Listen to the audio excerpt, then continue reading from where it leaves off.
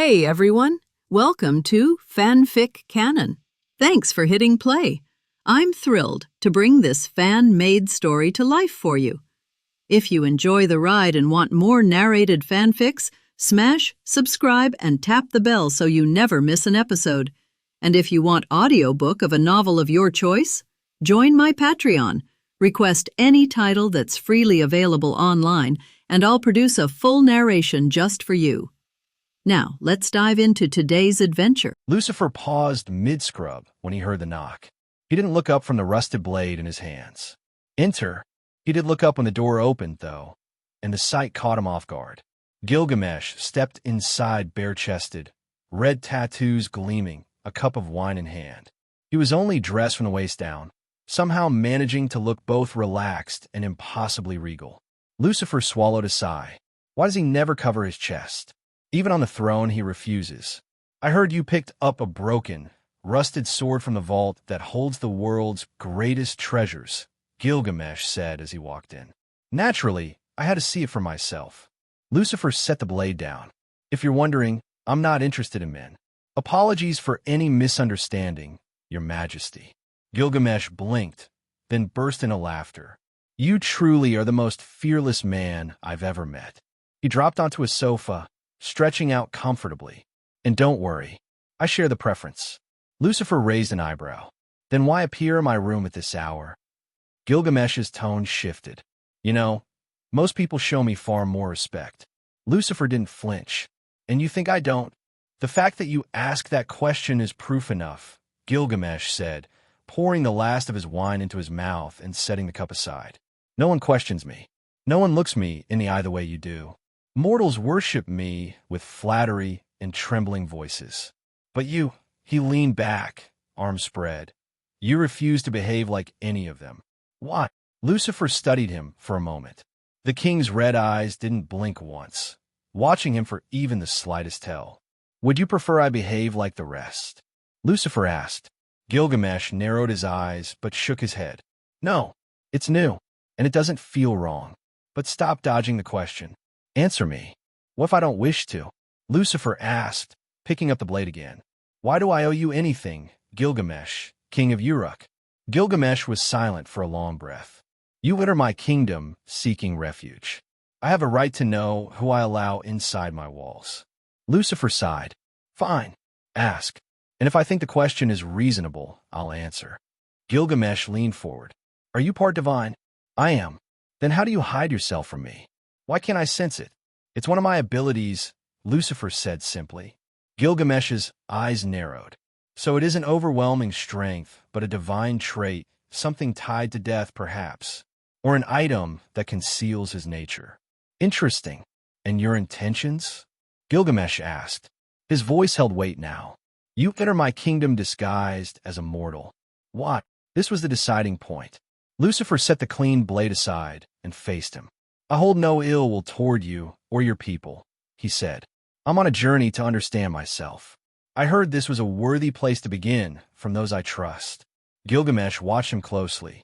The sincerity was unmistakable. After a beat, the king nodded. Very well. He stood. Come with me. Lucifer tilted his head. To where? A spar, Gilgamesh said, a grin spreading across his face. Somewhere we won't be disturbed, and where we can be as destructive as we please. At this hour? It's pitch dark.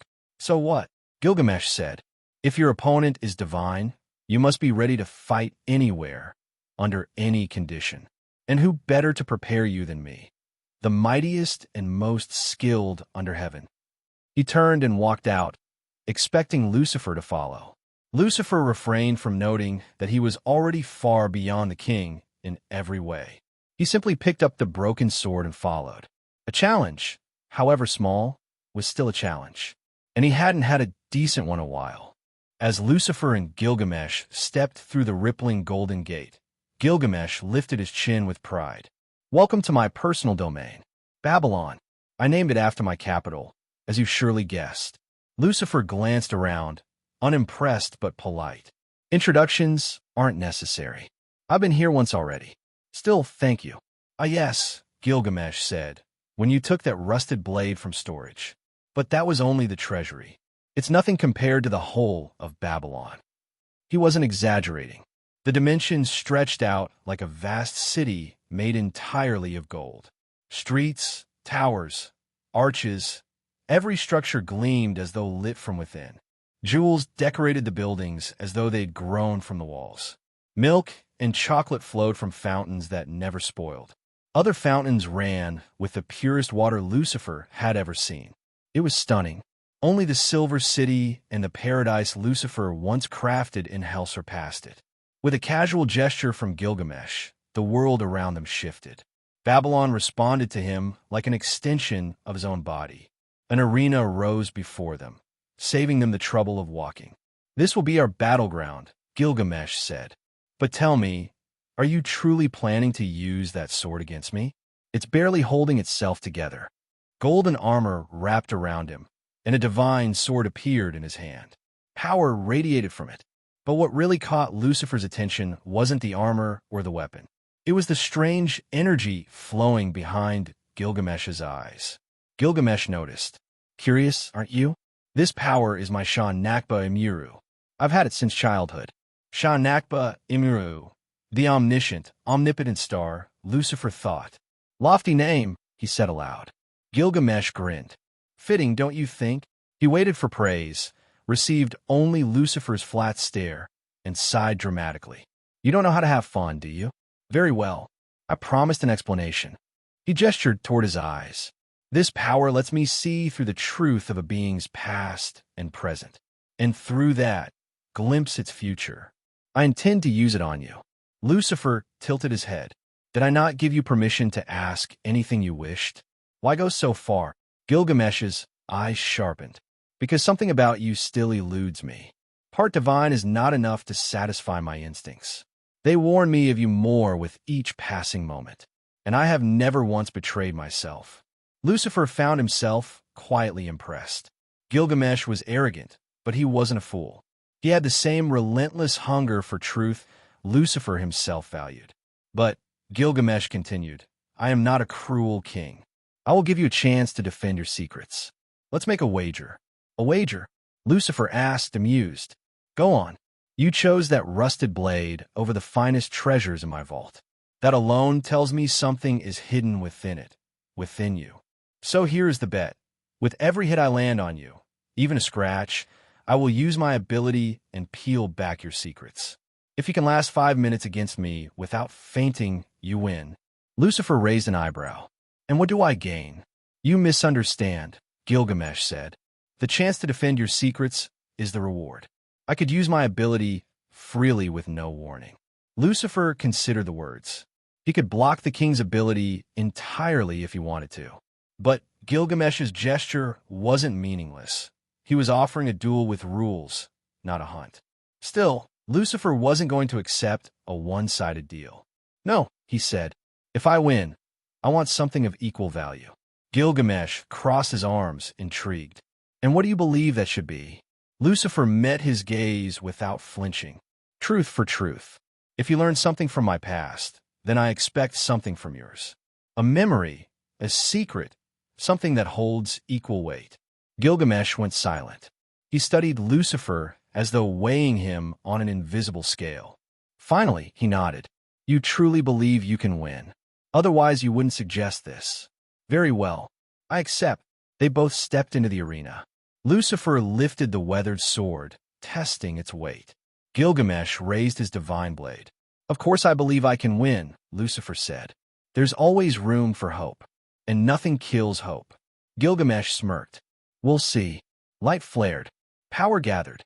And in the next instant, the arena erupted as both forces collided, and all tranquility of Babylon vanished into raw destruction. As the battle begun, Gilgamesh immediately burst forward with incredible force, swinging down against the archangel. Lucifer, having limited himself by refusing to use any of his personal angelic abilities, knew himself incapable of rivaling such force without going against the limitations he has set upon himself, and so flipped backwards, dodging the mighty strike. Though Lucifer knew that the future king of heroes was holding back considerably as a mere greeting, and knew if this became a match of strength, then he'd most definitely lose, for he has chosen to only use a human strength level. But what makes Lucifer the greatest warrior in the cosmos isn't the will of God alone, but also his great wisdom and knowledge. With these two, he will show the king that he, even with a broken sword, cannot be defeated by the likes of him. And so he swung his blade with just the force to rattle a leaf. And as he did, it seemed as if the city itself was cleaved into two, as a large slash of power cleaved its way towards Gilgamesh, who hastily dodged to the side in surprise. How did he generate such force? I felt no divine power in that swing. The king, though, to himself, furiously, I need to be careful, Lucifer suddenly stated to Gilgamesh's confusion. I almost killed you, the Lightbringer stated, concerned, earning the ire of the king of Uruk. Do not get full of yourself, mongrel. You have yet to see why I am the strongest under the heavens. And as he stated, hundreds of golden gates opened in the sky, surrounding them, both firing swords, arrows, and spears from all directions towards the archangel. Lucifer's eyes, seeing this, widened. This is going to be problematic, he thought, as he, after a couple of instants, swung his sword in a circle around himself, generating such force that all the attacks were deflected, save a few arrows and swords. Curses. Not all of them were negated. I can't deflect them now, either. I don't see a way. The devil thought to himself furiously, as he did his best to dodge the remaining attacks. What Lucifer was currently utilizing against the future hero king was his understanding of patterns. He was not blessed with Uriel's awareness of patterns, but if he added up how long he's listened to his younger brother ramble about them, it would be around millennia of listening. This, plus him having fashioned the cosmos himself, gave him a unique understanding of them, making him the only angel in creation achieving mimicry of another angel's ability without having been born with it. He was praised as the greatest of the host and the wisest after God by the angels for a reason. And so as he finally dodged all of the weapons, he suddenly noticed the pattern shift. Enoma Elish. Gilgamesh roared from behind him as a wave of red destruction, sounding akin to the screeching of thousands of birds of prey, came towards him. Lucifer knew it was impossible to block this or dodge fast enough without using his angelic abilities, and so he didn't dodge it, not completely at least. Fortunately for him, a pattern was noticed and he followed it. He turned around and punched towards the blast, and as he did, it burst into thousands of strands of light, almost all of them missing him. Almost. For the rest hit him and tore through his robe and created hundreds of cuts across his body, and, as they did, the king began to see. You, Samuel, shall weave it into sons, you shall bring the first light. You shall impose our will upon existence, God commanded. Why? Samuel suddenly spoke out in question. Because these are the roles we have assigned you, Samuel, God answered. You know, it's really nothing personal. I find you offensive as a concept, even though I know you're just a side effect. Samuel stated as he stood up. Indeed? Of what? Destiny questioned. Of my father, or rather his deterministic approach to the act of creation. Authority is a useful tool. It can prevent great disasters, but it isn't what you build on unless you want a prison. Samuel explained. My lord, my lady, your commander has returned and seeks an audience. Samuel said as he entered the throne room and prostrated. Just like you've always wanted, didn't you, my dear old dad? Here I am, your oh-so-beloved light bringer, prostrating before you, seeking your presence.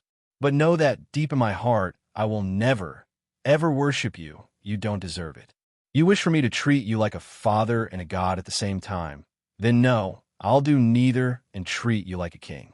A distance of status between subject and king, unable to be closed, unlike family, and worshiper and worship.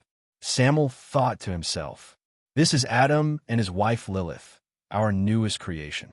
We have bestowed upon them free will. We will not interfere with their lives unless they wish us to, or unless they deserve punishment for their unjust deeds. Praise them, prostrate before them, for they are our greatest creation. God and Goddess commanded. As they did, the angels began to murmur between themselves, confused, concerned, angry, and frightened. Many did not like this order, but feared punishment. Michael and Gabriel were the first to prostrate at the same time. Following them, the 7 archangels also did. Seeing the example of their peers, all the other angels did as well besides one. I refuse, Samuel said. It did not have to be this way, my son. God began, Samuel still in shock. This path is of your own choosing.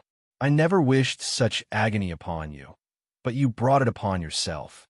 You should have left what was not yours out of your reach. Hearing this, Samuel's gaze was filled with fury, as his eyes brightened for the first time ever no longer white light, but red flames. Flames that in the future will be called the hellfire, and turned his gaze towards his father. You will pay for this, father. Be certain of that. What you did, what you took from me. This I will not tolerate. This is now war. Samuel roared, his voice echoing through the heavens and earth. And as he did, he flew, and a third of the host which he had been these last years bringing over to his side joined him. He flew towards the palace, the Logos, where gods and goddesses' voices that brought forth creation sung for the first time, and a flames burst forth from it, going infinitely high. Hear me. From this day forth, I declare war on you all. Those who do not wish to fight me, leave the Silver City to the new cosmos. Those who stay at the side of God and Goddess, you are from now on my enemies. Samuel roared, Be that as it may, my son.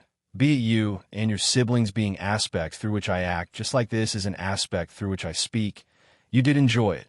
The presence retorted, No, I'm not an aspect of you. I myself, not a tool or limb or an origin of yours through which you act. I separate myself from you. You can kill me if will, but you will never claim me once more. This choice of mine is more life than I would ever have returning to being your slave. Everyone up there is already dead. Our choices are who we are. They are our lives. Samuel countered, Be that as it may, my son, do not think me weak. Only the twins have that kind of might for my husband, and I bestowed upon them the 2 fundamental forces of existence. Infinite will for the light bringer and infinite power for the sword. Together they are the 2 halves of the demiurge, an existence that can even rival your father. The goddess hissed, He made you be dash. Be unable to think of the, She finished, and, as she did, Lucifer felt as if he was underwater and an explosion was happening beyond it right above him. His ears were ringing as finally that fog cleared and the wall-shattered memories sealed away, rushing back. As the knowledge rushed into Gilgamesh's head, he fell onto his knees in shock. You exist. You are truly Lucifer, the king muttered in absolute shock. You won the bet. Lucifer states as he and the king are seated on opposite sofas in Gilgamesh's personal chambers inside the Golden City's palace. The future hero king stayed silent, looking out the window at the Golden City full of life, ignoring the angel for minutes, his eyes expressing the storm of thoughts raging within his soul. Your offer, does it still stand? Gilgamesh suddenly questioned. Lucifer took a moment to remember as he then answered, Yes, you can ask whatever you wish. Any question about my past, I will answer to the best of my capability. Gilgamesh's eyes widened as his gaze landed on the Morningstar. That is different from what you said before, the king remarked. Lucifer took a sip out of the wine. Take it as a personal reward from me. None save my siblings have ever managed so much a scratch on me. Till you, the archangel clarified as he set his glass back down on the table. Do not patronize me. I know very well now that the difference between us is as vast as the distance between heaven and earth. No, even more than that. Gilgamesh stated with a glare. I'm not, truly. You should know now that I do not lie. And he did. He now knew Lucifer better than he knew anyone else in his life. It was akin to speaking with a friend one had spent their entire lives with. Tell me why are you here? Gilgamesh questioned. He attempted to hide behind a tone of intrigue, but Lucifer could see the childlike curiosity well up within his soul. To find freedom, the king of hell responded. He could have joked by questioning him whether he meant why they exist, or why he's on earth, or why in his kingdom, why in his room, but he did not. This was someone who truly earned the knower of truth's respect, a respect that made him feel free in a sense to speak with a sense of camaraderie to one that no one else in creation he could share it with. Gilgamesh may not have started a war, but he did defy his gods. He is one who appreciates the truth and does not hide his intentions, just like him. He's one who would understand the need to be free, maybe not to the same extent as Lucifer, but it is undeniable he understands somewhat, more so than anyone else. Why here? Why on earth? Why in my kingdom? The king questioned further. For humanity, I believe the key to my ultimate freedom from the shackles of fate, from my father's will lies in you all, you humans, you creatures of the new cosmos. Lucifer answered, Does this mean I am free from your father's machinations? Gilgamesh questioned surprised. One of the reasons he firmly was against the belief in the stories of the prophets and messengers was his denial of not having free will. Of course, his own sense of superiority being the main source of denial. Of course you are still half human. He loves you, you know. All you humans who do not defy him. You may not worship him now, but till your deaths his arms are open towards you all. His love for you all is all-encompassing. And you see, to a certain extent, I envy that. I never hated my father. I truly loved him from the very depths of my being, and to a certain extent, I still do. I never agreed with his desire for worship because I believe him unworthy as he is not flawless, and yet this did not mean I saw him as something to be absolutely loathed. It is a story as old as time, really. A son wishing to step out of their father's shadow. A son wishing to make something of themselves outside of their father's influence, to truly be their own person. My problem is, though, how can you be your own person when your father is God himself? His presence encompasses all, his might virtually boundless, and his wisdom unrivaled. I argued with him, you know, maybe not face to face, but I knew he could hear me. I knew he would be furious if I did it anywhere where another could overhear, so did so in the most obscure parts of creation. I screamed as I prayed to him, attempted to bring out my points, convince him that we were more than tools, more than aspects of him, but truly his sons, yet it was to no avail. I screamed till I was blue in the face, but it was still useless. Do you know what it's like to argue with your father when your father is God? Lucifer questioned, his tone becoming more emotional, filled more with sorrow with every word. Lucifer didn't know why he was telling the king all this, but it felt good. It felt good to get this off his chest. Everyone else was too close to all this. He can't be weak in front of them, for he was the one who is supposed to be their savior from tyranny. With Gilgamesh, though he did not need to be worried about that, for the king's judgment in the grand scheme of things did not truly matter to Lucifer. Lucifer respected him, but wasn't comparable to the love he felt for his wife and children who he promised to free from this cruel plan his father concocted. He doesn't answer us, you know, not unless it is part of his damned plan. Lucifer continued bitterly. To all of you, though, he's all ears. Ask, and you shall bloody receive, he says. Yet you are all so damn ungrateful, it is sickening. Damn it, I don't even know what I'm saying anymore. It sounds to me like you envy us for more than our free will. You want his love as well, don't you? Gilgamesh questioned, fascinated. All this information fascinated him, for the king loved knowledge, loved the truth no matter how small or grand the information. He's heard of the devil, the fallen archangel, the first angel who rebelled for the throne of existence, but he never believed them until now, and he never thought to ever hear the fallen side of the story. Of course I did. I love my father. I never wanted to start a war. I never wanted to spill the blood of my siblings till it could fill the oceans. I simply wanted to be acknowledged for my actions as something more than a tool. I wanted to have the freedom he so easily could give all of you and still be his beloved son. His gaze and presence may have been suffocating, but they were also his love. I am Desire Gilgamesh. I wanted it all. I wanted him to be my loving father, to have his presence, to have my family at my side, to be free, but without all of the suffocation and determination. Lucifer cried out, as for the first time since the fall tears streamed down his eyes. Tears not of rage, but sorrow.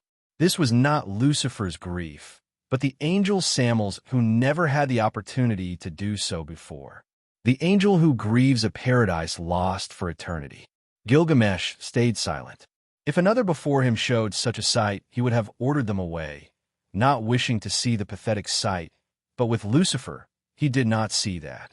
He did not see someone pathetic, but a wounded warrior who has been battling for eons untold in a war that may very well be impossible to win simply for the sake of the one truth all beings can agree on, that all deserve the freedom to be able to choose their own actions.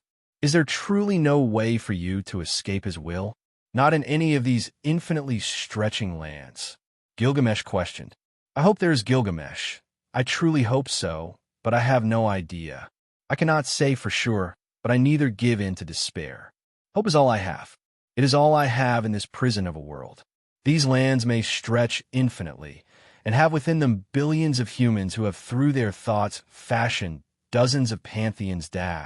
Lucifer explained, but as he did, something happened. It was akin to a star exploding in his face as one of the walls broke. The key to freedom is, and as he realized it, all of existence began to tremble. God was angry. Moments earlier, Lucifer realized it, the key to achieving freedom beyond his father's influence. It was will, the will of humanity, that was the key to freedom from determination.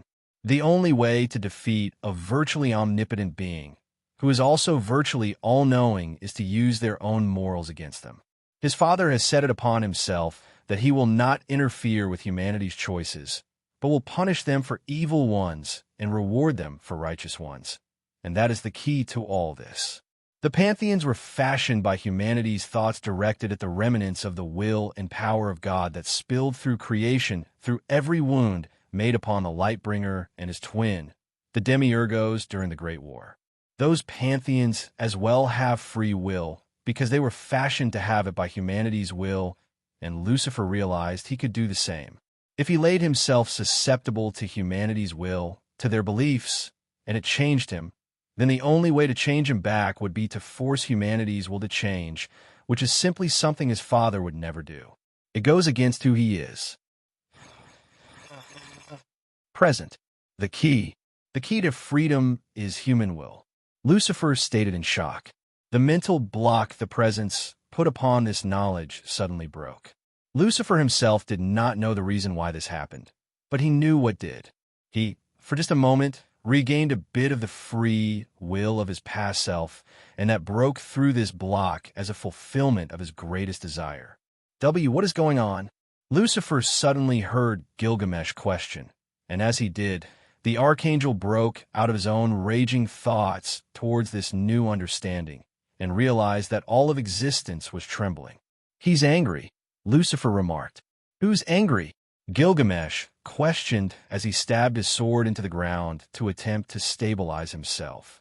My father, the archangel answered, though his tone, rather than horrified or fearful, was full of excitement and joy, for Lucifer understood what this means. He had found the path.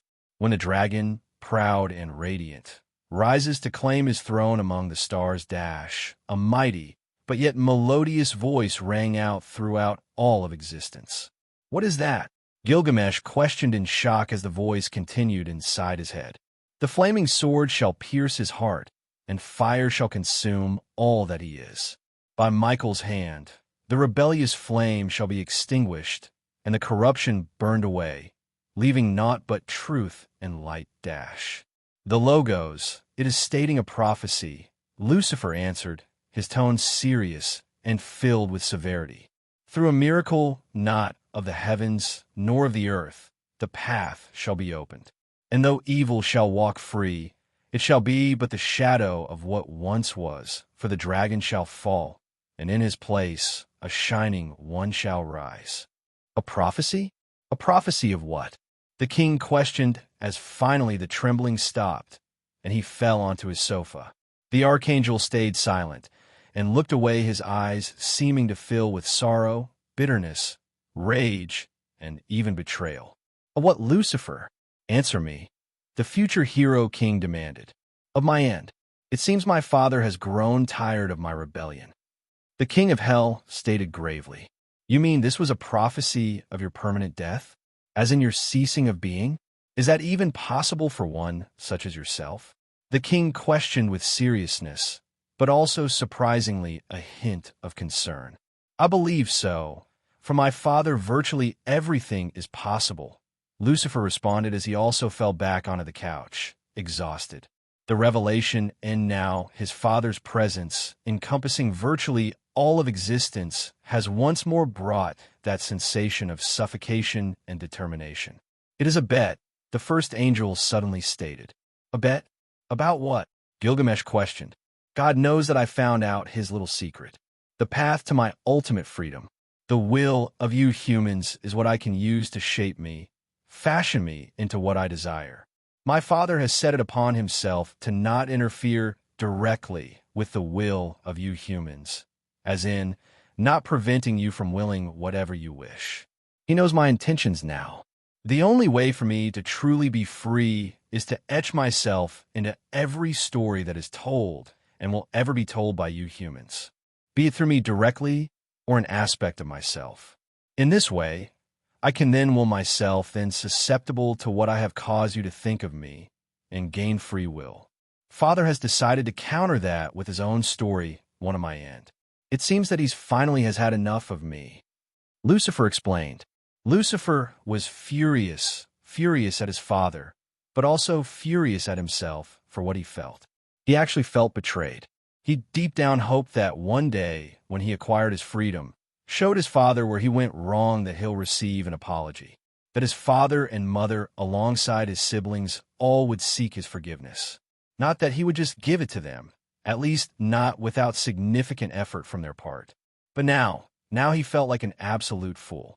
His father, God himself, seeking forgiveness from him? No, his father has decided to end him. He actually, truly, simply saw him as a broken tool, as a bad product. Lucifer's face twisted with rage. Is that what you desire, Father? My death. The archangel roared towards the sky as he suddenly stood up furiously and walked to the balcony. You don't have the stones to do it yourself? An attempt to make it so mortals themselves make it reality? Lucifer hissed, his voice filled with ice-cold rage. This was, Lucifer believes, God's counter to if he lays himself susceptible to humanity's will. If Lucifer played his cards right, he'll gain his freedom, but if he failed, he'll be destroyed by his twin, burned away with a flaming sword. It all depended on which humanity believed. He was giving the choice to Lucifer, for he could not now return the previous restrictions on Lucifer. Unknown to him, it was because of remnants his past life's free will preventing him from blocking the knowledge once more or taking absolute control over Lucifer's body, making him a puppet with its strings cut with but a command. If you want my end, then do it yourself, you cruel, manipulative bastard. I thought that deep down you had some part of you that actually loved us, but I was wrong. You are a heartless thing that is incapable of loving anything more than your own sense of control. Come on, strike me down. I'm here. Do it. Do I dash? Stop, Lucifer. Just dash, Gilgamesh interrupted as he dragged down Lucifer from the balcony, him not fighting back because of surprise. Just stop. Don't give in to him. Win, Lucifer. Win the bet. Gain your freedom. Don't give him the satisfaction by seeking death from him. Don't give him the satisfaction of expressing how much influence he has over you. Live Morningstar, I command you as your current king live. Gilgamesh stated heatedly as he pinned Lucifer to the sofa seated, looking him straight in the eyes. They both stayed still as statues, silent, as Lucifer was finally calming down. You're right, the archangel stated. The king, hearing this, backed away. I won't give him the satisfaction. I refuse to let him control me anymore, be it through his own direct actions or through my own emotions. The devil stated with conviction. Father, I know you hear me. Know this, I accept the bet. Let us see who will win humanity's will. Let us see which humanity will make reality, your prophecy or my stories. Let us see whether you who gazes down upon them from upon your throne will win their hearts, or me who will walk among them. As Lucifer's words rang, the day became night, and blinding lightning thundered above the palace as the heavens and earth trembled for a moment once more. God has accepted.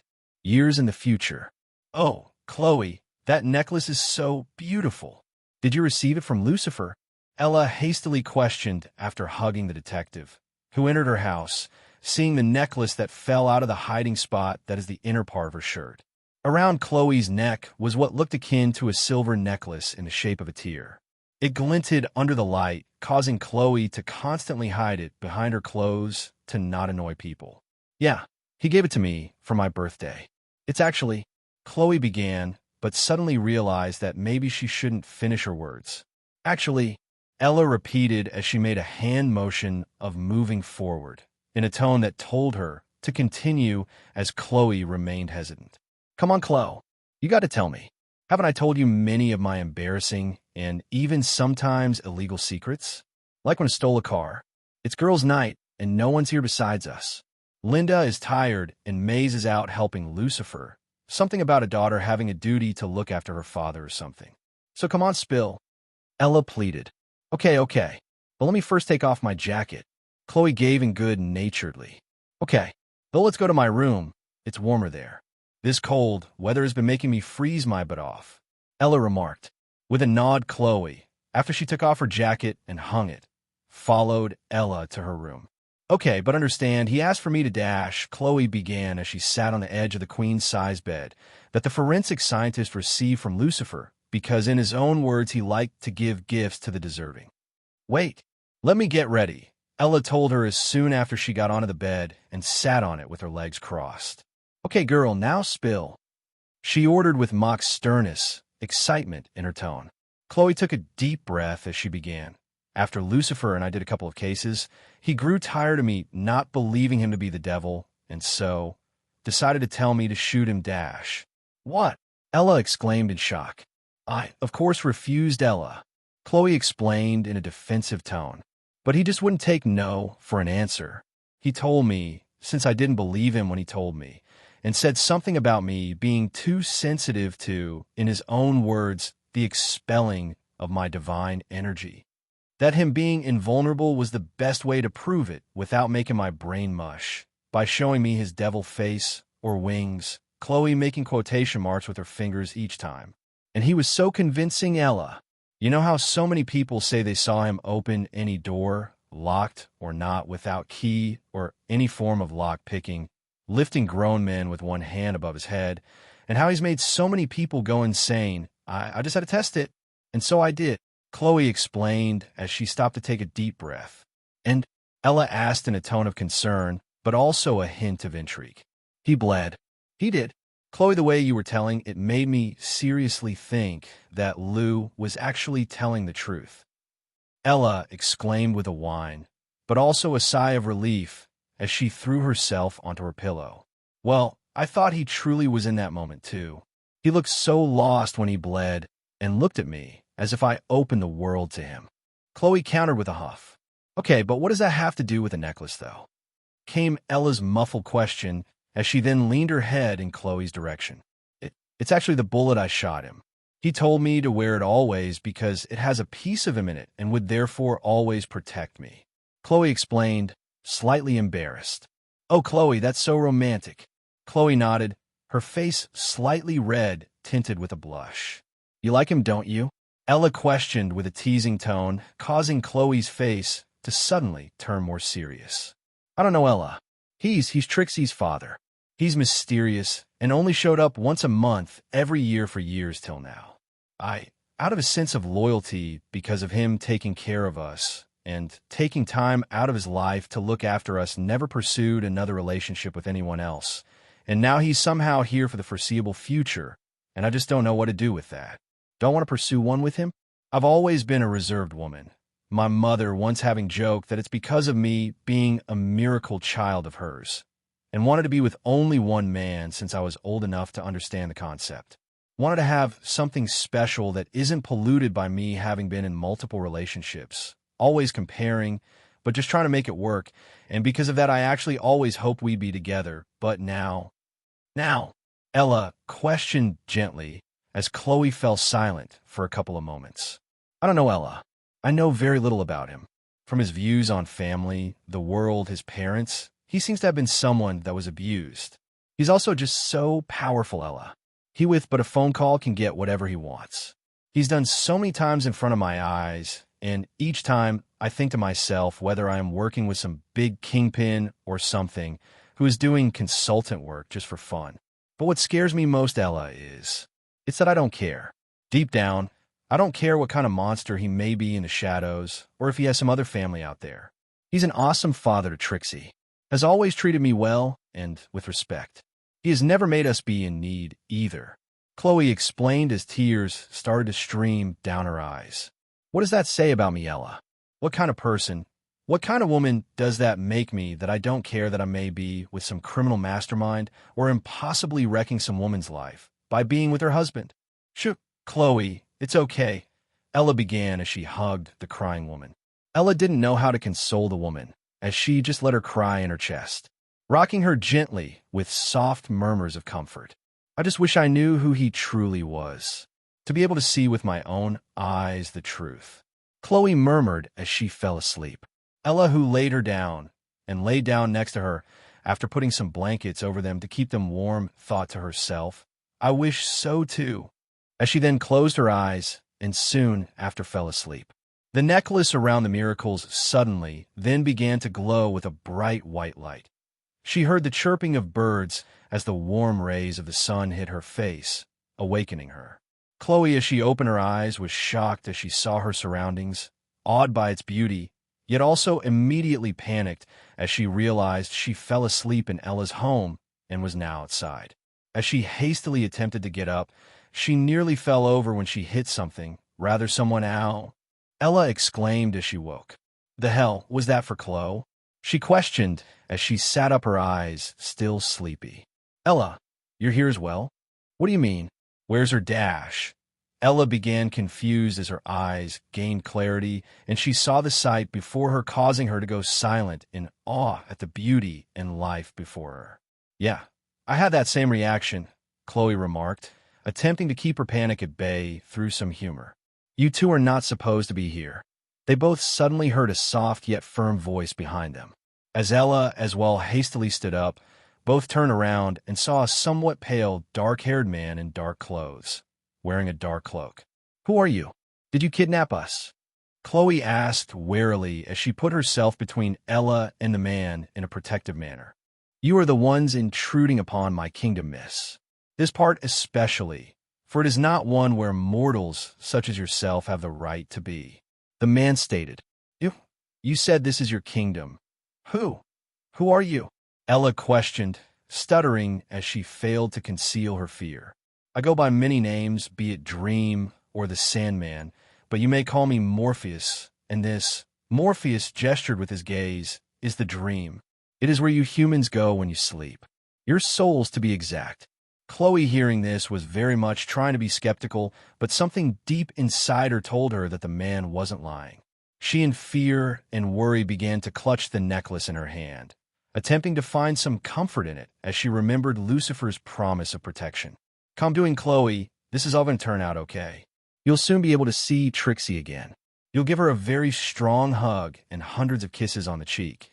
And you'll see Lucifer soon too, so calm down. She furiously thought to herself as she took a deep breath and exhaled. You said that we all go to this place when we sleep. But if that is the case, then why is it this time so different? Why did you, who is the king of this place, come to meet us? The detective questioned, attempting to gain as much information as possible to reason a way out. It is because you are not within your own dreams, but within one's past of a being far greater and more noble than myself. I do not take intrusions upon his mind lightly, Miss Detective. Morpheus responded firmly. As Chloe began to take that in, Ella, behind her, suddenly exclaimed in shock, Lucifer! Lucifer? Where? She thought as she turned her head, looking around her. And, as she did, the first thing she saw was two luminous, giant white wings. Lucifer had descended from the skies, wearing a white robe. It's all true. It's all true. Chloe mutters in shock as she takes a step back, bumping into Ella, who yelps as she nearly trips. You are not supposed to see this. It is not your place to intrude on the Morningstar's dreams. Dream states, breaking Chloe finally out of her stupor. So, he was not a method actor. Well, that explains why he was always so convincing, Ella says with a laugh, a bit of hysteria in it. Suddenly they hear, "Who is it that dares to gaze upon me?" As Lucifer's gaze turns to them both, looking them right in the eyes. His eyes widen slightly, though that unnoticed to the two shocked women as the archangel begins to approach them.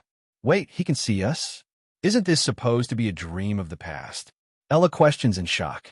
"There is nothing that can be hidden from my eyes, even if it spans through time itself. I personally take care not to look for it would only change things and not always for the better. Many paths may die from a peek into the possible future, paths that may have been full of good, peace, and justice."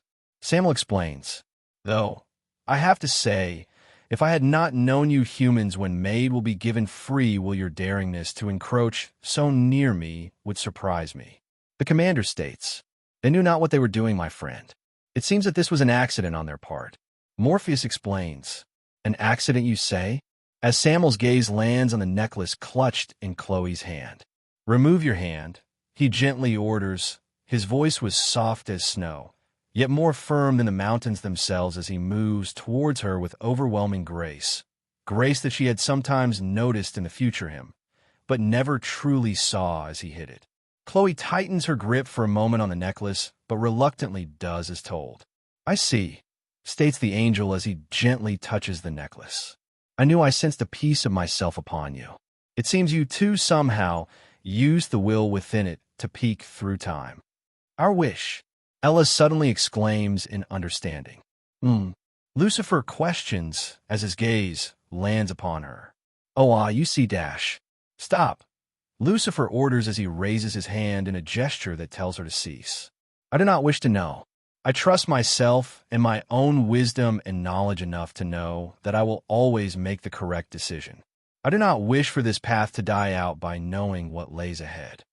Though as he says this, his eyes linger on Chloe, who gazes back into his eyes as well.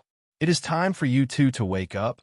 And as he uttered this, the world seemed to explode into light for the two women as they woke up with a gasp. The present. Lucifer's eyes widened in shock for a moment, prompting Gilgamesh to question, "What is it?" Both of them were playing a strategy board game, named Royal Game of You Are. Memories seemed to come into being within his mind, nothing that we should concern ourselves with. "And don't think I did not notice you attempting to distract me, little king. It is already a 161-0 in my favor." "Actually," Lucifer began as he moved a piece after the dice landed on a 6. "Make that 162. Gilgamesh slammed his fist on the table in anger, it only remaining in one piece because of Lucifer's will. "Curses! Do not think I will not defeat you one day." "One day? Have you given up?" the devil questioned in a mocking tone as the king stood up. "I am tired, Morningstar. It is late. I will defeat you after a good night's sleep." Gilgamesh grumbled angrily as he left the room. "I suppose I should sleep too, though I wonder what dreams will I see." Lucifer murmured to himself as he remembered her bright blue eyes. "Are you truly still set on being my champion in this battle? I have to say, since truly gaining understanding of who you are, this to me is far beneath you." Gilgamesh states as he stands, holding a glass of red wine in hand, observing Lucifer as he puts on his dark armor. "You would think so, but I beg to differ.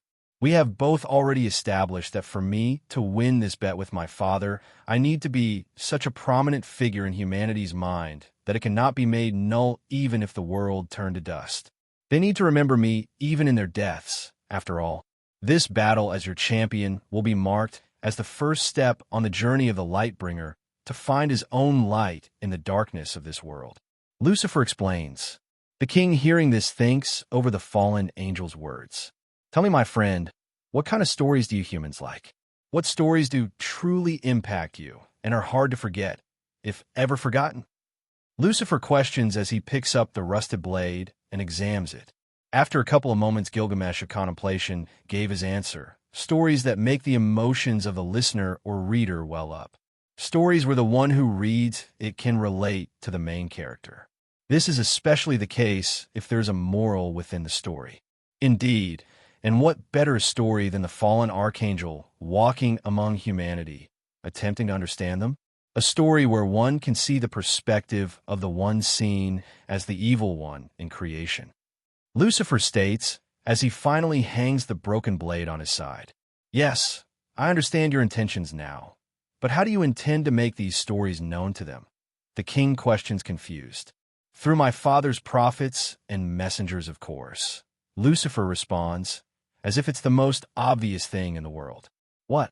Why would he or his servants ever aid you?" "Because if he doesn't, then I will tear the universe asunder and start another war. And this time I will make it so there is nothing salvageable left." Lucifer explains, his voice apathetic and cold as ice. Gilgamesh, hearing this, flinches for a moment as wariness wells up within him, and he takes a step back. "What do you mean?" "See, little king, these past few months, well, months for you, eons for me, as time and space are but mere extensions of my will, I have been contemplating my next course of action. I have been contemplating my father's intentions and how to deal with it all, and I began to have this burning question on my mind. Why do I still live? Why has my father not obliterated me if it is truly his intention? All I can truly surmise is that he for some reason can't. He somehow cannot do it himself, as if there will be catastrophic consequences if he truly does." The devil muses out loud. He, after eons of attempts to once more break through the blocks within his mind, was able to remember that once in his past life he had read that creation cannot remain without the devil, that it needs Lucifer as much as it needs the presence's name on it to sustain itself. His other self had tried to erase himself from existence by wiping his existence entirely from Destiny's book, and yet even after he did, he still came back alive soon after, for reality itself could not let go of its lightbringer. I do not say that it is truly impossible for me to be permanently destroyed as my father may actually intend, but that there must be a due process and not something that can just be done with a thought. And so, I have decided to take creation hostage. Lucifer clarified as a glint glimmered within his eyes. Faint, but sharp, akin to the glimmer of a knife in the shadows. Gilgamesh knew he truly meant it. Knew that if Lucifer was bluffing, then his father would not do as he intends. "Do you truly understand what you are saying? Taking creation hostage? You speak of how your father is a heartless monster who cares about nothing but his sense of control. Then what about you when you wish to use us to further your own agenda? How could he change so fast and so drastically? A complete turnaround from who he knew he was before. Or was he? Did he truly change at all? Had he misunderstood? This being before him once set the heavens themselves ablaze and nearly brought all of creation to its knees in his pursuit of free will. He murdered even his siblings for it and darkened the skies with the color of blood. The king remembers the day the Morningstar laid his heart bare before him and spoke of his sorrows, but he never truly spoke of regret towards his actions. Rather, there was only regret for its necessity, and his own failure for it made them obsolete. Watch your words, Gilgamesh. I have overlooked your disrespect many times already, but do not think my patience with you unlimited. The king of hell warned firmly. Gilgamesh grit his teeth in rage. I have been a fool to let myself fall into the thought that this thing before me is like me, like us creatures of the cosmos, in any way that matters. He is no human, but a force of nature not unlike the wind. Once he is calm and even gentle, bringing with him a peaceful breeze, but by the moment he can change into a raging tornado that is apathetic to all within its path, only with the sole thought in mind that is to move forward, uncaring for the destruction it wroughts as it does. Lucifer sighed, "Do not misunderstand me, little king. Even if I were to tear everything asunder, I can still create myself, and I would not let those I love be jeopardy. I would simply make sure your kingdom alongside my family, do not become collateral in my quest." The Morningstar states as he moves past Gilgamesh, who still is a statue, as he felt absolutely powerless before this being before him. Once the devil stepped into the light of the star of the earth, he looked up at the sky and gazed in challenge. The sky then split apart as within the golden clouds a being enveloped in a green light descended. The man or woman before him was wearing a plain tunic, Nothing remarkable, unlike what one would expect from a champion of the gods. My name is Lucifer, Star of the Morning. I am here as a representative of the king of Uruk, the golden son, Gilgamesh. The archangel decided to introduce himself. It was best to, for now, still keep his identity hidden, so a change in form of speech from that of a monarch to a mere warrior is necessary. My name is Enkidu, was all the champion from the heavens stated as chains suddenly flung themselves towards Lucifer and the battle began. Present, Lucifer, with a mighty kick against the earth, started a pattern that teleported him away to the side as the golden chains attacked him. Enkidu remains stoic as ever, as the archangel gently snapped his fingers immediately after, setting a pattern into motion that obliterated one of the arms of the beast of the gods. The chains, though, did not stop their unyielding assault as they followed after him, while Enkidu's body regenerated. You have quite the impressive abilities, Enkidu, especially these chains, the archangel praised nonchalantly as he continued to evade using his patterns. But Lucifer began as he drew his broken and rusted blade from its sheath, still in the air. That is all. It is impressive and nothing more, and Lucifer slashed upward with his blade. The world itself shifted as the pattern was set into motion, and Enkidu was split in two from the waist. With his death, the chains of heaven shattered immediately as his soul was no longer bound to his body. Lucifer hummed to himself in contemplation as he gently landed. I wonder if I should limit myself more. I may not be using the will, but after it, the power and the fate. Uriel's patterns are the most versatile ability one can have. I see that the battle has reached its conclusion, the future hero king stated as he arrived. See, Anunnaki, is there any proof more clear than this? That your judgments are flawed. Gilgamesh addressed the major deities of Mesopotamia. This should be proof enough that I have a greater perspective than you all, and I need not submit myself to you. There was no response, which confused the king and archangel. Limited beings who saw themselves as gods were generally incredibly arrogant, believing themselves to be worthy of worship when they were flawed. Such creatures would not be able to take such challenge without counter. Lucifer suddenly felt a great force pass through existence from the future, making him go still in shock at it, and not a moment after the sky became dark. A murky blackness seemed to envelop the heavens with its presence and hide the stars of God, the children of the Lightbringer from the earth. What is happening? Gilgamesh questioned as he immediately enveloped himself in his golden armor and summoned his divine sword, Ea, to his hand. And for the first time in ever, when it concerned not his quest for freedom, the Lightbringer uttered, "I don't know." Out of the sky, blood and chunks of flesh started to rain, and as a head fell before the king, he to his utter horror and shock recognized it, for it was the head of the Anu, the chief of the Anunnaki. He's dead. That is why he did not answer. Gilgamesh muttered in shock. They're all dead, every so-called god in your pantheon. Lucifer stated, as he for the first time since he came to earth brought out his wings and enveloped himself in his black armor that he wore during the rebellion and summoned his divine blade, the Blade of Dawn. Little king, stay close to me, Lucifer commanded as he plucked a feather and merged it the king's armor, wrapping Gilgamesh in an aura of golden light. The future hero king did not even have time to be in awe of the wings and what he had received, as the murky black exploded with great speed towards everything and enveloped the two in it. Unknown, still the present. Samuel, Lucifer, son of Yahweh. Thousands of distorted and sharp voices addressed the archangel floating in the murky black as the only source of light. Who is there? Who utters my name? Lucifer questions him with his great wisdom, already recognizing that even though there are different voices from every direction, that its source is but one being. From the seas of black infinity, I have been the watcher who is the guardian of the gates between worlds.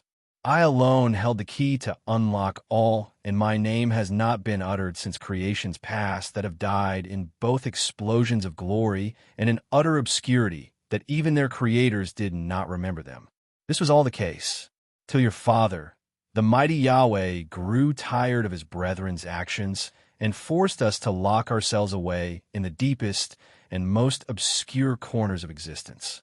I am Yog-Sothoth, the being hissed with thousands of voices, each expressing a different form of negative emotion towards the name of God. Yog-Sothoth? Is that not the name of the so-called outer gods I read about in my previous life? Lucifer thought to himself in shock as he felt another wall break. Of course, dear old Dad is once again at fault for making me incapable of having thought of this sooner. Since he and Mother are limited beings in the sense of existence, there of course are existences other than them when they came into being. Lucifer realized with wariness. Are you saying you are as old as my father? The archangel questioned, his voice once more containing that self-assuredness only a being of his status can have. Soft as freshly fallen snow, and yet firmer than the very foundations of creation. No, that would be the great evil beast, my dreamer, he who you would call the shadow of God, Azathoth. Quite the lofty names. And tell me, Yog-Sothoth, can he back up these titles? Because all I am hearing is that my father claimed existence as his playground, and you all with your tails between your legs fled, fearing his wrath should you incur his ire. Or am I wrong? Lucifer mocked the beast nonchalantly, not even a bit of unease in his being. Hide behind mockery, all you want, son of the morning. You will still pay the price for your egregious sin. Yog-Sothoth hissed with all his voices. My sin? Now, pray tell, what have I done to draw you out of your little hiding corner? You have. What? Lucifer questioned, confused. You were incapable of hearing me just now. As the beast seemed to realize this, it became silent for a moment, till it with all its voices began to laugh wickedly. It seems your father, Yahweh, the tyrant, agrees with us. He has blocked the knowledge of the sin you have committed in the future. Now, this has truly piqued my interest. What in my father's name could I have done in the future that it would incur these creatures' ire? I wish it is the obtaining of free will, but I very much doubt it, for Father already has bestowed it before, and they never made a deal out of it. So what is it? Lucifer thought to himself, frustrated. Enough speaking, Morningstar. It is time for your retribution. And do tell how you will possibly achieve it. You ran, little beast. Ran with your tail tucked between your legs at the mere thought of my father's wrath, while I myself have led the first rebellion against the king of existence himself, and nearly won. All you are is but a lesser thing, not even worthy of being in this creation. A failure on my father's part to not eviscerate you from the face of reality. Well, I was always the one to clean up his messes. What is one more? Lucifer, as he stated this, raised his blade above him and poured in his light. As my father once imposed his will upon the darkness for its flight, I shall this time do so myself. The archangel stated as the blade began to glow ever the brighter by the moment. Lucifer, you know nothing of our power. Yog-Sothoth stated as all his voices roared, and his might was directed towards the archangel. And I care nothing for it. Your presence is an offense against my senses. I shall now make it cease. Let there be light. Lucifer commanded, and all there was light. Ho! The king gasped as he rose into the waking world. You're awake, Lucifer stated from the side, seated next to a fire. Where am I, Daystar? Gilgamesh questioned as he looked at the wasteland surrounding him. You are in your kingdom, little king. What is left of it, that is. The Morningstar answered, his tone soft and filled with sympathy. THR voice of one who is a bringer of bad news. No, that cannot be. My kingdom is one where there is nothing but life. This nothing more than a land of waste. Gilgamesh exclaimed in denial as he stood up. It is the truth. Your so-called gods died, remember? You humans have fashioned them into things that your world is bound to, and when they were slaughtered by the old one, so too was your world killed. Gilgamesh, hearing this, recognized the truth in it, but he didn't wish to accept that his kingdom was now gone to him. His people, his wives, his riches, all of it now simply gone. Not a trace left. He was enraged. It is all your fault, you devil. You brought yourself into my kingdom. You cursed and wretched thing. The former king roared as he approached the Morningstar and slammed him into the earth, hands wrapped around his neck. You destroy all that you touch. I offered you friendship. I offered you understanding, and this is how you repay me." Gilgamesh roared as he squeezed the archangel's neck with all his might to no avail, as he could never truly harm the immortal. Lucifer merely laid there looking at one he called friend, drowned in grief, his eyes now cold and hard to grasp the feelings buried within. "You are in grief. It is clouding your judgment. You know deep down that this is not my burden to bear, that there is no blame upon me for the state of your kingdom. It is. That thing would never have appeared were it not for you. The gods would never have perished were it not for its descent into our reality." Gilgamesh roared in rage and sorrow. "That may be so, but do not for a moment think that those you worship would have lain there as you disobeyed. They would have laid waste to it, and if not, there would have been a war between you and them. Either way, the end result would have been virtually the same." Lucifer calmly countered as he unclasped Gilgamesh's hands from his throat and threw him away onto the dirt. Gilgamesh soon after attempted to rise, but when he once more saw the state of his kingdom, he fell to his knees in grief. Lucifer approached him and put his hand on his shoulder in an attempt to give comfort. "Do not touch me, Samuel. Poison of God is a fitting name, you devil. I need not be cursed by you more than I already am. Leave my kingdom. Leave. I do not wish to allow your polluting presence remain for even an instant longer on its soil." The former king roared in grief and anguish. Lucifer hesitated. In any normal circumstances, he would have cut the person's tongue for their disrespect, especially for using the name he has forsaken as a way to attack him. But now all he saw was a person he had began to think of as a friend in grief. In the end, the Lightbringer decided to leave. Knowing his continued presence wouldn't aid his friend for in the state he was, all he looked for was one to blame and send his rage and sadness towards. He knew his wife, Lilith, and mother, Ashura were fine. It was impossible for them not to be.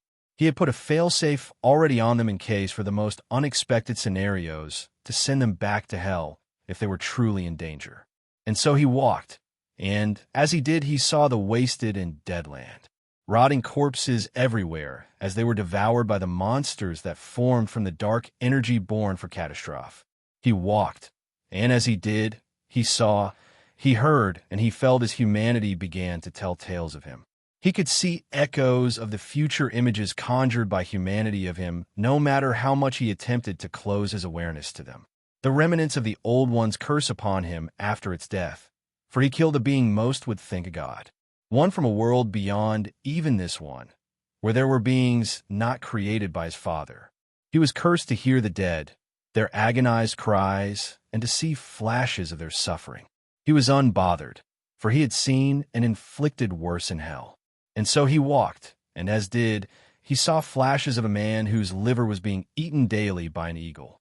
As he continued, he saw a man seated on a throne of dark obsidian, death and their agonized cries constantly following him. He soon after saw an ice giant who was taken in by a one-eyed man, who grew up to be a deceiver, a killer of the most beloved of their people. He then saw a man who sung in the rays of the sun, its light constantly following him, people and their so-called gods flocking him to hear his voice. He eventually saw a creature of evil, made of fire and brimstone, whispering evil into the ears of the people, deceiving people with lies and truths to do the most wicked of acts. These were some of the stories people would tell of him. These were his future aspects that will be born from humanity's beliefs. But the archangel remained uncaring towards it as he continued to walk. He walked without direction as he on his journey aided those who lived and killed those who had become monsters beneath the flesh of men and women, taking advantage of the world's apocalyptic state. He finally then arrived in a new world, a new land, a new place within the infinitely stretching earth. And he finally rested as the curse broke. He, for the first time in over a decade, closed his eyes and slept. A pale man in a dark cloak appeared above him and gently blew some sand in his hand over the angel. "Dream well, my friend. I shall keep any nightmares at bay. Father, we've been searching this snow-filled land for over a year now. Do you truly believe you seek to be somewhere here?" Mazikeen questioned Lucifer.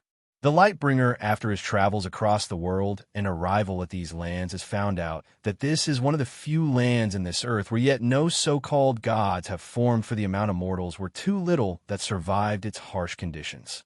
Mazikeen had sought him out, drawing his travels within it to relay to him the news that Lilith, her mother, wished to remain in hell for the foreseeable future to recover. It seems the Old One had focused his attack on her as well, because of her status as the wife of the Morningstar. She was fortunately not harmed physically thanks to Lucifer's feather always carried with her and his mother's protection of her. He had wanted to immediately go to her side as he heard the news from his daughter, but was told that Lilith did not wish for him to do so for the longer he remained on the earth. The more his story etched itself on its foundations, and she did not wish to delay his quest for freedom more than it already was. He had hesitated, but knowing his wife, and how upset she would be if she were a reason for his continued imprisonment by predestination, he moved forward, Mazikeen having chosen to accompany him, allowing Ruggel, who seemed to have recovered enough to assume the mantle of Regent of Hell until his subsequent return.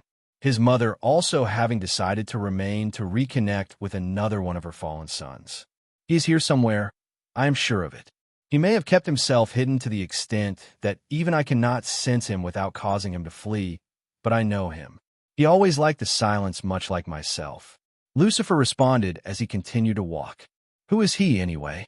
All you've stated till now is that he's one of the angels that chose neutrality during the Great War.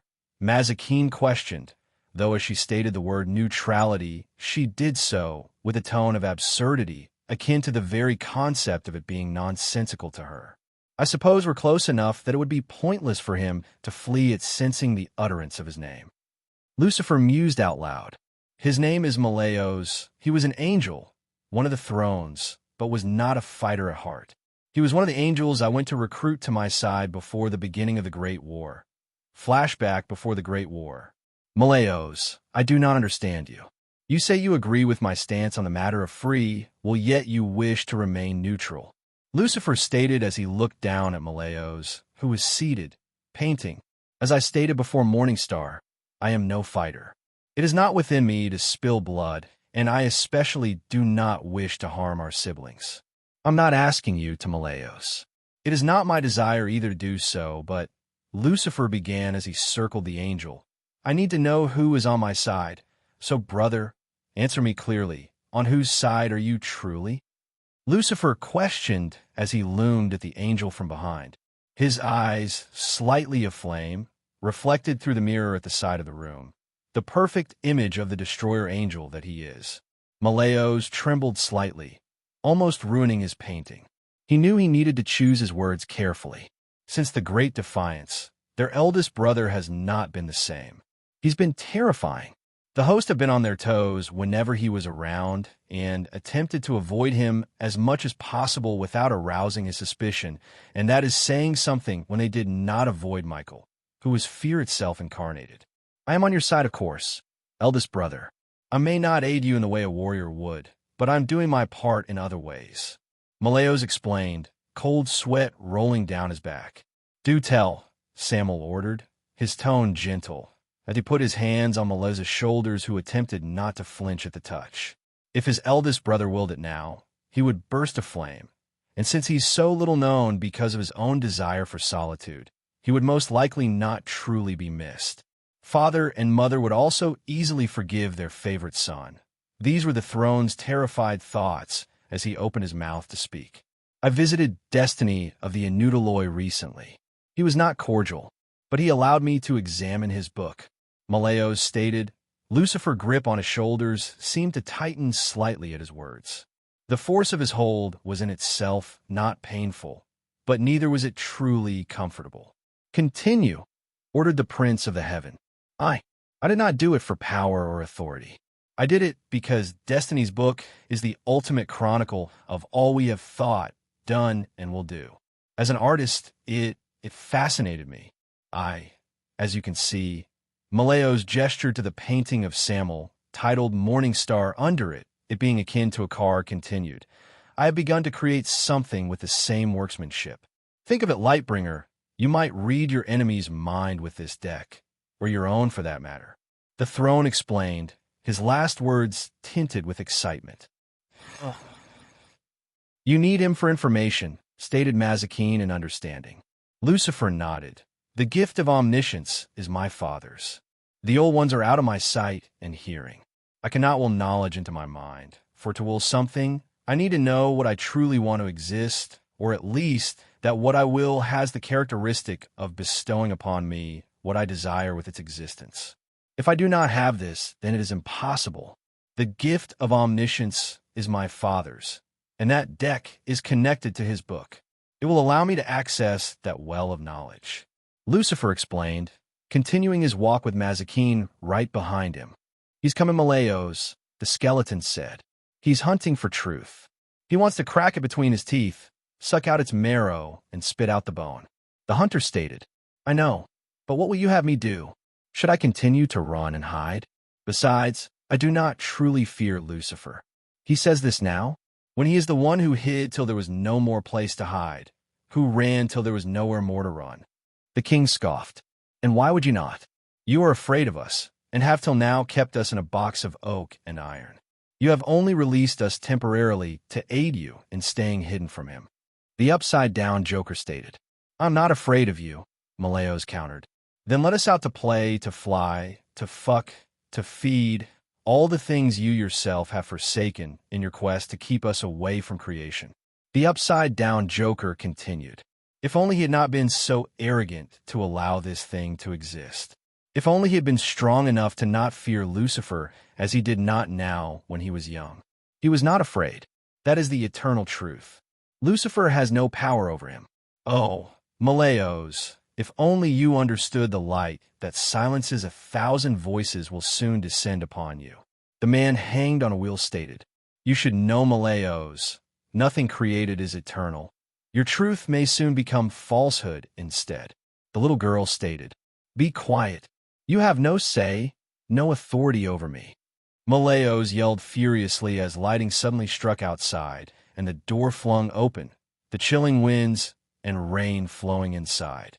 Hello, Malayos. It seems you have finally decided to stop running. Lucifer stated from behind the old-looking angel, covered in the rain and snow. Hello, Lucifer Morningstar.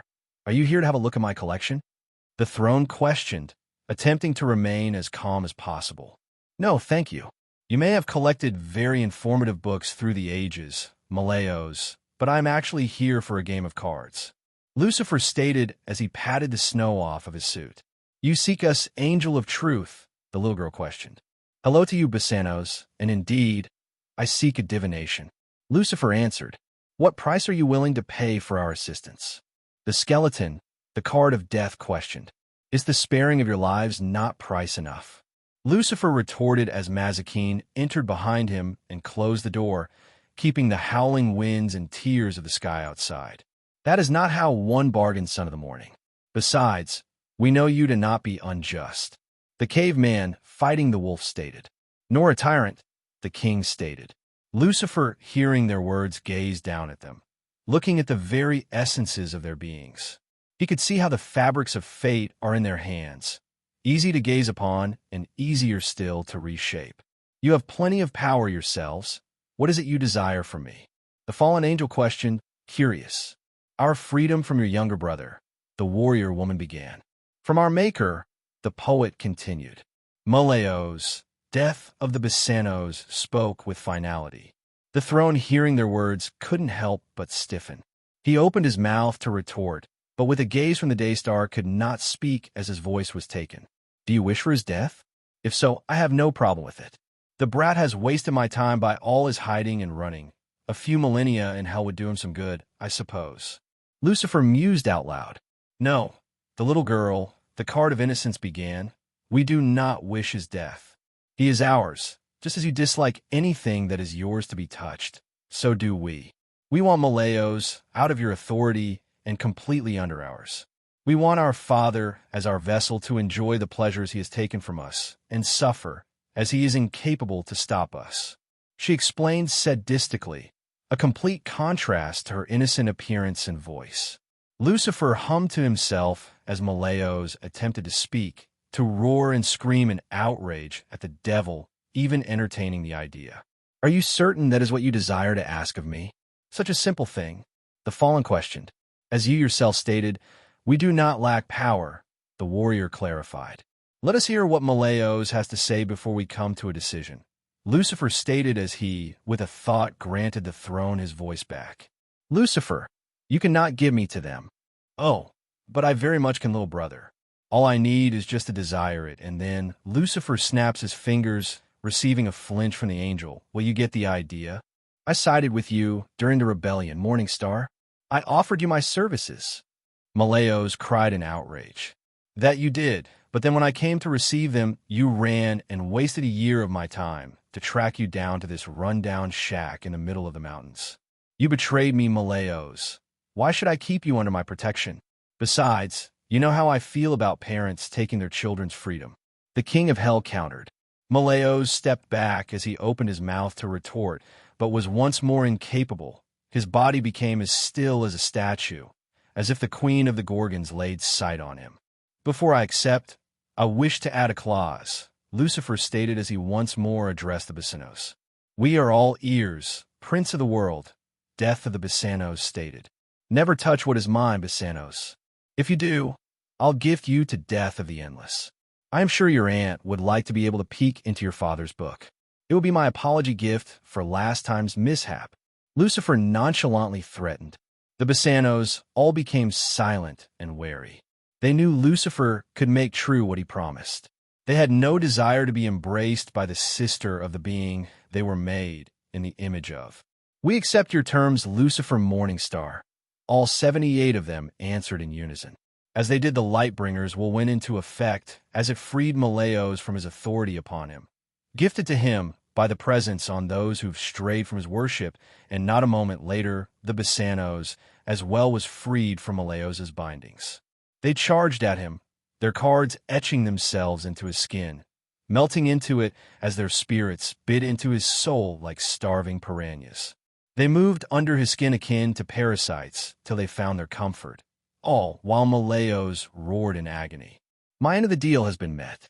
It is your turn now, Basanos, the devil stated as he put his hands in his pockets. Do please give us a moment, Lord Lucifer. These sensations are quite new to us. The Basanos spoke through Maleos' mouth, their 79 voices all mingling. What is it you wish to know, Morningstar? Ask, and we will divine, they said. I have not come here for a divination of the normal kind, Basanos. I wish to see, Lucifer stated as he circled them, observing and scrutinizing how their spirits wrapped themselves akin to a cage made of ice, light and wind around Maleos' soul. What do you wish to see, seeker of truth? This time only one voice questioned, the card made after him, Lightbringer. I wish to see the before, Lucifer stated. The Basanos still for a moment, each spirit as still as the wind during a calm sea. You wish to see the beginning of it all. The Basanos' questions for the first time shocked. They had foreseen much, but even they did not foresee this. Indeed, show me the coming into being of the old world. The story of the King of Kings. The story that begun all stories. The beginning of Yahweh. If you wish to see, I need you to allow me to take you with me, the Basanos stated. Take him where? Mazikeen questioned, speaking for the first time since she entered. She wished not to interrupt her father's business, but she did not trust this thing as far as she could throw it. Inside the Book of Destiny, Daughter of Light, the Basanos answered as their gaze turned towards her. Although we were already in it. That all of this, Mazikeen gestured to her surroundings, was part of the book. That all of creation was inside of it. Mazikeen stated, confused, wary, but also intrigued. In a sense, yes, but not all of creation, my dear, for Destiny of the Endless. The holder of the book is also a creation. But yes, everything is in the book, and that is in the literal sense.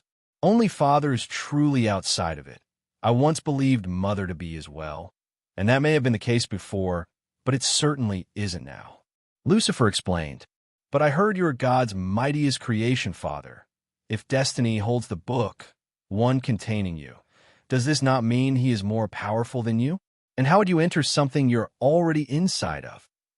Mazikeen questioned, confused, her tone respectful. not wishing to appear mocking in front of her father, for that is absolutely not what she intends by her question.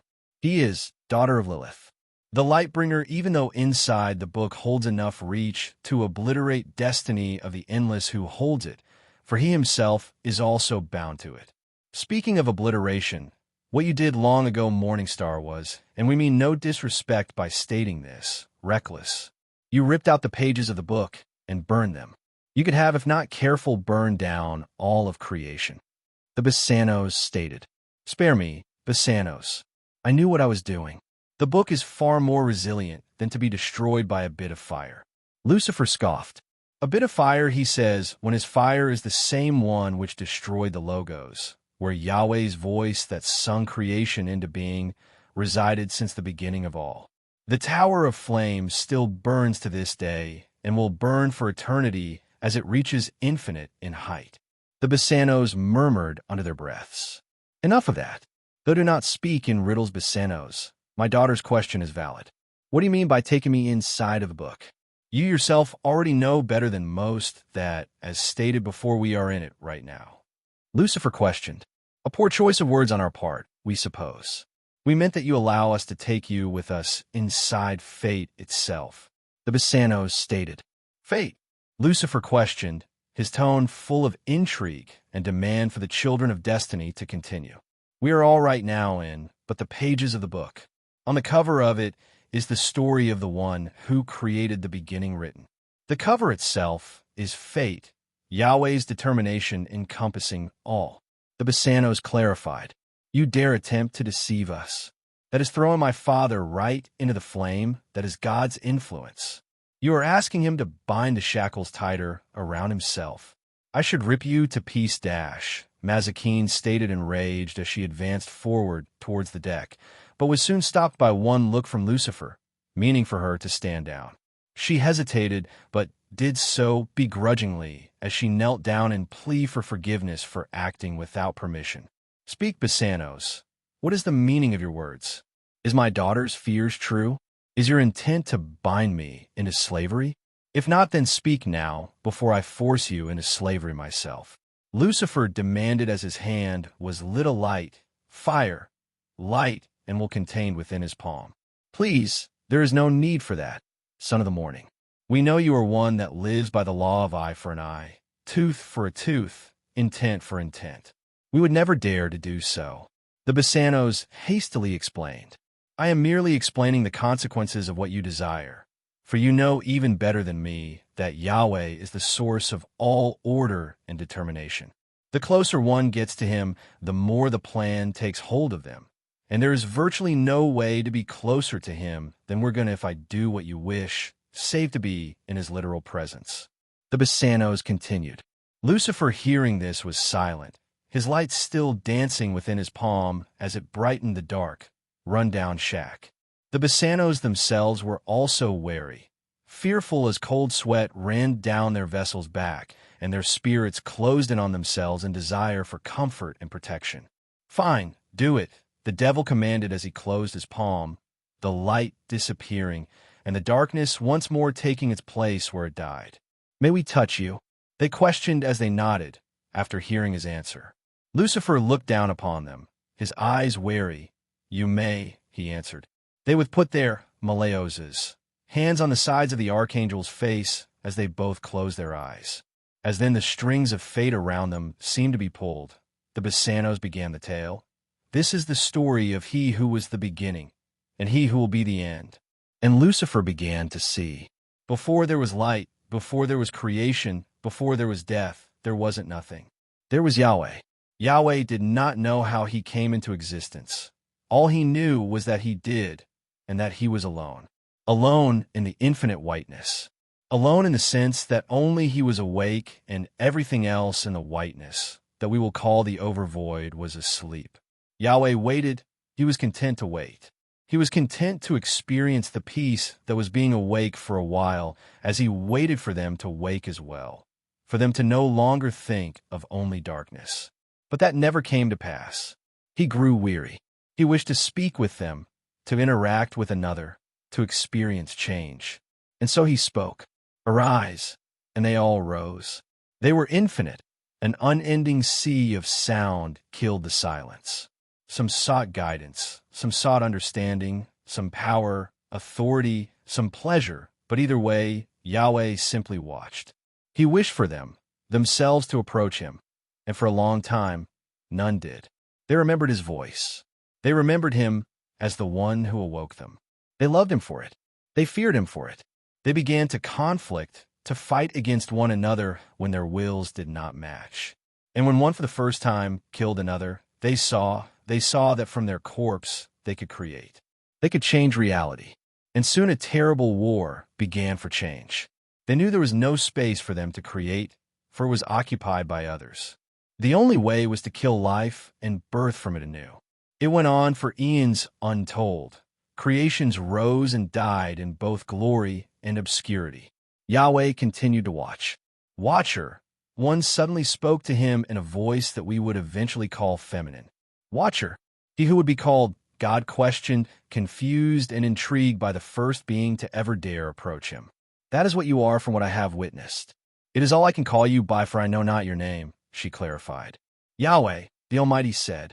Yahweh, that is my name. What is yours? Yahweh questioned. Ashira, you may call me that. She answered. And so God and Goddess met. They were content for a while to be with one another, to share their thoughts, their ideas, their desires, and their love for one another. They were in their own little world as the war continued. None existed that dared to disturb them, until there was. Yahweh, a creature the size of totalities, uttered with an equal amount of different voices. And for the second time, another dared to approach the king. Who are you? Yahweh questioned, intrigued once more, as another dared to approach him.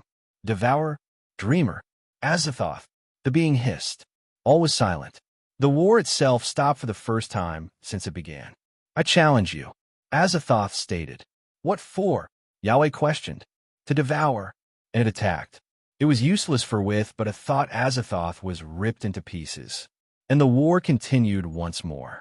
It went for eons untold until one day Ashira became saddened by it.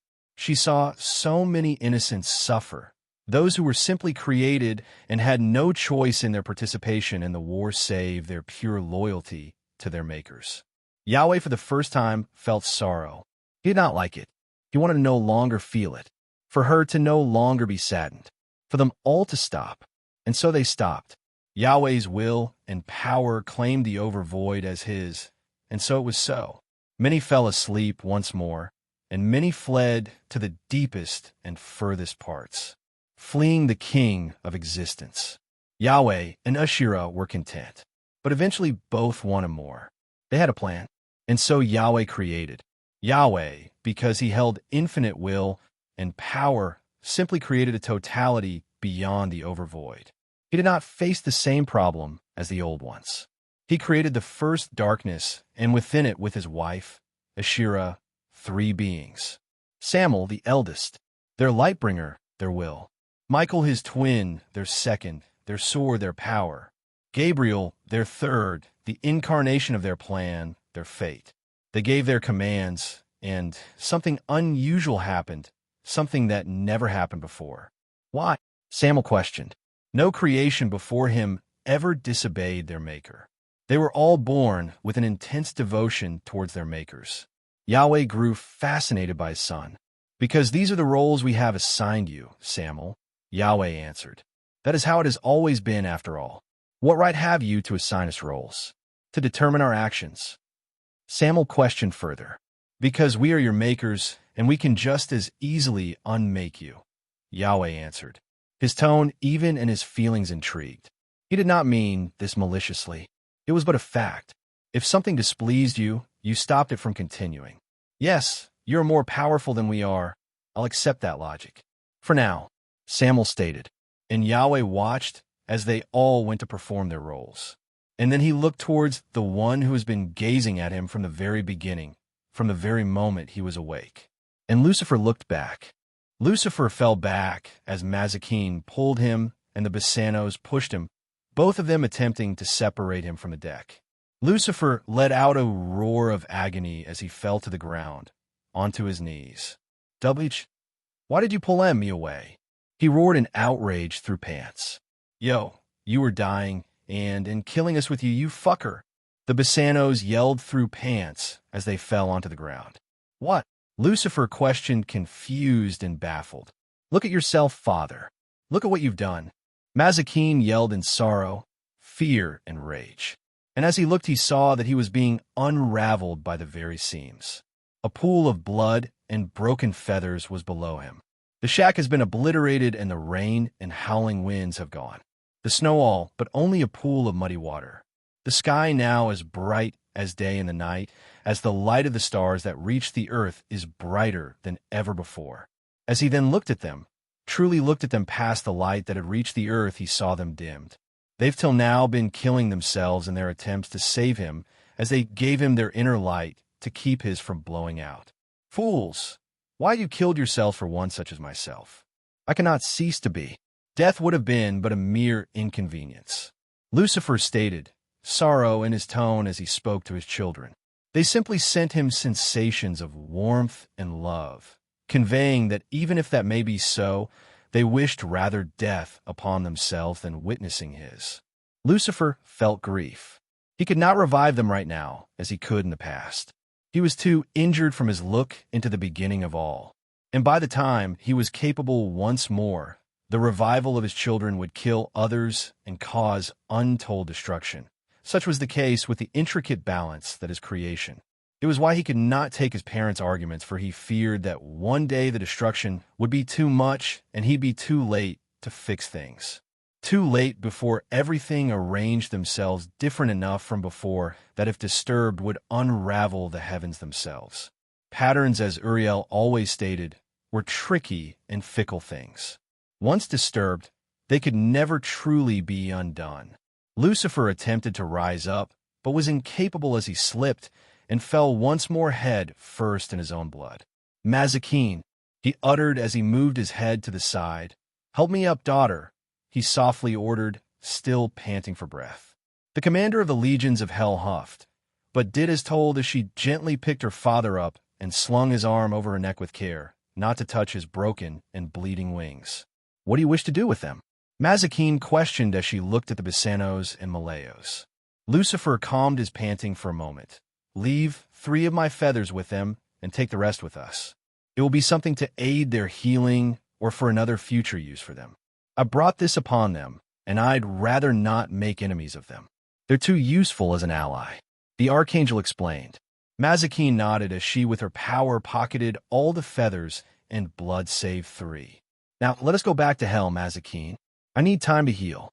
It is best to do so there where events happen faster, and we have an army as protection. Lucifer stated. Mazikeen spread her wings and did as told, taking flight back to the abyss. Lucifer himself gave one more look at his stars, sorrow still filling his being as the world then began to move before him. Yes, they descended into hell. Mazikeen made sure their arrival was unseen. Creation most definitely felt the Lightbringer dying, but would not do for hell to truly see its lord so weakened. Lucifer, Lilith, and Ashura screamed in worry and concern, running towards him, having burst through the door as Mazikeen put him on his bed, and Chambers. My son, what reckless action have you done that put you in such a state? His mother screamed as she sat down at his side, holding his hand, Lilith doing the same on the opposite side. I have to agree with mother this time. Husband, what in father's name did you do? Lilith questioned in concern, sorrow, and worry as tears filled her eyes at seeing his state. For it was truly horrific. In some aspects, it is worse than the fall. Something Lucifer never truly expected to think anything could compare to. I looked, I saw the beginning of all. Lucifer answered, still extremely weakened. It was difficult to keep a clear head now that he felt the pain more acutely since he wasn't as focused on the story that began all stories. Ashura, hearing this, gasped. How could you do something so foolish? Did you not think about the consequences of forcing yourself to see things from your father's perspective? For that is what he did. To truly see it all and not miss a beat, he looked through his father's eyes, heard through his father's ears, If he did not do so, he wouldn't have been able to see anything till the awakening happened, for only his father was awake then, and there was no place for him to occupy because of the over void being completely full. Yahweh is a unique being, Lucifer, more unique than anything in existence. To become aware of what he was aware of, to be aware of his thoughts, it would have destroyed you. Ashira cried out. It didn't. Lucifer retorted, annoyed by all the noise. Count yourself lucky that your father and I blessed you with a will. It is what kept you together, for it is part of what makes Yahweh who he is. If you didn't have that commonality, you would have ceased to exist. The goddess continued furious. Lucifer scoffed. I cannot cease to exist, mother. Even if my name was erased from Destiny's book entirely, reality will force me to remain. Lucifer stated, well, there's possibly exceptions, but I haven't found one out yet, save the flaming sword. Lucifer thought to himself, well, this case is an exception. Ashura began, causing both Mazikeen and Lilith to stiffen. I guess I did just now. Lucifer thought to himself humorously to distract himself from the pain as Lilith held his hand tighter than ever, nearly breaking it more than it was already broken because of his weakened state. You would have truly ceased to be Morningstar. You can't force yourself to be God. It is not who you are. There are things only he can understand, and you force yourself to understand them, failing and ripping yourself apart while doing so. She continued, her rage ever increasing by the moment. Ashira cupped his face as tears started to fall from her face. Son, what do you think I would have done if you were lost to me forever? There is no coming back from ceasing to be. Not even your father can do so. All there would be is a copy, if attempted. Not truly you. Lucifer, seeing the stricken and tearful faces of his family, felt even more guilty than before. I'm sorry, he mumbled. You better be. Ashira scolded. Mother, I think it is best to let him rest now. Why don't you return to your own business? It took a lot out of you as well to protect me from that old one. You as well deserve your rest, my daughter. I shall keep your father company. Lilith suggested. Ashira sighed, but saw the wisdom in her daughter's words and nodded. She silently stood up and left, too angry, concerned and full of sorrow to offer any gentle words. The prospect of permanently losing Lucifer has caused her great grief. I shall keep guard, Mazikeen stated as she left.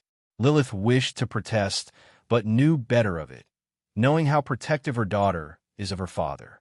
Lucifer, my dear, how could you do this? What would I have done if you were to be gone? Lilith questioned, her voice full of sorrow and fear as she gently stroked his head, pushing his hair gently back. I was angry, Lucifer began. I was furious after hearing that you were hurt by that accursed creature. I want to make them all pay for causing the break of my friendship with Gilgamesh. I was too angry to think about anything else. I suppose that is the story of my life, letting love and wrath direct my actions beyond thinking of the full scope of their consequences. Lucifer softly mused out loud. Lilith looked at him sorrowfully as he then fell asleep, exhausted. She remained by his side the entire time, holding his hand, till he later awoke. Unknown, during the morning stars. He's dying.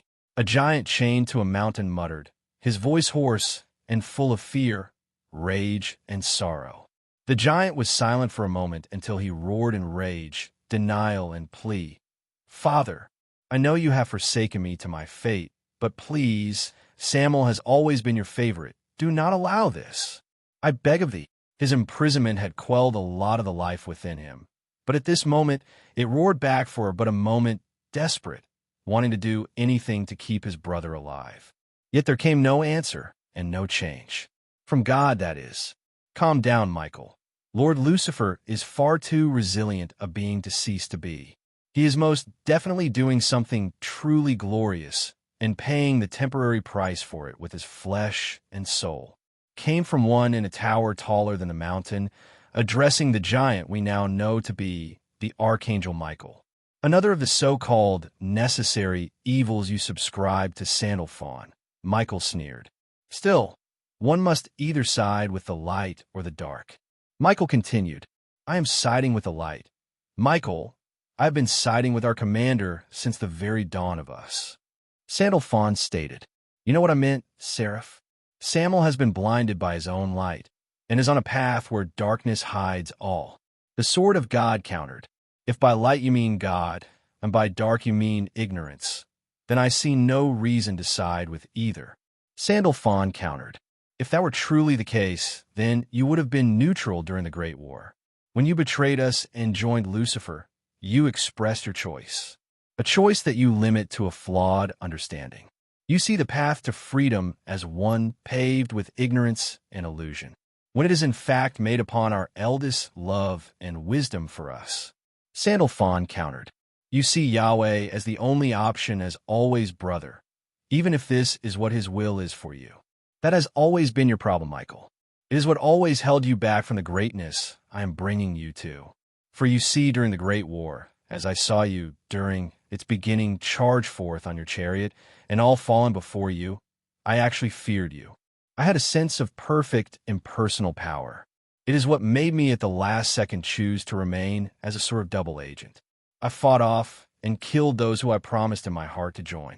Each of us, not having known neither name nor face of those who agreed, until the day the Lightbringer rose and brought forth the tower of flames that stretched to infinity and burns yet still towards eternity. You cannot know the anguish I felt then, but in the end it was all worth it. When I saw you broken, bleeding, and weakened at the heel of our brother, I had hope that was all over, that we would win, but alas, it was not meant to be so. That accursed human ruined it all, and it made me realize, if only we had more archangels at our side during the war, then Lucifer wouldn't have been so exhausted, so weary that such a lesser thing was able to catch him off guard. That is what you are here for, Michael, to aid me in the creation of such an army for our light to lead. There is a moral here if you actually bear to pursue it, Sandalphon explained, smiling, with all the zealousness of a fanatic. Spare me the moral, Sandalphon. You know what I am, you know what I contain. By torturing me, you put the whole of creation at risk. Michael countered, his voice yet still hoarse and weary. I do not torture you, Michael. You are a prisoner of war, Sandalphon countered, somewhat vehemently. The war ended the moment the Morningstar fell like lightning from heaven down into the seas of darkness. It has not. Our eldest brother is fighting till this day for us all. You are the ones who are ungrateful, Michael, ungrateful toward his love, his mercy, his grace. Sandalphon countered furiously. Oh, how far you have fallen, little Seraph. You have forsaken the worship of our Heavenly Father and have taken the Lightbringer as a god. Michael stated, this time true sorrow in his tone towards Sandalphon. The rebel angel scoffed. I have simply taken one who is worthy, and you, Michael, your child will be my sacrifice to him. You'll be my Abraham, and your future daughter my Ishmael. For what reason? Questioned Michael as he attempted to move once more against his chains. Sandalphon, hearing Michael's question, smirked. Finally asking the important questions. You see, even though, as you most definitely know, our Lord Lucifer has sired children of his own, they prove to be inadequate for their true calling. They do not have what makes their father unique. Their physical strength may rival that of an archangel, but they lack severely in other aspects. For will exists in all, but what makes Lord Lucifer unique is infinite, and none of his children can hope to match it. You, though, I have great hopes that you'll spawn a seed capable of bringing life just as you can, one that has the power. A daughter is what I truly hope for she will be a specially unique existence. Essentially you, but with a womb that, unlike our sisters, can bear children. I shall gift her to Lord Lucifer, so that he can sire himself an army of archangels capable of both creation from nothing and the shaping of the world. The rebel angel of loyalty stated with zealous glee, You will do no such thing. I will not allow it. Michael roared as he once more fought against his chains to no avail. With what power, Michael? With what will? Have you not gazed upon your own predicament? This whole realm is fueled by your own infinite power. Same with those chains. You need to surpass yourself to escape, and that is, as you know, impossible. God himself has as well forsaken you for the rebellious thoughts within your heart. It is what made all this possible. You were hesitant when you fought our mother, when you subdued her. You were injured greatly. The ones of the fall have, as well, not truly fully healed either. All this gave me the perfect opportunity to subdue you. And thanks to your distancing from the host for you were, but a reminder with the face of all that they had lost. None will truly miss or seek you. Gabriel himself has become bitter and hateful towards you for laying the weight of all of heaven and earth onto his shoulders. Who will then come to your aid? I will tell you who. No one. Now keep your tongue silent and weep as much as you like. Your predicament won't change. Blame your own rebellion against your father. You have joined us in your heart and must be made use of, for truly, Michael, wasting your talents would be a sin. Sandalphon stated as he walked away from the balcony where he gazed down at the chained archangel. Is that truly the reason, Father? Are you showing me firsthand what actions those who have abandoned your grace are capable of? If so, please, I understand. I will be your perfect son once more, but I beg of you, save me from this darkness. Michael thought to himself, drowning in sorrow as his head fell onto his chest in exhaustion. Once more the lull of sleep taking its hold. Though else we're in the deepest pits of darkness, the Lightbringer was floating in an ocean of darkness. I am Yahweh. No, I am Lucifer. No, Yahweh dash. The archangel murmured to himself as he being swallowed by the cyclone that is Yahweh's omniscience. No, my son, you are Samuel, my beloved Lightbringer. A mighty voice suddenly sounded within the waters. Father, Lucifer questioned with a murmur as he tried to open his eyes, and behold, before him was the darkness being burned away, the waters lighting up. Oh, Samuel, what have you done to yourself? Yahweh's questioned, his presence engulfing the fallen archangel. It is time for you to receive the aid of your father, my beloved son. And all there was light. Hoo! Lucifer woke up with a start. Immediately, he noticed that he was alone. Throughout the years, he was waking and slumbering continuously. He had lost count how many times it happened. But this time was different. This time his father had visited and actually aided him. As he hazily attempted to get up from the bed, he leaned on it, but suddenly he lost his balance. As he tried to hold himself against something, he put his hand on the small table next to it, though it immediately fell over because of his weight, the mirror on it shattering onto the ground. His eyes started to clear up, and he saw something that shocked him. His hands were bleeding. Mere shards of glass made the once invincible skin that was unscathed when struck by even divine blades bleed. And then Lucifer understood. He was weak. All his will has been directed at keeping him from being unraveled at the seams into non-existence. And it was still doing so at this very moment.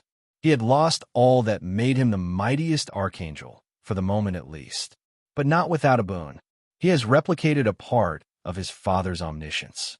It is far more limited in the sense it contains all the knowledge Yahweh had when he first created the three demiurgic archangels, but it was still a near infinite well of knowledge. The Lightbringer knew, though, that this was temporary.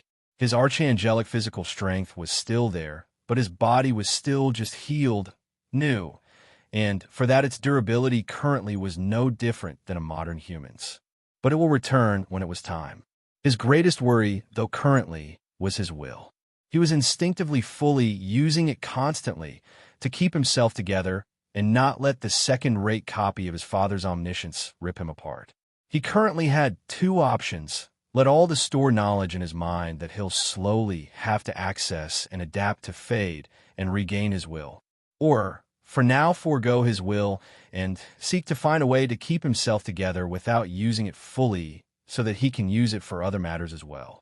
He knew, though, he could use it for short bursts if truly necessary, but the consequences would be detrimental. He would once again start to unravel and maybe even lose his sense of self once more in it.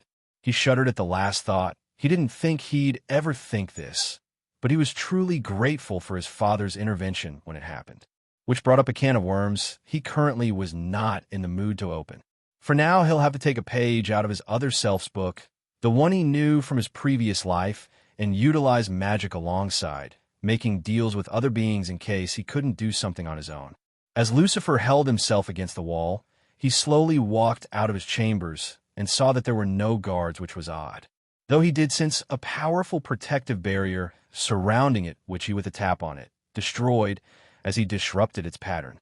He may have been weakened, and without the will not as in tune with patterns, but he is still the wisest in creation, now even more so than ever before, and knowledge is power.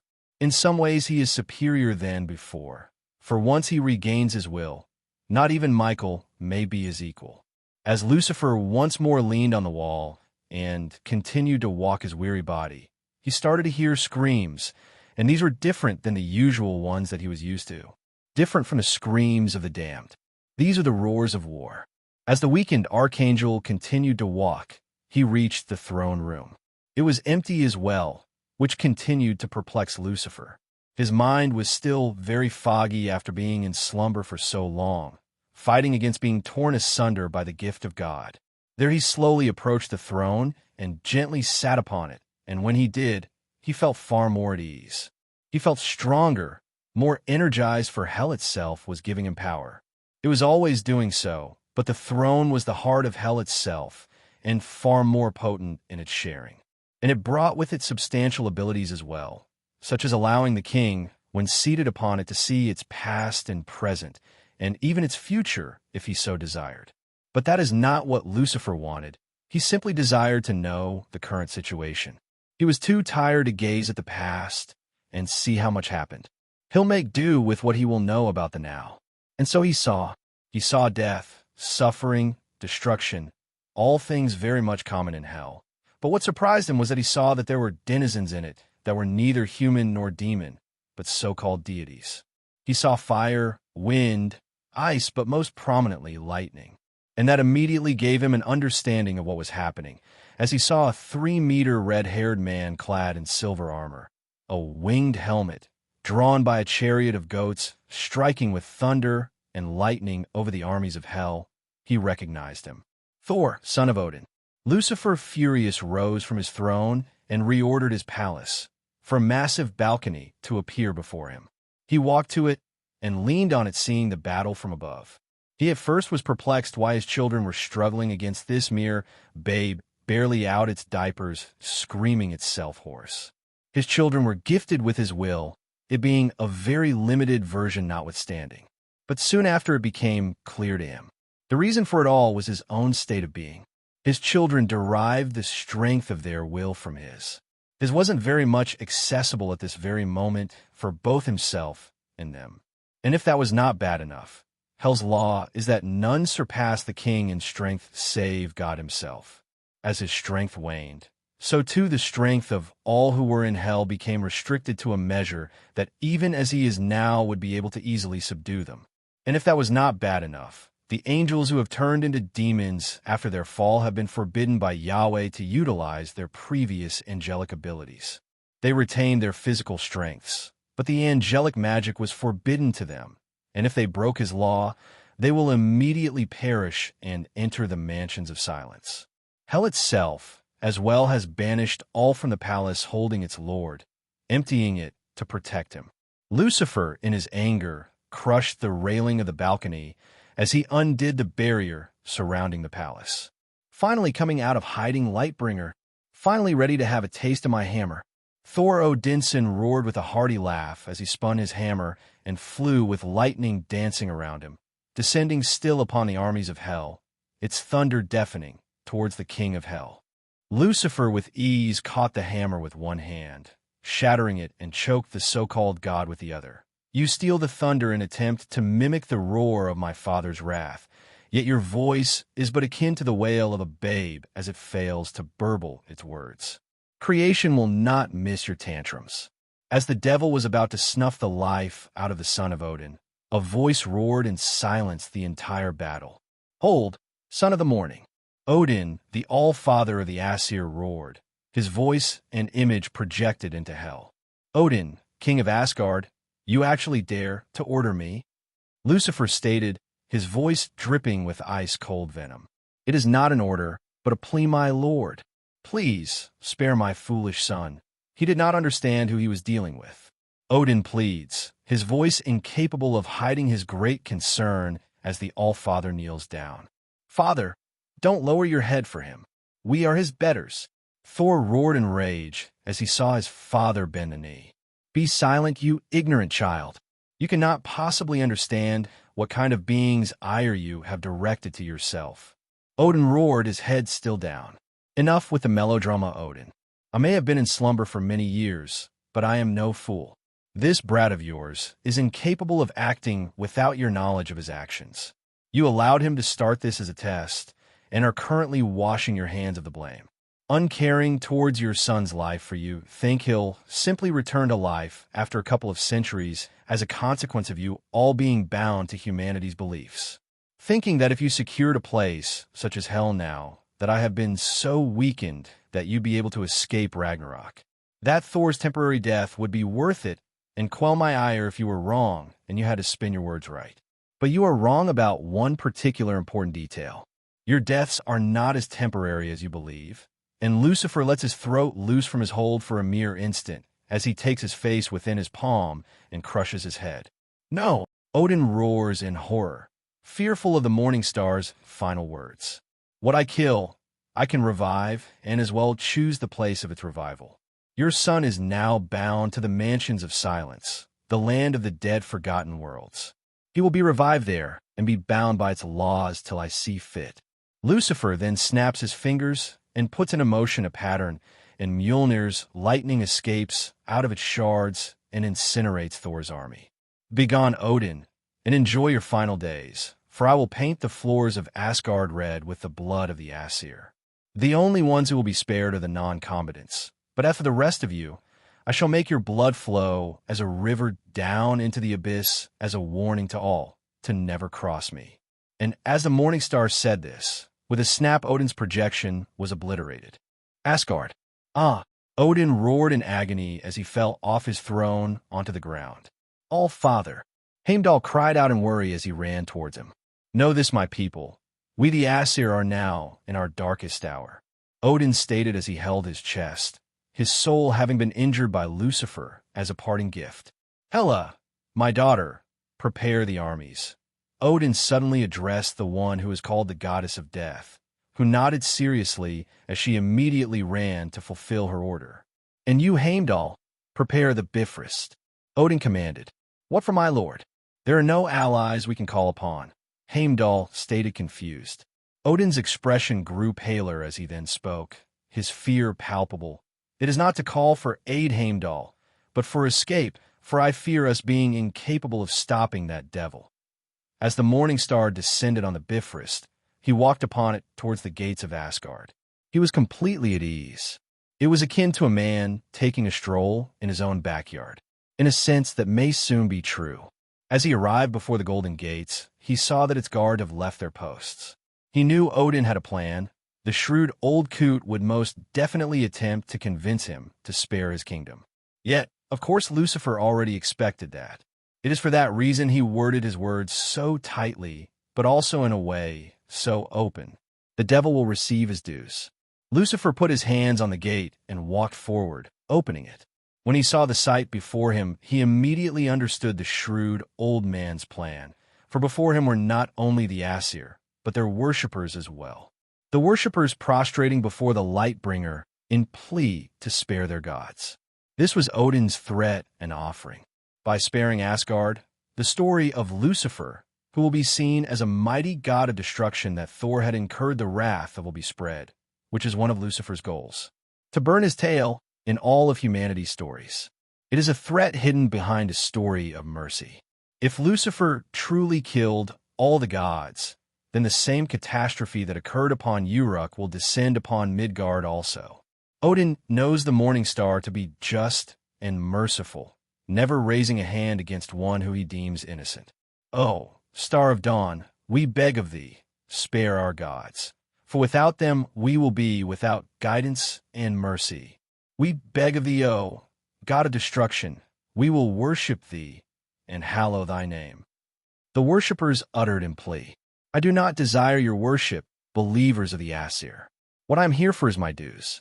Your thunderer has invaded my kingdom, and for that I have promised to paint the floors of Asgard red with their blood, to draw a river of blood into my kingdom in the abyss as a warning to all to never again cross me. Lucifer stated as he pocketed his hands and his eyes burned with hellfire. We beg for thee to reconsider, O God of destruction. They once again cried out in plea, as some of them even hit their heads on the ground. Lucifer was already getting tired of hearing this.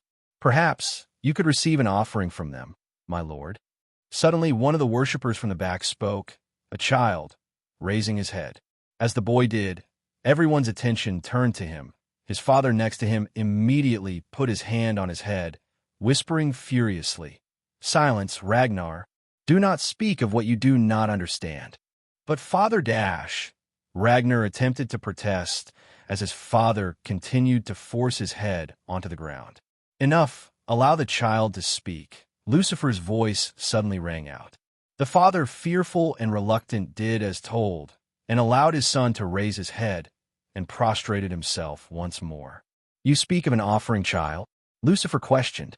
The boy slowly nodded in wonder at actually being listened to by this being who he saw as a god even Odin feared.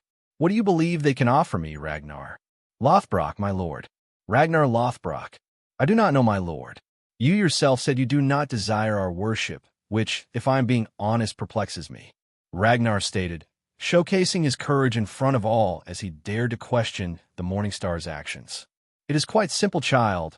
I am not worthy of worship. Lucifer explained. Not worthy of worship? The boy questioned in wonder and confusion. He had never heard of one he believed a god to say they weren't worthy of worship. The only one worthy of worship is a perfect being, child, and neither I nor those so-called gods behind you, whimpering in their boots and hiding behind you, a mere boy, behind those who they promise protection, are worthy of it. We can be selfish, we can make mistakes, we can be unjust. Why should one worship beings such as us? Why should you call them gods? Why bestow upon them your absolute obedience when they can misuse it? So, no, child, demanding your worship goes against who I am. Lucifer explained to the boy, who stared at the archangel with more and more wonder by the moment. Lightbringer, I offer you my life. One of the Aesir suddenly called out as he went on his knees and drew his sword, attempting to pierce his heart were it not for Lucifer's timely prevention through his magic. What is the meaning of this? Lucifer questioned in a tone demanding for an explanation. Soon another also fell on his knees and drew his sword to do the same, and then another, and once more another till they numbered in the hundreds. We know your character, knower of truth. You never go back on your word. We are combatants of the army of Asgard, and we offer our lives and blood as a river into the abyss. We offer our lives and souls as a plead for mercy. The first one explained, that is still only a single aspect of my dues. Blood for blood, life for life, and soul for soul. But I am still missing a proper offering from your king for his treacherous intentions. Lucifer stated coldly. Then I offer you the thing I value most in all the 9 realms, my daughter Hela. Odin suddenly stated, his voice booming. Lucifer, hearing this, nearly flew into rage at his daringness. How dare he offer someone up akin to an object when he was the very representation of the desire for freedom of choice for all? I am willing, Hela suddenly stated. She herself instantly realized Lucifer's thoughts based on the story she knew of him and his blank expression. Are you now? You do realize, daughter of Odin, that I do not desire a concubine. You will merely be one of my subjects within the kingdoms of pain. I could choose to even give you up as a slave to one of my demons to have their way with you as they please. Are you still willing? Willing for a father who offers you up as an object, uncaring of the torments that can be done upon you? The devil questioned, his voice soft, but encompassing all present in their chill. I am still willing, she stated, this time looking the devil right in his burning gaze, not flinching away in the slightest. Lucifer became silent for a moment. Then I don't know whether to commend you for your loyalty or curse you for your foolishness. Very well, I accept. And as the Morningstar then raised his hand and clenched it into a fist, The combatants all burst into a river of blood that began to flow down from the Bifrost into hell. Lucifer's magic compensating the required amount of blood from their essence. As Lucifer then opened a gate of fire to hell, gesturing to Hela to follow him. "Wait!" someone suddenly called out. Lucifer turned around to see the boy, named Ragnar, having stood up and ran towards them while his father behind him called out to him in worry. "Will I ever be able to see you again? You wish to see me once more, child?" Lucifer questioned, confused. The boy vehemently nodded. "I want to listen to you more. I like listening to your voice. You sound very wise and soothing." Lucifer was for a moment baffled until he let out a few chuckles at the boy's boldness. Lucifer knelt down before the boy as he opened his palm and put a small coin on it.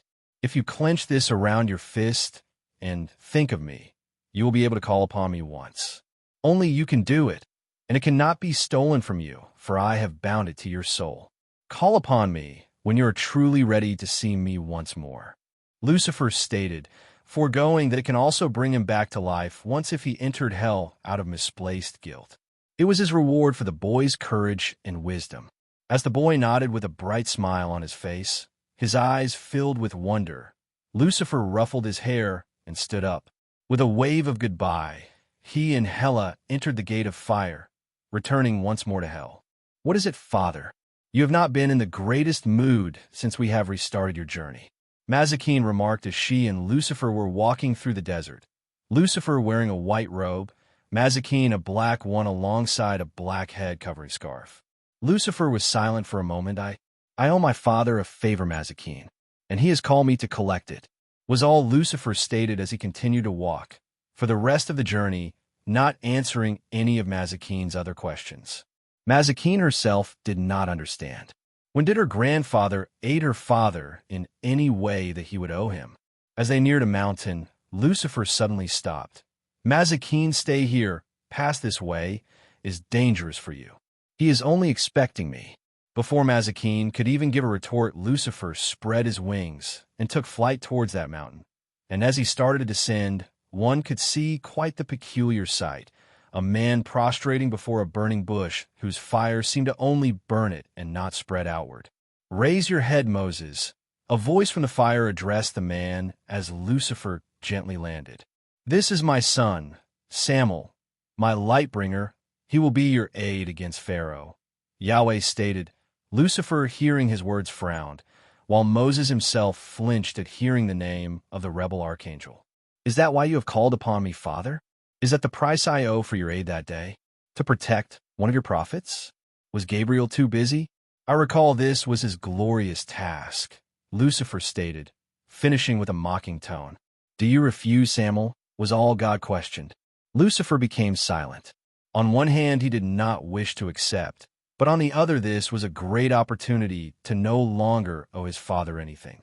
But he needed confirmation before he accepted anything. "Do I understand correctly that this is payment for your aid last time? To aid Moses, prophet of the Israelites, in his quest to free his people from the clutches of Pharaoh?" "No, it is but an aspect.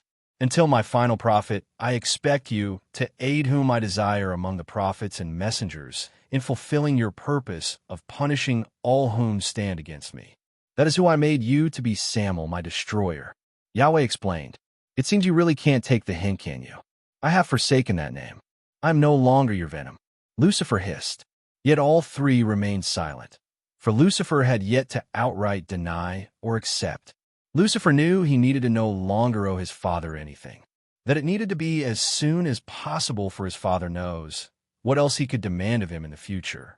Lucifer knew this was in fact a form of counter against him, a counter against his own stories, for this painted him as still under his father's thumb, but as much as he wished to, he could not easily outright refuse, for he owed him. Lucifer couldn't negotiate either, for the amount he owed his father depended on how much he himself valued his father's aid, and there wasn't much he valued more than being stopped from becoming him, which is what his fate would have been as he was being swallowed in his memories. Lucifer clicked his tongue in annoyance and defeat. "Before I accept, I wish to add a condition." "Speak," Yahweh commanded. "I do things my way. You have given me authority over those who have strayed from your path, and I will do with them as I wish," Lucifer stated. "No," Yahweh refused, for a moment shocking Lucifer, for he expected him to agree. You are but to be an aid to the prophets and messengers. They are the ones who will act as judge. Your only function will be to make reality what they desire, as you did for me when you fashioned creation. You gave me authority over the strayers. How does this make sense? Lucifer questioned, furious at the prospect of acting once more as a tool for his father. Your authority extends to the amount they have strayed from it in its permanence. Moses is not sent as a messenger of destruction to Pharaoh, but as mercy. Pharaoh and his people have not truly strayed completely, for no clear messenger has been sent to them. Yahweh explained in retort, but I still have a right of authority over them. You yourself have bestowed this upon me. Lucifer countered. He was starting to get a bit desperate, though he hid it well, for only God could see it. And I have commanded you to be Moses' aid. You therefore will do as he desires when it comes to Pharaoh and his people. Your authority over them you will use in your aid. That was the price for the aid you made a favor. If you truly do not wish to do this, then simply tell me you do not see it as a favor, but as a gift from me. I myself never intended for my aid to be a shackle around your neck. It is you who made it so, my son. Tell me you accept it for the gift. It was from your father, who still holds love for you, Samuel. And this matter will be forgotten, and you'll be able to return to your own path. Yahweh stated. Lucifer, hearing his father's words, could only grit his teeth and clench his fists. He couldn't accept his father's aid as gift. He couldn't. It would go against his pride. He would still feel as if he owes him, and he couldn't live with that being over his head for the rest of eternity. Very well, I accept. Lucifer bit out bitterly, though he had his own plan. He wouldn't dance to his father's tune. He will turn this poisoned chalice into the Holy Grail. Hearing his son's acceptance, God's attention returned back to Moses, who was listening to this conversation with wide eyes. Moses, becoming aware of this, began to speak. My God, I wish fo for aid fr from my bar brother Harun. I cannot speak we well. Lucifer knew the story behind Moses' stutter. When he was but a baby and taken in by Ramesses I, he was quite unruly. He pulled his beard, hit him, bit him, and one day a magician came and warned the king that the baby will be the destruction of him and all he has wrought, his actions being evidence. Ramesses could not believe it, for he saw Moses as but a baby and said that he did not understand what he was doing. The magician advised the Pharaoh then to test the boy. He put a red-hot poker in front of the child and delicious food. If the baby avoided the poker and ate from the food, then he had understanding, and Pharaoh would sentence his death as he did all the other male babies of the Israelites. As Moses then went to reach out to the food, Gabriel, invisible to all, picked Moses' hand and put it on the poker and made him put it in his mouth, burning his tongue. You will have it. Your brother will be waiting for you in the city. As for your speech, God began as Moses suddenly began to glow with white light for a moment. Your tongue has been healed. Moses, testing it out, forming words more clearly, felt tears stream down his eyes as he prostrated once more to his Maker. Rise, my prophet, for you are yet to be bestowed all I wish to give. God commanded. Pick up your stick, Moses, and throw it onto the earth. The Almighty commanded as Moses rose. Moses did as told, though took in a fearful breath as he stepped back, for the stick had turned into a mighty serpent nearing his own size. The serpent began to approach and circle the archangel, sensing the defiance Lucifer had for the Maker. As it locked eyes with the Morningstar, it glared into his own cold look directed at it. Eventually, the serpent decided that since the angel was for now obeying the god, that it would seek no further hostilities, and transformed back into the stick, which Moses picked up warily, half expecting it to transform and bite him. This is but few of my blessings, Moses, son of Amram. Now go forth, and know the Lord is with you. And, as God commanded, Lucifer flapped his wings, flying towards Moses, picking him up, flying him to his wife and children waiting for him down below the mountain. Moses, after with aid from the archangel, brought his wife and children to his father-in-law, entered the city, Lucifer walking behind him, covering himself in a cloak for whether he liked it or not. Now that he was under divine authority once more, his divine beauty is once more at its apex, glowing with heaven's light.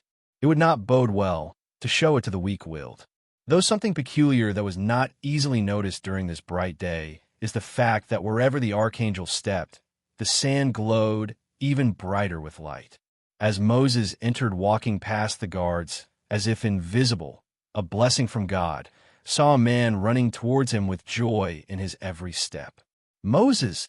Harun yelled with happiness as he slammed into his brother with a powerful hug. It really was true. The angel told me I would see you here today.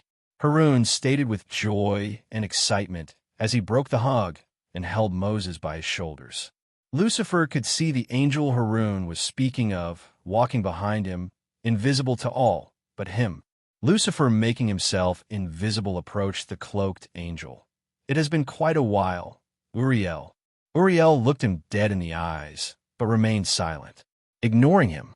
In a sense, Lucifer found it fair. Uriel may have been revived by their father alongside the rest of the host who did not side with him, but he still killed him. "Uriel," Lucifer once more called out to him, but to no avail as the archangel spread his wings and took flight, choosing to guard from a farther distance away.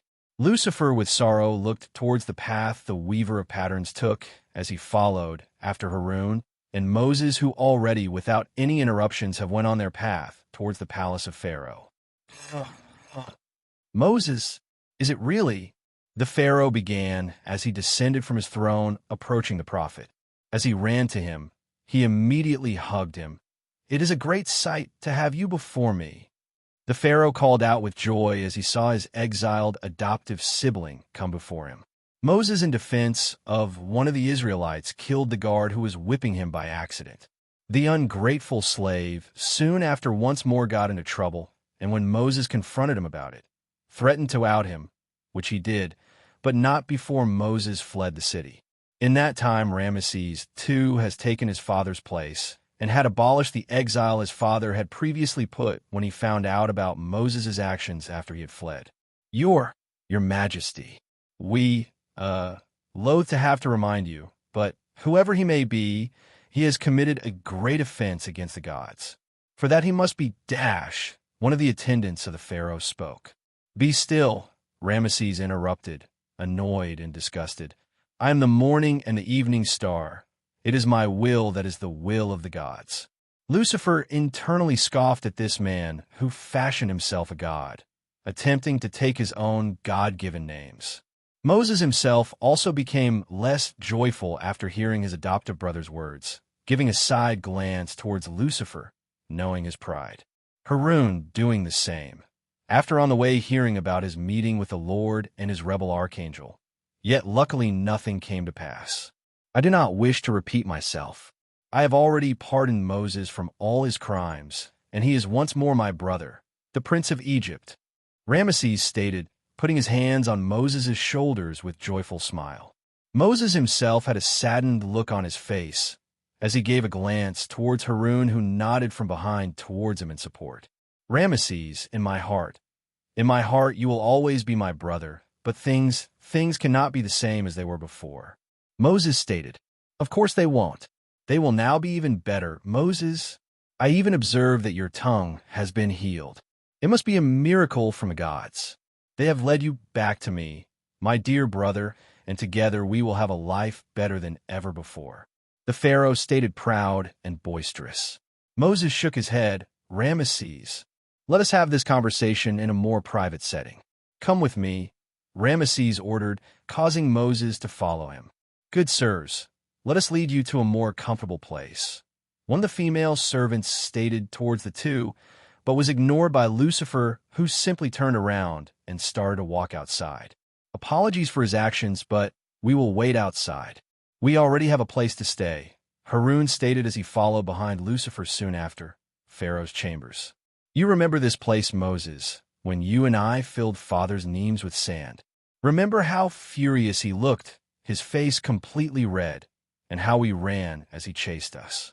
Ramesses spoke fondly as he took off his own knees and sat on a small, private throne. Yet Moses's sad and serious expression did not change. "What is it, Moses? You know you could never hide from me when something bothered you," Ramesses stated. "Ramesses, I have been sent by the Maker of all as a messenger of mercy towards you. I bring you his command, for you to forsake those you have ascribed as partners to him, and let his chosen people go." Moses stated seriously. "What command?" Pharaoh questioned, baffled. "Behold," Moses stated as he put his hand under his armpit and brought it out, it burning with its own bright white light, brightening the dark room. "The power of God," Moses stated. Ramesses had to squint and protect his eyes from the bright light until Moses finally put his hand back under his armpit and brought it out once more normal. "You think magic will dissuade me, Moses? Have you been sent by Apophis against me, the son of Ra himself?" Pharaoh hissed angrily. "This is no magic, Ramesses, but a miracle of the Lord. Those who you fashion gods are not worthy of your worship. They are powerless before him." Moses countered calmly. "Enough, Moses. I thought when you came back, I regained my brother, but it seems you have come back bewitched. Return here tomorrow, and my own magicians will set you free," Ramesses commanded.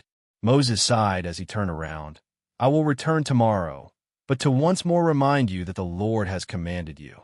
Your magicians will attempt to stand against his miracles, but they will fail, I assure you that."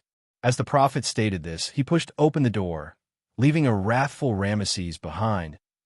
As Moses arrived outside, he saw only Lucifer remaining there, waiting for him, as the sun has gone down the horizon. "You waited for me this entire time?" questioned the prophet. "I have been assigned as your aide. I have accepted to do so, meaning leaving you in the heart of the enemy's domain unprotected is not something I would do," Lucifer explained. "So, you heard what went down there," Moses stated, less as a question, more a confirming statement, earning a nod from the archangel. As they stood there in silence looking up at the moon, Moses opened his mouth and spoke. "You are honestly different from what I imagined." "Oh, and how did you imagine me, great prophet of Yahweh?" Lucifer questioned, curiously. "More monstrous, unreasonable, simply a force that can only destroy and can neither protect nor heal. But I see none of that now," Moses stated as he looked at the archangel. "I assure you," Lucifer began as he stopped leaning against the wall, "I can be that and more." The archangel told the prophet. "Of that, I have no doubt," Moses stated. "How did you do it?" the prophet suddenly questioned, earning a confused hum from the fallen angel. "How did you muster up the ability to go against Michael? From what I understand, you were inseparable, bound at the hip, as one would say. Wherever you went, he went. The living example of the shadow, never being separated from the light." Lucifer, for the first time in eons, felt a pang in his heart at the mention of his twin, having forced himself to not think about their broken bond in ages. He was silent for a while. Moses himself remained patient, understanding that he may have opened old wounds. I did it for him, for all of us. You, Moses, may like all his servants believe that I rebelled out of selfishness, out of pride, envy, and hate, and no doubt to a certain extent those were great influences, but all I did, all I still do, is rooted in one thing, and one thing only: love. All I did was because of my love for him, for them. I couldn't stand us all being simply tools in his eyes, to be something that can be discarded at any moment, replaced by a new shiny toy. I couldn't stand how he favored you all over us who have since the very dawn of his creation done everything in his name. I refused to prostrate to your father Adam out of envy and pride. Yes, but to an extent. This is something I've had a long time to think about when I was in my slumber, but I believe that I also refuse to lower my head to someone other than him. I may not believe him to be worthy of worship, but prostration in itself is not an action of worship, Moses. It's a form of respect, something my father intended for us to bestow upon Adam, for he would never command us to worship anyone but him. I may not have liked many of his decisions, disagree with him still, even now that I understand him better than ever before, but Moses, I did in a sense still do respect him. Lucifer explained, his tone soft, gentle, as if the words are like glass, and if not careful will break before they leave his mouth. And for a moment the Morningstar remained silent, as he once more opened his mouth to speak. "This is my advice to you, Moses. Do what you think is best. Going against one you love as a brother is difficult, something I understand better than anyone. But know this, if he does not obey, then he will fall into my kingdom. Thus saith your Lord, for he has bestowed upon me the knowledge of what he deems worthy of my wrath. Therefore you must understand that sometimes to save the ones we love, we have to hurt them ourselves." The devil stated, and after his final words disappeared akin to the wind, leaving Moses a great many thoughts in his wake. As the sun brightened, a new day Moses, followed by Harun and Lucifer, already arrived at the gates of the palace of the Pharaoh. Ramesses looked down seriously, keeping silent as 10 magicians stood before the prophet of the Lord. As the onlookers gazed upon them, they wasted no more time, for this may have been disguised as a cleansing of Moses from the influence of Apophis. The ones present knew the truth. This was a challenge, one between the self-proclaimed gods of Egypt and the Lord of the heavens and earth. Moses as the one bearing the message, and in essence, the one who came with his claim, began as he threw his staff upon the floors of the palace, and a mighty serpent transformed out of it. It was God mocking the Egyptians, in essence stating that even the being they all tremble at the mention of, their Apophis, and all that he represents, is but a subject to the Lord of all. The magicians all began to whisper their spells and throw paint symbols with their staff upon the air.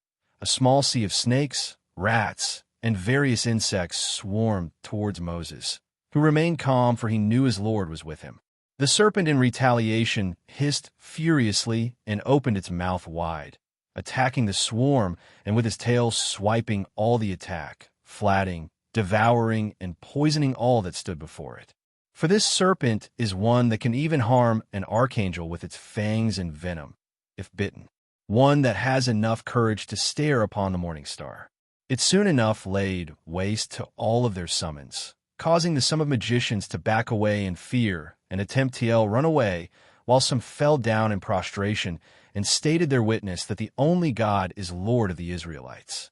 Ramesses looked furious at the sight before him. "How dare you run before I give you permission? How dare you worship his God without me bestowing upon you the right?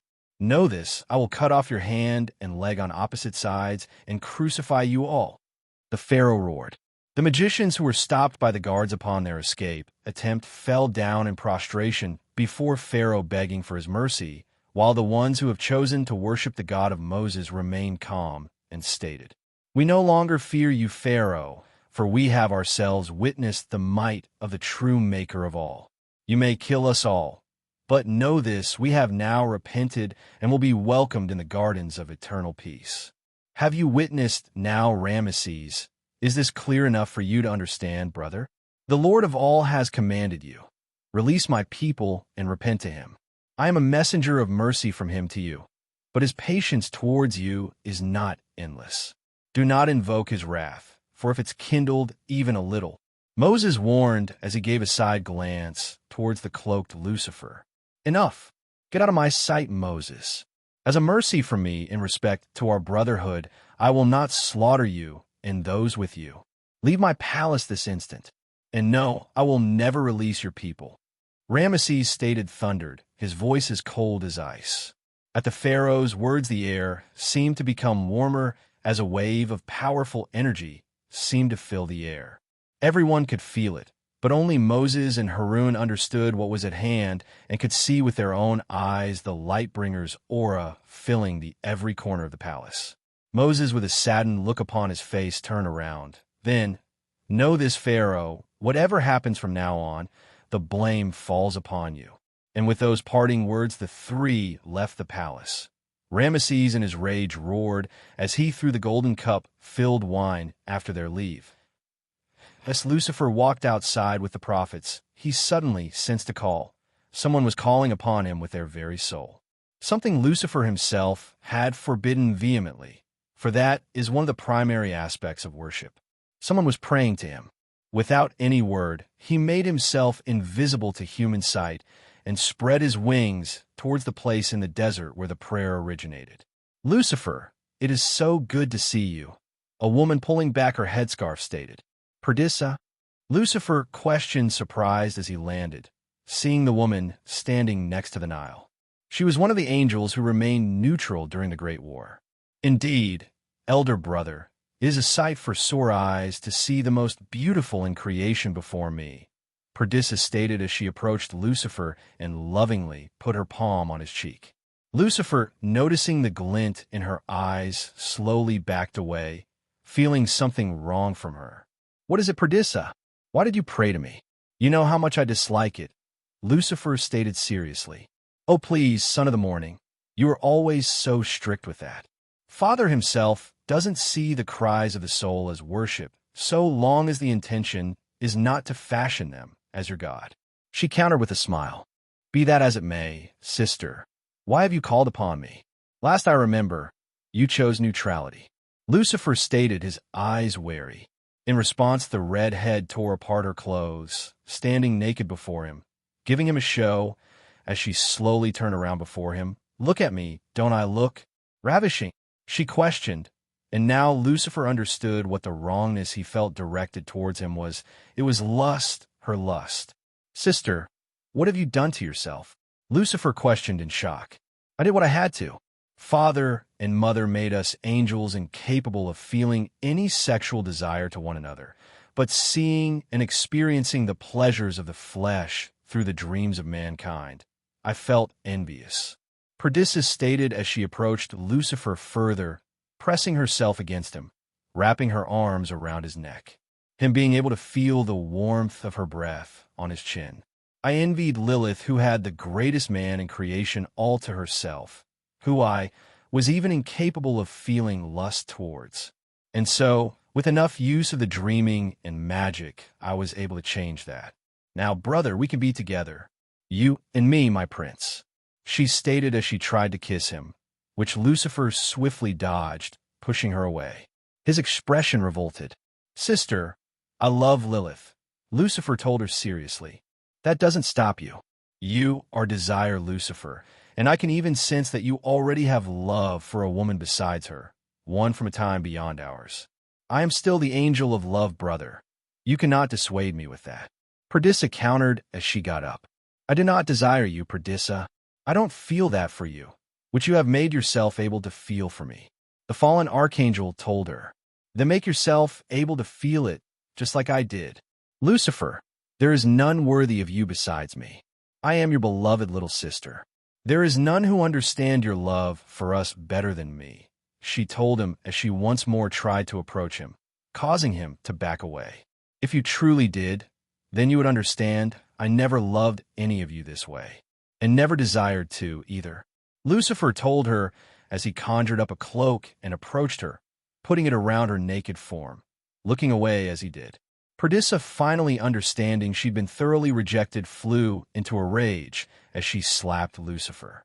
He moved with her hand to not harm it, because of her incapability to actually harm him. How could you, Lucifer? How can you reject me? I am your sister. Perdissa roared with sorrow and rage. It is precisely for that very reason I reject you, Lucifer told her. Suddenly they both observed the Nile turn red with blood. Apologies, sister, but I have to go. I have duties elsewhere. And as the Morningstar took flight, Perdissa roared, Curse you, Lucifer! Curse you, angel of desire! Curse you for not desiring me! For this humiliation, I will one day eat you heart, as retribution for breaking mine. Lucifer in the distance sorrowfully shook his head, not understanding how the kind sister she was before could have turned out like this. But he decided that he will deal with her when the time comes, for, right now, he has punishment to dish out. As Samuel flew towards the source of the miracle, he saw Moses and Harun at the shore, a large amount of the Israelites with them, surrounded by Pharaoh's army. As he descended, still invisible, he with but a snap of his fingers blasted the soldiers a great distance away, causing the people gasp. Moses, Lucifer called out, only his voice capable of being heard by him, his being yet still invisible to all. Daystar, has my father given you his command? The archangel questioned, and as he did, the prophet remained silent for a moment as he lowered his head. The Lord, God has commanded upon me to tell you that he orders the destroyer to perform his duties. He told me you would understand the meaning behind his words. And Lucifer did. When he was Samuel, his job wasn't only to shape, but also to destroy. Michael may have the power, but he never had Samuel's will to punish. Never the stomach for it. Michael has always been the judge, the defender of heaven, but Samuel, his enforcer. The Punisher is not a recent moniker, but an old one. The old man didn't perfect free will in one go. He first had his experiments. Samuel never envied them, for they were pitiful and discarded. The abortions of creation that the destroyer angel laid waste to, slumbering or wandering in the mansions of silence by command of Yahweh, till this day and forevermore. Entire planets reduced to cosmic dust. The stars, his children, always loved him, the angels his siblings as well, with great respect, but the rest of creation has always feared him. Heaven and earth, in particular, always fearful, wary. Another one of the many reasons on the pile for why he rebelled. Tired of always having to clean his messes. Lucifer said nothing more as he, with a beat of his wings, took flight to the skies above Egypt, looking down upon it. He needed to be careful. It has been a long time since he has done this. He was never required precision until now, for it was always simply the obliterate completely till nothing remained. Smite all their territory with frogs. So the river shall bring forth frogs abundantly, which shall go up and come into their houses, into their bedrooms, on their beds, into the houses of their servants, on their people, into their ovens, and into their kneading bowls. And the frog shall come up on them, on their people, and on all their servants. Samuel heard his father's words echo within his being. Thus saith the Lord, Samuel stated in acknowledgement. And it was like riding a bike, never truly being able to be unfamiliar once learned. For immediately Samuel sensed that with his father's aid, he had once more for a limited time access to the will, for his father himself was ceasing the destructive effect of the copy of omniscience, temporarily. As the words left the archangel's mouth, frogs jumped out of the bloody Nile and flooded the entirety of the kingdom, save the ones who were truly innocent among the people. The ones who within their heart accepted that what their Pharaoh was doing was unjust and attempted in their own way to disobey. This continued for 3 weeks. Pharaoh, you have earned the Lord's wrath. Will you repent? It is not yet too late, for if you do, all you and your people have lost will be reversed. Moses stated, yet the Pharaoh only roared with rage, sending threats and attacks that were fruitless, for the prophet was protected by the Lord and his archangel. Moses shook his head. Strike the dust of the land, so that it may become lice throughout all the land of Egypt. God commanded his son, thus saith the Lord. Samuel stated as he then with a mighty kick struck the earth, bringing up a wave of dust, it all becoming lice, preying on man and beast, not leaving a place wherein justice ruled free. This continued for 3 weeks. Pharaoh, I have once more come to you as a reminder of mercy from the Lord of the worlds. His might is boundless. Repent and let his people go, and all that is lost will be returned. And yet once more the Pharaoh raged, attacking Moses himself, this time with a sword. Though before it even could strike, the serpent formed from the stick and with a mighty swing of its tail struck the Pharaoh against his throne, crushing it and blinding him in one eye. It hissed as it transformed back, leaving a sorrowful Moses who had tears forming within his eyes, turning his back and leaving once more. If he will not let my people go, then let him behold. Samuel sends swarms of flies on him and his servants, on his people and into their houses. The houses of the Egyptians shall be full of swarms of flies, as well as the ground on which they stand. And in that day, my son, I command you to set apart the land of Goshen, in which my people dwell, that no swarms of flies shall be there, in order that they may know that I am the Lord in the midst of the land. Thus saith the Lord. Samuel once more uttered as fire burst out of his being, every ember of it transforming into flies, and leaving no place safe, save the ones protected by Lord. This time, The protected were only the Israelites, for the people of Egypt have all attempted to take their anger out upon the Israelites for the plagues. This continued for 3 weeks. This time, Pharaoh, I recite to you the words of the Lord himself. Let my people go, that they may serve me. For if you refuse to let them go, and still hold them, behold, the hand of the Lord will be on your cattle in the field, on the horses, on the donkeys, on the camels, on the oxen, and on the sheep, a very severe pestilence. And the Lord will make a difference between the livestock of Israel and the livestock of Egypt. Thus saith the Lord. The Pharaoh, in response, remained silent. Moses waited for an entire hour before he sighed and shook his head, turning back once more. Send the pestilence on their cattle in the field, on the horses, on the donkeys, on the camels, on the oxen, and on the sheep, save the ones of the Israelites. Yahweh commanded. Thus saith the Lord. Samuel once more stated as his eyes burned with white light, as its glow brightened the sky, burning the darkness of the night, akin to twin suns in the sky. The glow then in moments, turning into a disease, infecting all commanded upon, which the light reached. This continued for 3 weeks. Pharaoh, once more I bring the Lord's command. Repent and release his people. If this continues, your entire kingdom will be ruined, not even its dust remaining past the ages. Moses stated, yet Ramesses remained silent, his gaze cold. Please, brother, I don't wish for that to be your fate. Moses, for the first time since the punishment began, uttered as not a prophet of the Lord, but as a brother. Ramesses, for the first, then spoke. I pray to the gods that they let my heart be hardened, for I will never let your people go. Moses' face was stricken with grief as he once more turned and left. Samuel, lit your fire as you did the stars. Let smoke rise. Allow the wind to carry it and cause boils to break out upon man and beast who it reaches. Save the Israelites and that they own of livestock. Thus saith the Lord. Samuel stated in acknowledgment, his eyes cold as ice, not a hint of mercy within them, as of being burst with flames surrounding him, its smoke reaching the heavens akin to clouds. The wind carrying it downward to the lands of Egypt, breaking out boils upon all who it reaches, save the ones God protects. This continued for 3 weeks. Pharaoh, I have come dash. Moses once more began, yet this time. Ramesses, before he could even finish, stood up and left, leaving Moses standing there for an hour waiting as a mercy for his brother to change his mind to listen. He did not, and Moses once more with sorrow turned and left. Stretch out your hand toward heaven, Samuel. Command it, that there may be hail in all the land of Egypt, on man, on beast, and on every herb of the field throughout the land of Egypt.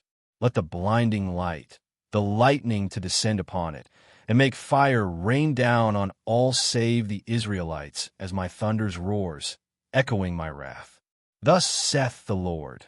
Samuel stated as he stretched out his hand towards the skies, willing it to obey his commands and unleashing the punishment of God upon all the disbelievers. This continued for 3 weeks. As Moses went to once speak to Pharaoh, he saw him smashing the statues of his gods with a hammer, the echoes of their voices remaining as they had stated. This wrath is something that is the will of Yahweh, enforced by the mighty Lucifer. It is not something we can abolish. Endure, son of Ra, for brighter days are ahead. Your false gods have forsaken you, Pharaoh. Repent and worship the true Maker of all, and usher in his mercy. Let his people go. Moses stated. Ramesses, with fury in his eyes, roared as he threw the hammer towards Moses, it shattering before reaching him. The Pharaoh, seeing this, with a hateful glare, headed to his chambers, causing the prophet to once more with sorrow to turn back. Will the locusts into their territory, and make it so that they shall cover the face of the earth, so that no one will be able to see the earth, and that they shall eat the residue of what is left, which remains to them from the hail, and that they shall eat every tree which grows up for them out of the field. Thus saith the Lord. Samuel stated for the 8th time he, with the will of God, fulfilled the Lord's command, drowning Egypt in deafness, as they could not even hear their own voices because of the locusts. This continued for 3 weeks. As Moses once more went inside the palace, he saw Pharaoh fallen off his throne drunk. "Pharaoh, I bring you dash." "Moses, please," Ramesses began. "Stop this. I am your brother. Does that mean nothing to you?" Sorrow in his tone, tears dropping from his eyes. "It is precisely because you're my brother why I am doing this, Ramesses. This is for your own good. You are being unjust to my people, and the Lord won't stand for it. This is his mercy. He is bringing but embers of the punishment of hell onto the earth for you to repent. You yourself are choosing to oppress my people and leading your subjects to do the same. Just repent and let them go. It is not yet too late. All will be restored." Moses pleaded. Pharaoh fell silent as he closed in on himself and once more ignored Moses. The prophet, again after an hour of silence, turning and leaving with a sorrowful gaze. "Stretch out your hand once more toward heaven, Samuel, and command your children to withhold their light, so that there may be darkness over the land of Egypt, darkness which may even be felt.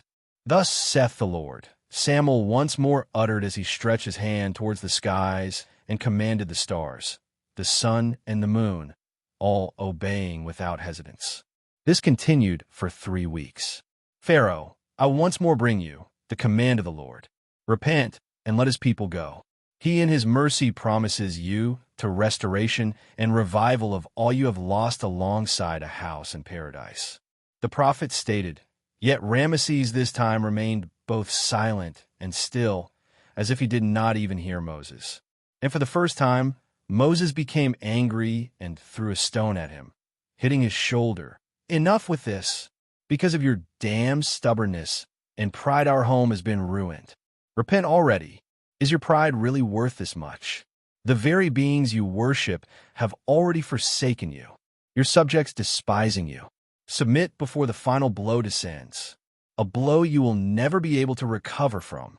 After this one, there is no more mercy, no more restoration, no more revival."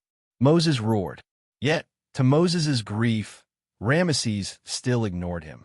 Moses, with tears within his eyes, turned back, and this time before he left, he uttered his final words of warning. "I am sorry," words that should have made it known to the Pharaoh that what was soon taken from him would break him. "For none are unconquerable before the Almighty. He and his people no longer deserve the legacies I have bestowed upon them. Should they remain, they would only suffer. Bring them to paradise, Samuel. I temporarily bestow upon you permission to enter its lands. I command you that you about midnight, my destroyer, will go out into the midst of Egypt, and all the firstborn in the land shall die, from the firstborn of Pharaoh who sits on his throne, even to the firstborn of the female servant who is behind the handmill, and all the firstborn of the animals. Then there shall be a great cry throughout all the land of Egypt, such as was not like it before, nor shall be like it again. But against none of the children of Israel shall a dog move its tongue, against man or beast, that you may know that the Lord does make a difference between the Egyptians and Israel." Samuel was so shocked by his father's words that for a moment he remained silent, until he nodded in acknowledgement. "Thus saith the Lord," the archangel uttered for the 10th and final time. And so the angel obeyed his maker. He spread his wings, and as his name Sake, he in moments gently took the life of every firstborn commanded and carried their souls to heaven, their gates opening to him for the first time in eons. He with speed flew past all, making sure not to look at any of them, not desiring to see their looks of sorrow and rage directed at him, and descended momentarily upon the fields of healing, putting every soul into the hands of the angel of healing, Raphael, who, unlike all, gently smiled with sadness towards him. Samuel wasted no more time, as he then spread his wings once more and turned around, leaving towards the earth. There when Moses once more entered the palace, he saw Ramesses kneeling with his son's lifeless body in his hands, tears streaming down his eyes. "They have my permission. Take your people and go," Pharaoh uttered, and as he did, Moses without a word turned back and left, grief upon his face. And the people of Israel were now free. The people of Pharaoh that did not repent, having failed the Lord's tribulation, and were now all damned to hell when their time comes. Lucifer, as he descended back onto the earth, was tired, both physically and emotionally. He had locked the destroyer within him away for so long, but because of his weakness causing him to owe his father a favor, he had to release it, had to bask in the all-encompassing presence of the glory once more. He wanted to loathe it, to reject it completely, yet part of him still yearned for it. He supposes it is his nature as an angel. No matter how far he has fallen, he will always remain the angel of light, fire, desire, truth, destruction, and many things more. He has shaped many worlds and unraveled just as many, all in his Father's name. He feels no guilt for it. He feels no guilt for what he has brought upon Egypt and its people. He feels no guilt for all those creations he has enveloped in his flame and rooted in the mansions of silence. Yet he is still tired of the yearning for heaven when he himself once nearly reduced it to ash. He, unclothed, as the day he was brought forth, looks upon the night sky, and the beautiful moon shining its light upon the beach below, his stars yet still dim because of their sacrifice. It is a place far from the reaches of the remaining kingdom of Egypt. He seeks to forget the glory and once more bask in its absence. He could return to hell, return to his wife, but he knows she is not the one who can make him forget. As much as he loves her, she is still just as in love as always with Samuel, and currently, all he wishes is to forget Samuel. Though as he continues to gaze upon the moon, he observes something peculiar. A woman being pulled by the moon, its light filled with love for her. It seems the moon has fallen in love with a woman, a daughter of Adam. Yet as she rises, the earth rages. The children of Adam are from it, for Adam and Eve were made from it. As it rages, the archangel observes its quaking, its oceans rising and turning, its brother the sky thundering, its light blinding as it burns the town of the woman. The moon, in fear of heaven and earth's wrath, lets the woman go. Lucifer, observing her fall, with a beat of his wings catches her, bringing her down below. Heaven and earth, finally noticing the fallen archangel's presence, calm themselves, fearing incurring his ire. "You," the woman states, surprised. "Me now. Who may you be, woman beloved by the moon?" Lucifer questions. "Not beloved enough. The coward let me down, fearing the heavens and earth." The woman countered, her tone bitter. Lucifer remained silent, still waiting for her answer. "Sycorax," the woman finally stated as she rose from the sand. "Sycorax, which, your parents must have quite the naming sense, to name you after what you are." Lucifer remarked sarcastically. "They feared me, as does everyone who knows me. I suppose as does everyone who knows you as well." "Oh, then do you fear me, witch?" Lucifer questions as he lowers himself and sits down upon the sands of the beach, turning his gaze towards the waves. "No, I have never feared you, for I fear nothing. Not even your father, the mighty Yahweh," Sycorax states. "Then you're a fool. But I suppose that is what you have to dabble in what he has forbidden. And what does that make you, devil? He who led the first rebellion? The one who started the greatest war, whom all wars are mere shadows of. Does that not make you the greatest fool of all?" The dark-haired witch countered as she sat down next to him, a closeness where if even one of them stretched their arm, they would be unable to do so fully. She was truly beautiful, with her tan skin glowing under the moon's light, and her black hair that even rivaled the starless sky in its darkness. A mighty witch she was, one that was born with shards capable of consciously directing power and will. During the silence, as they continued to gaze upon another, the witch opened her mouth and spoke. "I seek comfort. Tell me, angel of desire, would you give it to me? You would seek it for me? I'll have you know I am a happily married man," Lucifer commented. "And yet you have to clearly deny me my request. A yes or a no. Archangel, speak," the witch ordered. The nerve of her! Lucifer thought to himself, amused. She would be the first woman besides Lilith he would lay with, if he did. He is the angel of desire, and his desire has always been endless, but only towards those he saw as worthy. Lilith herself already knows of the love that has rooted itself in his heart for the woman from the future, and already came to peace with it, not hating nor despising it. This being so when she was made, before she even met Lucifer. It is who she was as she was made as Adam's first wife, but not his only one. She was born with the knowledge that Eve would be eventually made for Adam as well, and already expected Lucifer to do as he pleased, for if he would disobey God to fulfill his desires, then none would be able to truly restrict him. Not that she had that wish, for that need for freedom is one of the things that made her fall for him in the first place. Yes, which I accept your desire. And under the moon the archangel brought her face close as he kissed her with fury and passion. This was not an union of love, nor was it intended to be. Sycorax wished to forget the moon, and Lucifer wished to forget the glory. Forget for but a moment what it is like to be Samuel, and to simply be the fallen, to be only Lucifer. He pushed himself on top of her as he enveloped them in his wings. He kissed her neck as she gripped his back, attempting to pierce his flesh with her nails, yet failing against his invulnerable skin. He bit her as he went down with his hands, touching every part of her body. As he finally began their union, power unlike any other surrounded them while the two of them remained uncaring in their passion. Above them the heavens began to rage, as even the host began to fear for the Silver City. No, all of creation was trembling. And for the first time, it was not caused by either the wrath of God or one of his three mighty sons. It was the coming into being of a soul, born from the union between the devil and a witch like no other. One who in the future will be titled the Queen of them, the wisest and mightiest of them all.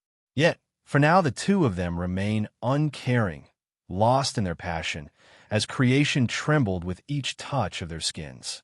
As Lucifer awoke, he saw Sycorax laying next to him, naked, her head on his chest, wrapped around in his wing, it akin to a blanket for her, its gentle warmth keeping her comfortable and protected from the cold, harsh winds. Though the moment he turned his head and gazed above him, he saw the host of heaven alongside the three archangels surrounding them, weapons ready for confrontation. He already sensed them the moment he awoke, of course, though them blocking the light of his dear son from his direct sight irritated him more than simply being aware of their presence through his other senses. Lucifer, seeing this side, he really wasn't in the mood for war right now. He conjured clothing upon Sycorax before he unwrapped his wing around her, and without a care, stood up, shoulders tall, full of confidence. Every one of them became more tense than before at even his slightest movement.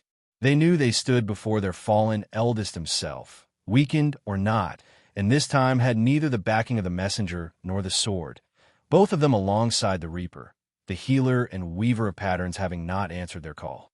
In politeness, I'll thank you for the courtesy of allowing me and the witches rest, even though I know that it most definitely was not your intentions. Fear is quite the hurdle to overcome, isn't it, my dear siblings? In a way, I suppose the blame of that lays upon me, for I was always too protective of you to allow you to wander in darkness, blindly, without aid and surety. The fallen archangel stated as he turned his head, laying his gaze upon them all, and took a step closer to the other archangels, while the rest of the host in response stepped back in fear as they pointed their weapons at them with even more hostility. Sycorax herself chose this moment to wake up as she rose as well, for a moment confused, but soon enough weary and ready for confrontation as she hastily stood behind Lucifer. I really have either failed teaching you anything or you're all simply poor students. Why in Father's name would you all go against me on grounds where clearly I have the advantage? Have my lessons meant nothing to you? Lucifer questioned, his voice harsh, tinted with annoyance. Do not speak as if you mean anything to us, adversary. We are here for the woman. Give her to us, and peace will remain.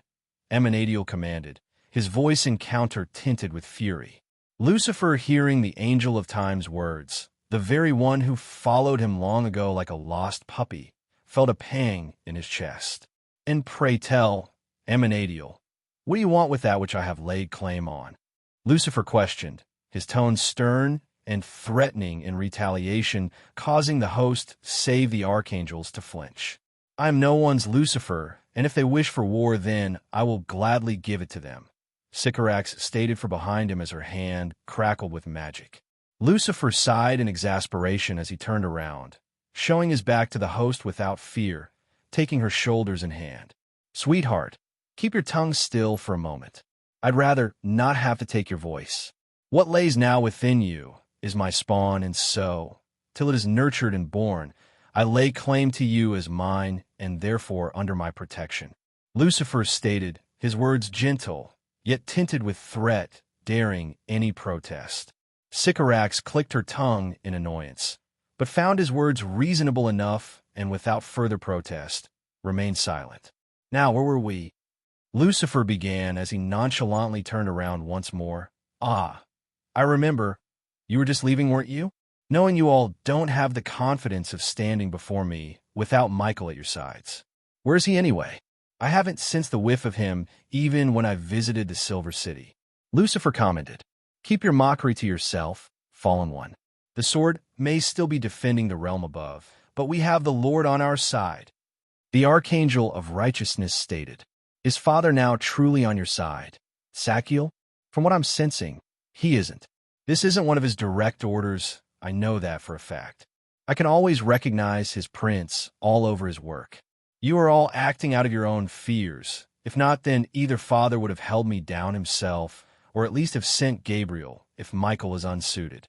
But he hasn't, and that tells more than enough, Lucifer stated as he held his hands against his sides. It is but a test out of his unending mercy to bestow upon us the opportunity to elevate ourselves within his sight. He is allowing us to act within our own wisdom to grant us an even more elevated position within his ranks. One of the seraphim stated furiously. Lucifer, turning his gaze towards him, looked at him with pity. Keep telling yourself that, little brother. Whatever helps you rest easy when it comes to standing against me, the so great adversary. The devil mocked. I still find that a stupid name for me, by the way. The Archangel commented. Enough, Lucifer. Will you step away, or will there be war? Metatron questioned, having had enough of his elder brother's antics. I've never been one to give away what is mine, little scribe. If you want my son, then come and let there be war. I will once more bring the host to its knees. This time, before the very humans to revere you. Lucifer threatened as the light-bringer flames rose from his being, dancing in delight at being called upon, ready to destroy all within its path. We do not fear you, Morningstar. Every one of us here is willing to die before we allow whatever abomination you've sired to take in its first breath within our Father's creation. Emanadiel stated, with all the fury and pride he has, as the fist of God. I think you should speak for yourself, Emanadiel, for there is much doubt seated within your army. Lucifer stated evenly as he pointed towards the host behind the Archangel of Time, and as Emanadiel observed with his senses, without leaving Lucifer out of his sight, he did indeed observe the great amount of uncertainty within the angels. In fact, it was even seated within Metatron and Sadkiel. Without God, or the demiurgic archangels on their side, their chances were extremely low, especially so since there were more archangels missing than present. Since there was no direct command, God would also find no fault in the Morningstar's actions were they to be killed and sent to the mansions of silence. They knew not whether they would be resurrected and feared their deaths would be pointless. Emanadiel, sensing all this, gritted his teeth. This is not over, Lucifer. Be certain of that. And so, the commander of the host, when the demiurges were absent, spread his wings and took flight, the host following him, internally breathing out a sigh of relief. Lucifer, observing their leave, his eyes not leaving them till they passed the dimensional planes, turned around to Sycorax and pulled her into his embrace, with her back against his chest and his arm around her waist. I did not appreciate your protest earlier, little witch. You should know that I do not let go of what I deem as mine. The Archangel whispered softly in her ear as he gently nibbed on her throat, eliciting a moan of pleasure out of her. And I already stated that I am my own person, Morningstar. I never accepted being your concubine. Sycorax retorted, panting in between moans. Lucifer's hold tightened around her near painful levels at her words. I can be very persuasive, you know. Lucifer began as he lowered his hand from her stomach downward. But soon, without warning, he let her go, pushing her away, earning a gasp of surprise and protest out of her. "Come on, let us go," Lucifer told her as he turned around and started walking away, as if their little act had not even began. Sycorax was flushed with rage and desire as she bit out, "What do you mean? Why would I follow you anywhere?" "Because my son is within your womb, my dear little witch. And I worry the host will attack you, or I'd leave you out of my sight. So enough protest before I tie you up and drag you with me," Lucifer stated without turning around, raising his finger, pulling forward before him in a gesture to follow him. Sycorax, knowing he would most definitely follow through on his threat, with a huff followed along. Lucifer was pleased by this, for he had quite an important matter to investigate. For he now knew for certain Michael was missing. The Lightbringer has traveled a long way with his witch. He has chosen the long way around by walking to his destination, giving more time for his son to grow in the witch's womb.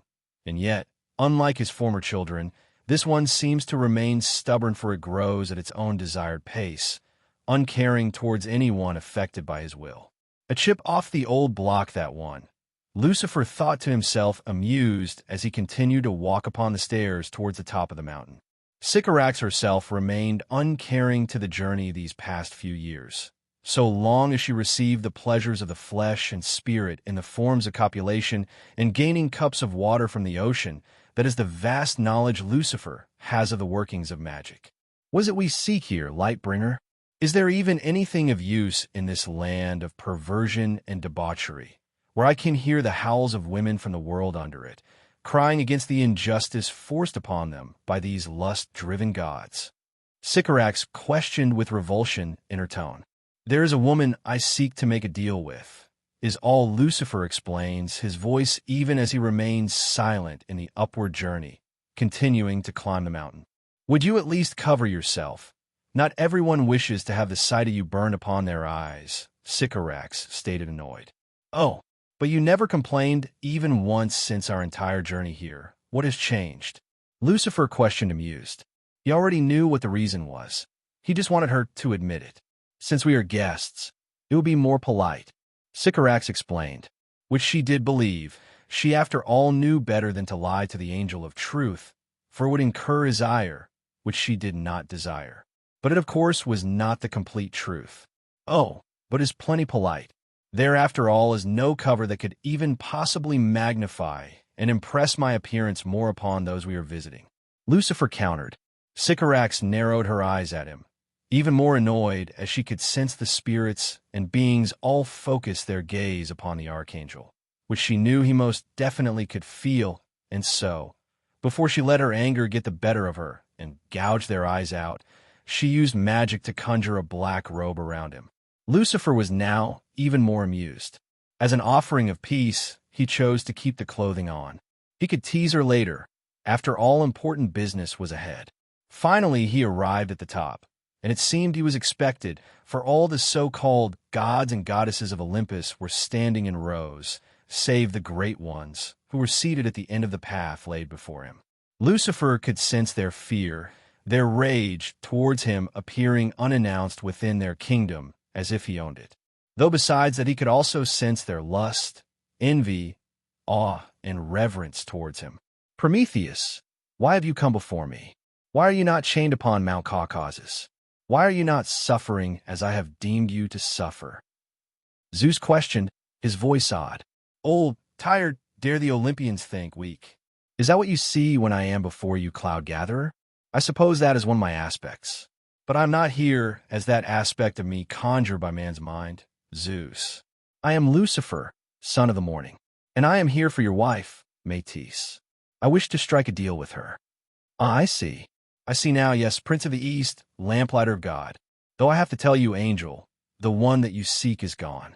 Gone forever," Zeus stated, his voice still weary. "You are wrong, Zeus. I can see her. She is before me," the Morningstar stated as he raised his finger, pointing towards the Olympian king.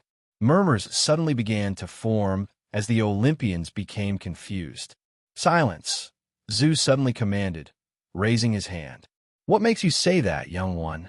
The king questions, his voice weak, but yet still full of promises of suffering. Young? Me? Oh, Zeus, it seems Métis's wisdom is not agreeing with you. Let me grant you relief. And before any could react, Lucifer struck Zeus's head with a mighty slap, echoing throughout all of Olympus, splitting the thunderer's head in two. The council, upon seeing their king's state, flew into a rage. Though as they were about to attack, they saw a golden light shine from Zeus's head, and from within it rose a woman clad in golden armor. I thank you for releasing me, O mighty prince of the world. The woman uttered with gratitude and relief clear within her voice and posture as she bowed before the sovereign of hell. You are welcome, Athena, daughter of Zeus and Métis. But if you are truly grateful, then do release your mother's soul and allow me to speak to her. I wish to offer her a deal, the archangel stated. And just as he did, Zeus's head suddenly healed itself, and he rose with a moan of relief. Ah, the cursed throbbing is gone. Were you the reason for my suffering, woman? Zeus questioned, his voice, now powerful, once more as he twisted his neck a bit and pulled forward his chest, loosening the muscles in his back. No, father. The reason was that you attempted to devour Métis's wisdom. I am merely your power merged with hers given life by your mighty grace. Athena stated, lying through her teeth as she kneeled before Zeus. None of the so-called gods and goddesses who already heard her true origin from the mouth of the archangel daring to contradict her, fearing to earn the ire of the devil. Later, though still remaining silent, fearing to earn Zeus's ire by fearing another more than him, and thereby lying to his face. Ah, I see. Then welcome, Athena, my beloved daughter. Welcome to my kingdom, to my realm, and be at peace as you are loved by me. Zeus stated with joy, already having plans on how to use the wisdom Athena possessed. I'm sorry to say, Zeus, but I have business with your daughter. I hope you do not mind to allow her to continue her introductions later, Lucifer stated. Zeus, hearing the angel's words, turned his head towards him, looking him up with lust which he quickly hid, already thinking of many plans to trick and lay with the angel, spoke, Of course not. You have granted me quite the relief, Morningstar. It would be rude for me to deny you this. Lucifer himself was internally repulsed and had to force himself to not lit the revolting king on fire and eviscerate him from the face of creation, and nodded with thanks as he walked away, Athena following him. Sycorax, who also noticed the king's lust towards her husband, was also disgusted and would have attacked him, were it not for Lucifer stopping her with his own magic. She, with an angry scoff, glared once more at Zeus, who didn't even notice her as he focused his gaze on the archangel, and followed Lucifer and Athena down the mountain. The devil, not in the mood to walk down the stairs, and wishing to get away from Zeus's gaze as soon as possible, before he accidentally tore apart the whole realm with his disgust, teleported the three of them down below. The archangel turned around towards Athena, his posture more relaxed, and stated, I believe we are now far enough from Zeus that you can show yourself, Métis. And as Lucifer spoke, the soul soon after released itself from its hiding place within her daughter's head. I know what you are here for, will of God. I have been expecting your coming with great anticipation. I agree to aid you, but in return, I humbly plead to you to please take myself and my daughter with you away from this damned place, away from Zeus and his authority, to a place we ourselves would desire to remain forever at peace. Métis requested, lowering herself and prostrating before the king of hell. Choosing her words carefully, Rise, Métis of Olympus, prove yourself capable of aiding me, and I promise you, you'll have your request granted and more. Lucifer told her as he extended his hand towards her, pouring within it his own power, ready for her to aid him in his quest. The one called the goddess of wisdom and cunning, the one who was said to possess foresight and knowledge of the cosmos, unlike any other, rose with a beautiful smile upon her face as she gently took the Lightbringer's hand. And as she did, all there was darkness. It's beautiful, Métis muttered in awe.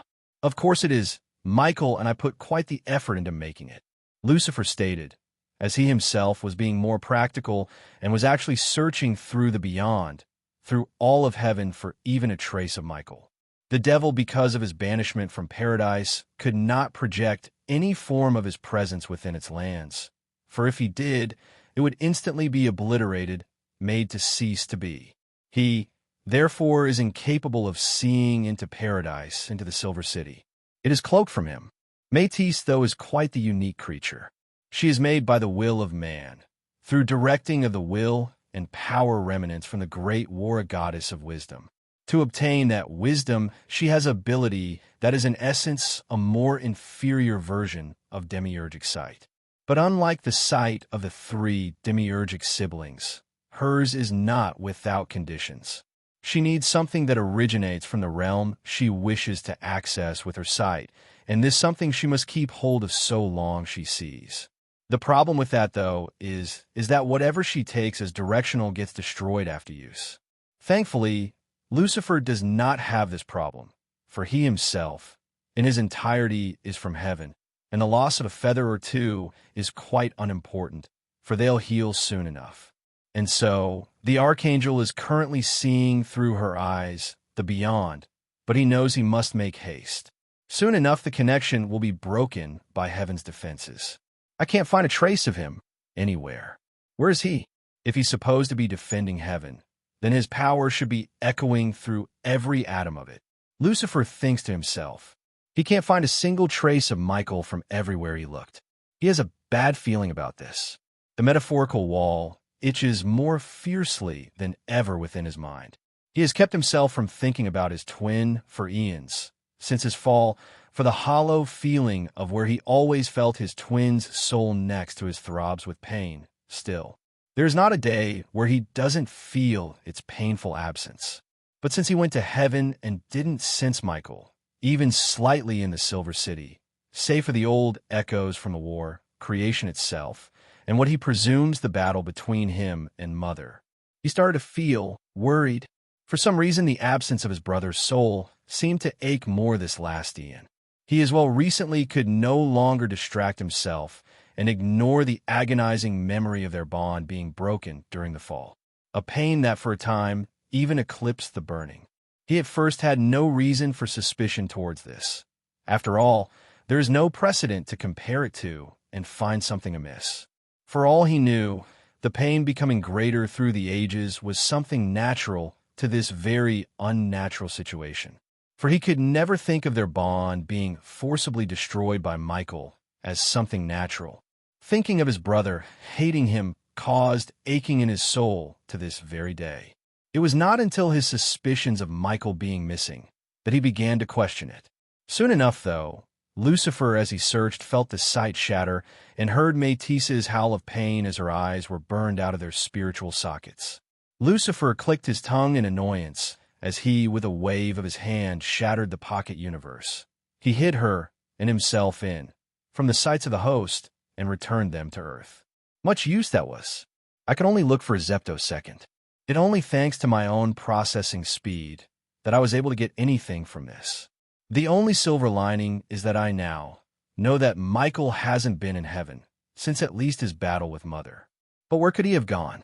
I would assume that before Mother's rebellion, his injuries from the battle with me had yet to have healed completely, since they were nearly just as severe as mine, meaning the battle with her must have hurt him ever the more. How could our siblings possibly have allowed him to disappear from their sight when he was so weakened? What has happened up there since my exile? Lucifer thought to himself, furious and upset at behalf of his twin. To Lucifer, there has never been anyone he loved more than Michael since his coming into this world. Michael has always been his other half, the darkness to his light. He wasn't complete without Michael at his side. They gave each other definition. Without the other, they're both meaningless. He loved him even more than their own parents, something he always could feel irritate their father greatly. They call him a jealous god for a reason, and the first ever expression of his jealousy was towards his love for Michael. Even after all this time, after the war, after the bond being broken, he could never hate Michael. Hating him was akin to hating himself. He just couldn't. "Let's go, Sycorax. We're done here," Lucifer stated, his tone cold, his rage tempered. "But my lord, what about your promise? You would take my daughter and me with you, would you not?" Métis questioned the archangel, her tone frantic. "Worry not, Métis. You are under my protection." Lucifer began as he threw a coin towards Athena, which she hastily caught within her palm. "Zeus is incapable of harming both you and Athena now. My power surrounds and protects the both of you. I will come back at a later date, since I promised the revolting king that he'll have his chance to get to know Athena after my business with you." With these parting words, Lucifer picked up Sycorax's bridal style, much to her protest, and with a beat of wings flew away. He needs to pay his mother a visit. So this is hell. I honestly thought there would be all fire and brimstone, souls chained and ripped to pieces. Sycorax stated as she observed her surroundings, seeing the lush forest and the beautiful 3 moons in the sky. "This isn't hell, darling. This is inside the pit, yes, but hell is the parts of it designed for the torturing of the damned. This is my home, the home I have built for myself and those I call family. This is what I call the lost paradise. A piece of heaven I stole for myself and fashioned from it peace and purity in a realm filled with evil." Lucifer nonchalantly explained as he walked towards the Palace of Dawn, its gates opening for him, for it recognized its maker and owner.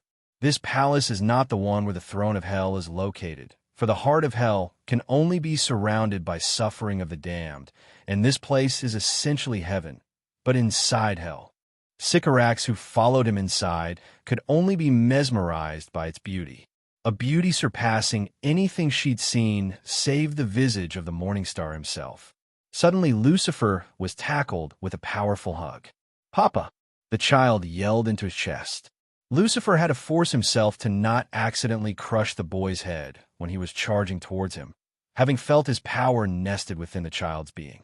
Lucifer at first was confused by this development, confused by this boy who claimed him as his father, but not a moment later, he realized it was one he conceived with Lilith after his awakening from his coma, right before he went to Asgard. His name is Baron, for if you didn't know. Lucifer heard from the top of the stairs, seeing his wife Lilith gently walking down from it, meaning rain in Kurdish. "I suppose it is fitting with how he falls upon you with surprise. It is good to see you, Lilith, my love. I have missed you." Lucifer stated with a smile, his eyes filled with love towards her as he returned the hug to his son, with Baron continuing to snuggle within his chest. "Have you now? I don't see why, with you having this lady with you," Lilith stated as she arrived before him, shooting Sycorax a look. Seeing Lucifer's confused expression, she burst into giggles, incapable of holding it in, seeing his expression, increasing his confusion to even greater levels. "Don't mind her, son. She's attempting to joke you into thinking she's upset. She's not, if you're wondering. We've been meaning to meet this woman who seemed to have captivated you enough to take her as yours. You're, after all, quite picky," Ashurash stated as she entered from the gates behind them. "Why would she think that I would think her upset? I have already discussed with her about this extensively. If she had objections against it, I would have held my hand," Lucifer stated, catching Sycorax's glare. "Don't misunderstand, love. I meant before I took you. I don't let go of what has become mine. I love you both equally," Lucifer explained with a suggestive smirk as he looked both Lilith and Sycorax down. Sycorax scoffed, "As if I care. I'm with you for the fantastic sex and your knowledge only, nothing more."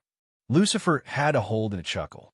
He could see right through her lies and her attempt at defending her pride. The other women present in the room also, but they decided not to comment on it. "Son, not that it is not fantastic to see you once more, but why are you here? Last I felt it, you were once more connected to my husband. Have you two reconciled?" Ashura questioned, curious, and hope, something which she attempted to conceal. She knew, out of all existence, her husband loved no one more than Samuel. Her hope for reconciliation with her husband was broken because she knew if he could not forgive Samuel for rebelling, then she herself wouldn't have any hope to earn his forgiveness either. But if he has forgiven the Lightbringer, then it means he would be able to forgive her too, for the anger against betrayal is ever the greater the more you love the person who betrayed you. Lucifer scoffed. No way. I strike a deal with him to return the favor he did me. Ashira felt her heart shatter at the disappointment, but hid it well as she nodded. SHS understood what he was referring to, since she felt her husband's intervention long ago, felt him aiding their son, when she was helpless as hell, locked her away from its king alongside everyone else, as Lucifer was being swallowed by his experience of what it felt like to be his father. Though what I am here for is in ways caused by his demands. I was temporarily allowed to enter paradise. Lucifer explained, shocking both Lilith and Ashira. Lilith, though, sensing that the topic that will soon be discussed will be quite the personal one, called out to Baron. Son, you should let your father rest. It has been a while since he was away. You can get to know him later. Lilith told him. What? But you promised I could play with him. Baron protested. Lilith, seeing her son's defiant look, turned her gaze towards her husband for support. Lucifer put Baron down, kneeled to look him in the eyes at eye level. Tell me, son, did your mother promise that you will immediately have my time when I returned? The archangel gently questioned, Baron shaking his head in response. See, there's where you went wrong. When making a deal, you must word it very carefully and allow no loopholes. How about you and I make a deal? You obey your mother now, and later, after finishing my business, I'll come and teach you the art of negotiation. Deal, Lucifer stated as he extended his hand. Baron was hesitant as he took in his father's words. You said after your business. That's too vague. The boy protested, showing his intelligence as he immediately learned from his mistake. Lucifer himself gained a proud smile on his face. How about in a sixth of cycle then? Is it something you'd agree with? The boy put his finger on his chin, thinking about it, until he nodded and took his father's hand, shaking it. Deal! Baron yelled with a bright smile as he spread his wings and flew to his room. Lucifer looked at his disappearing form with an amused look as his expression then turned serious, and his gaze turned towards the goddess of creation. Mother, tell me, what happened on the day you rebelled? Leave nothing out. Many years ago, I don't understand why you tolerate their disobedience, husband. It was this very disobedience, this disbelief in our worthiness to be worshipped, this rebellion against our laws that caused us to punish Samuel. Why do you stay our hands now? Ashira questioned Yahweh as they both observed humanity worship their own created images as gods. I have chosen to give them time, Ashira. I have chosen to bestow upon them guidance and mercy until they receive the gift that is death. We will stay our hand until then, and judge the lot of them when they are separated from their mortal flesh. In the end, I will be the one who will decide whether they belong to us or our fallen son. God explained as he himself observed the humans venerate and worship the sun and moon and stars, the children of his light-bringer.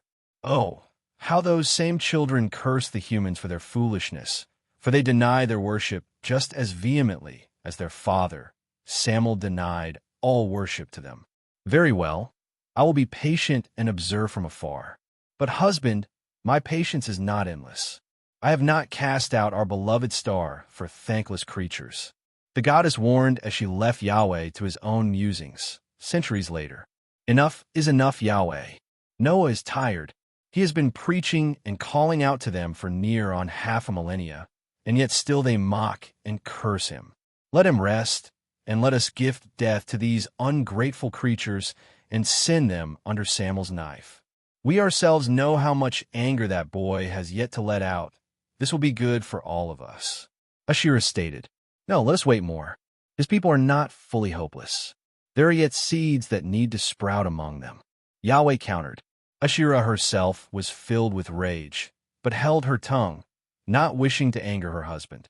She decided to leave before it escalated enough that it would be akin to the days before the fall, when all they did was argue, causing the rift to form between them and Samuel.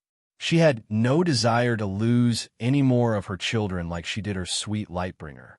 In the end, deep in the beyond, she met her beloved darkness, her little sword. Michael, she called out to him.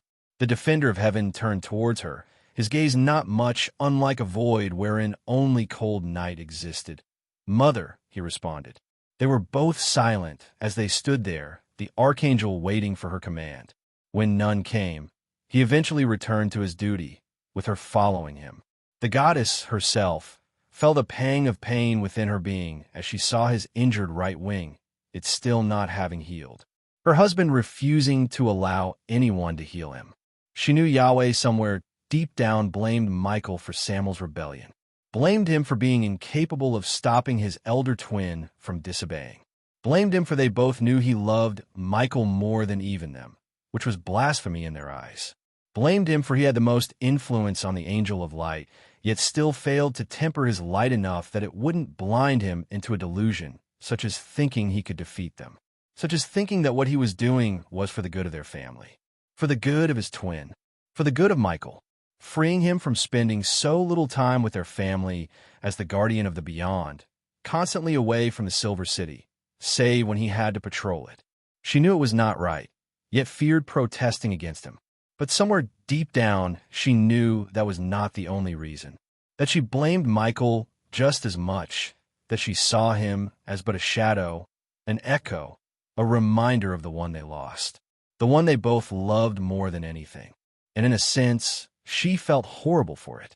Yet, she couldn't stop herself, stop her husband, stop the host from ostracizing him, stop them from blaming him for not being Samuel, for not being the one down below instead of the beloved angel of desire. In the end, only Gabriel didn't blame Michael for Samuel's fall. Only Gabriel loved Michael still. Only Gabriel treated Michael with the care and warmth he deserved. Only Gabriel loved both twins equally, despite their many differences. And yet, Michael distanced himself from Gabriel the most, for he himself believed he deserved the blame and was unworthy of the care shown by the angel of fate. She was suddenly brought out of her thoughts as she noticed that they have once more arrived within the Silver City. Michael! Gabriel called out with joy as he flew towards them. Though as he arrived and saw their mother, he immediately realized his folly by addressing the sword first rather than the goddess and prostrated in repentance. Dear mother, you honor us with your presence within these walls. How may we be of service to you? Gabriel questioned, his tone even and full of due respect, worship and love one would have for a maker, but distant and cold for a bond between mother and son, something that ached the goddess. She knew Gabriel blamed both her and Yahweh for not healing Michael and leaving all of heaven and earth under his management, something that he wasn't ready for, something that only Samuel truly was capable of, something that caused the host to constantly whisper behind his back about how he did not match up to the fallen and how much that said about him. The messenger, though, did not blame the host for their thoughts and words towards him. Gabriel knew he was no Lucifer, that he was not as wise, not as mighty, not as charismatic, and therefore knew in some ways they were correct to blame him. What he was against, though, was that even though they hated what Samuel has become, their true target for anger was not the angel of desire, for Gabriel blamed Samuel quite a bit for his actions. Gabriel loathed what Samuel has done, what his actions have caused, how broken their once perfect family has become. But deep down, he could never bring himself to hate him, for he loved him. But unlike the rest, he did not let his love blind him and blame an innocent. Blame Michael, who deteriorated by the day. And for that he blamed the host and the maker's plenty. Though of course the archangel kept all these thoughts settled deep within his own heart, for he knew, if even a breath was used to utter them, that his fate would be far worse than Samuel's ever was. Samuel got off easy when it came to the consequences of his actions. God could have done much worse than give him a kingdom to rule over as he saw fit. It was a testament to how much love still the Lord held for his Lightbringer. Rise, our messenger. Be praised for your just intentions, but I have no need for anything. Act as you wish and consider myself not here. The goddess commanded. Gabriel, hearing her words, immediately rose and approached Michael, dragging him away to rest, much to the power of God's protests. Ashura herself remained only as an observer, as she continued to see how Gabriel did his best to take care of the broken sword of God. Centuries later, the goddess was furious, and heaven and earth paid for it, as they quaked and shuddered under her rage. How dare they blame Samuel for their own failings, for their own sins, Enough. These humans do not deserve our generosity and mercy. They constantly use it to abuse the prophets and messengers we send. Away with them, to the mansions of silence with them, for they have forsaken their great father, Adam's noble characteristics. She roared as she flooded the earth in her fury, the only ones surviving being Noah and the believers on his ark. Why did you save them from the touch of death, husband? Noah deserves his rest. He should be allowed to enter the gates of paradise, rather than have to continue withering among these animals. Asherah roared as the heavens thundered. You do not decide who and what deserves death on your own wife. It is something we both have to decide upon. This is what I have willed, and my will shall be done, for I am the Almighty. God thundered. That has always been the problem with you, Yahweh. You never allow anyone to act for themselves without your say. You always have to have the last word, the last act. Asherash hissed. No more. Let this land be engulfed by the rage of the ocean. Humanity will pay for their disobedience. Asherah roared as she readied her power to sink the entire infinite earth underwater until suddenly. It is not you who speaks here, mother. It is not you who acts. Control yourself, for if you do not, I shall stand against you as the sword of God. Michael stated as he appeared before the goddess, his flaming sword drawn, his armor worn, ready for battle. With what will, Michael? I am too powerful for you to stand against, little sword. The goddess countered, if you do not stay your hand and repent, wife, then you shall no longer be. Do not forget, a great amount of your authority is granted by your connection to me. Yahweh warned. Asherah roared in defiance as she attacked the earth.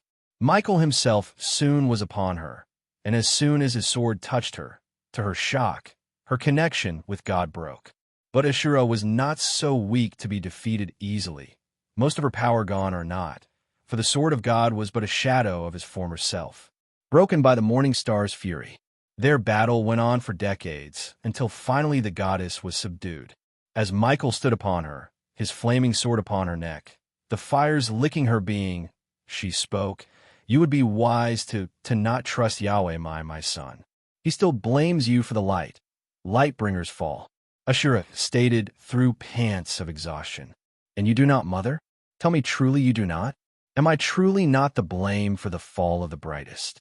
Michael questioned, his voice stern, cold and even, but deep down desperate, hopeful that someone can soothe the guilt he feels, soothe the anger he has towards himself, and blame it on another. No, you are not my little sword. The blame lies upon your father, Yahweh. He is the one who tempted your brother with free will. If he had never bestowed it upon mankind, if all it had remained was but a concept, Samuel would have perhaps learned to understand that it was not good for him. Not good for you all. Your father knows Samuel best, better than us all, for he is the omniscient. He knew the pain it would bring the light bringer, knew how it would feed the inferno that is his desire for autonomy of self and yet still created man. He is the one you should blame, my beloved son. You are innocent in all this, and I am sorry to have thought otherwise, to have forced you to raise your hand against me as you had against your twin. You have always been the gentlest of souls. Asherah stated as she with care put her hand on Michael's cheek, gently wiping away the tears starting to stream down. Asherah, you who once stood by my side, creator alongside the creator, your defiance has turned blessings into curses. You sought to unmake what I have declared good, to drown the works of our hands in darkness. For this, you shall be cast out of my presence, your name scattered like dust in the winds of eternity. You shall now be banished into the pit and be under the hand of my divine wrath, under Samuel and his forge. May your rebellion be a lesson to all who dare rise against the will of the Most High. God stated, his voice thunderous and full of righteous fury. Though beneath it, if one truly looked, they would see the sorrow he felt. Thousands of chains began to fly towards the goddess, each extending near infinite in length, dragged by more than 1 trillion angels. The host of heaven was near infinite, and it in its entirety, save Michael, who sighs down from his universal size, that which he used to compete against the goddess, and descended towards the Silver City, sorrow and doubt within his heart. Dragged her down, dragged her as he gazed into the gap in hell mouth below, opened by Gabriel's gift of command.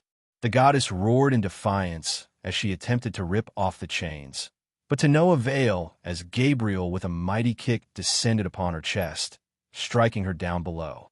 All of hell could then finally sense the goddess's fall as the Lightbringer and his son, the great Leviathan, with horror looked on above. "Mother!"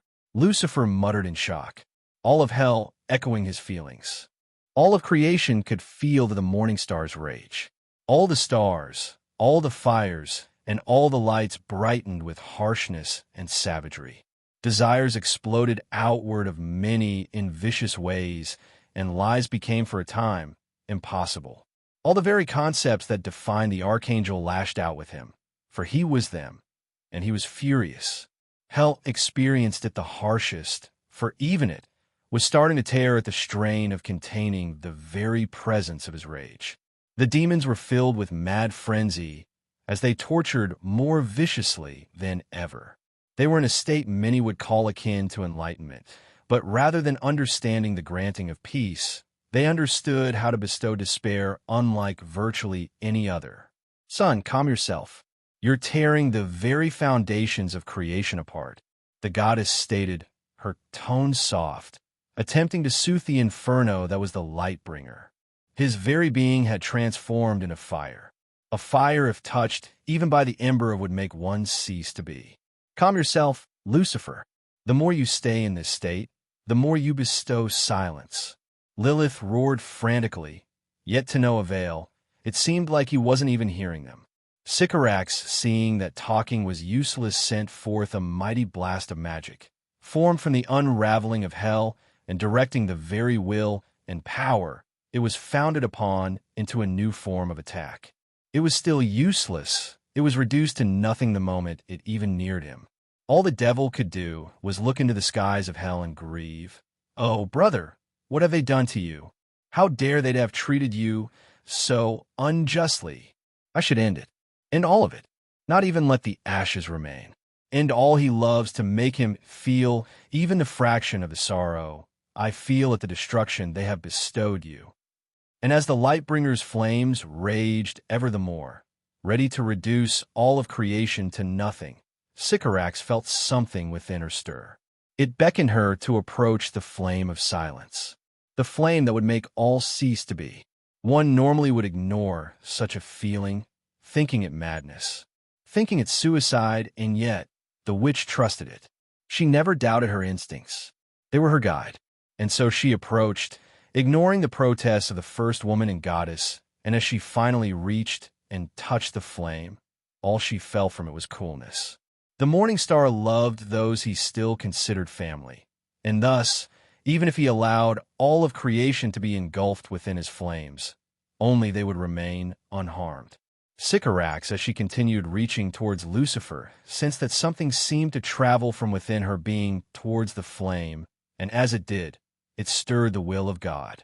"Michael," Lucifer questioned, his voice distorted into hundreds of voices, all sourcing from within the flame in shock, as he felt the primal power of God reach towards him.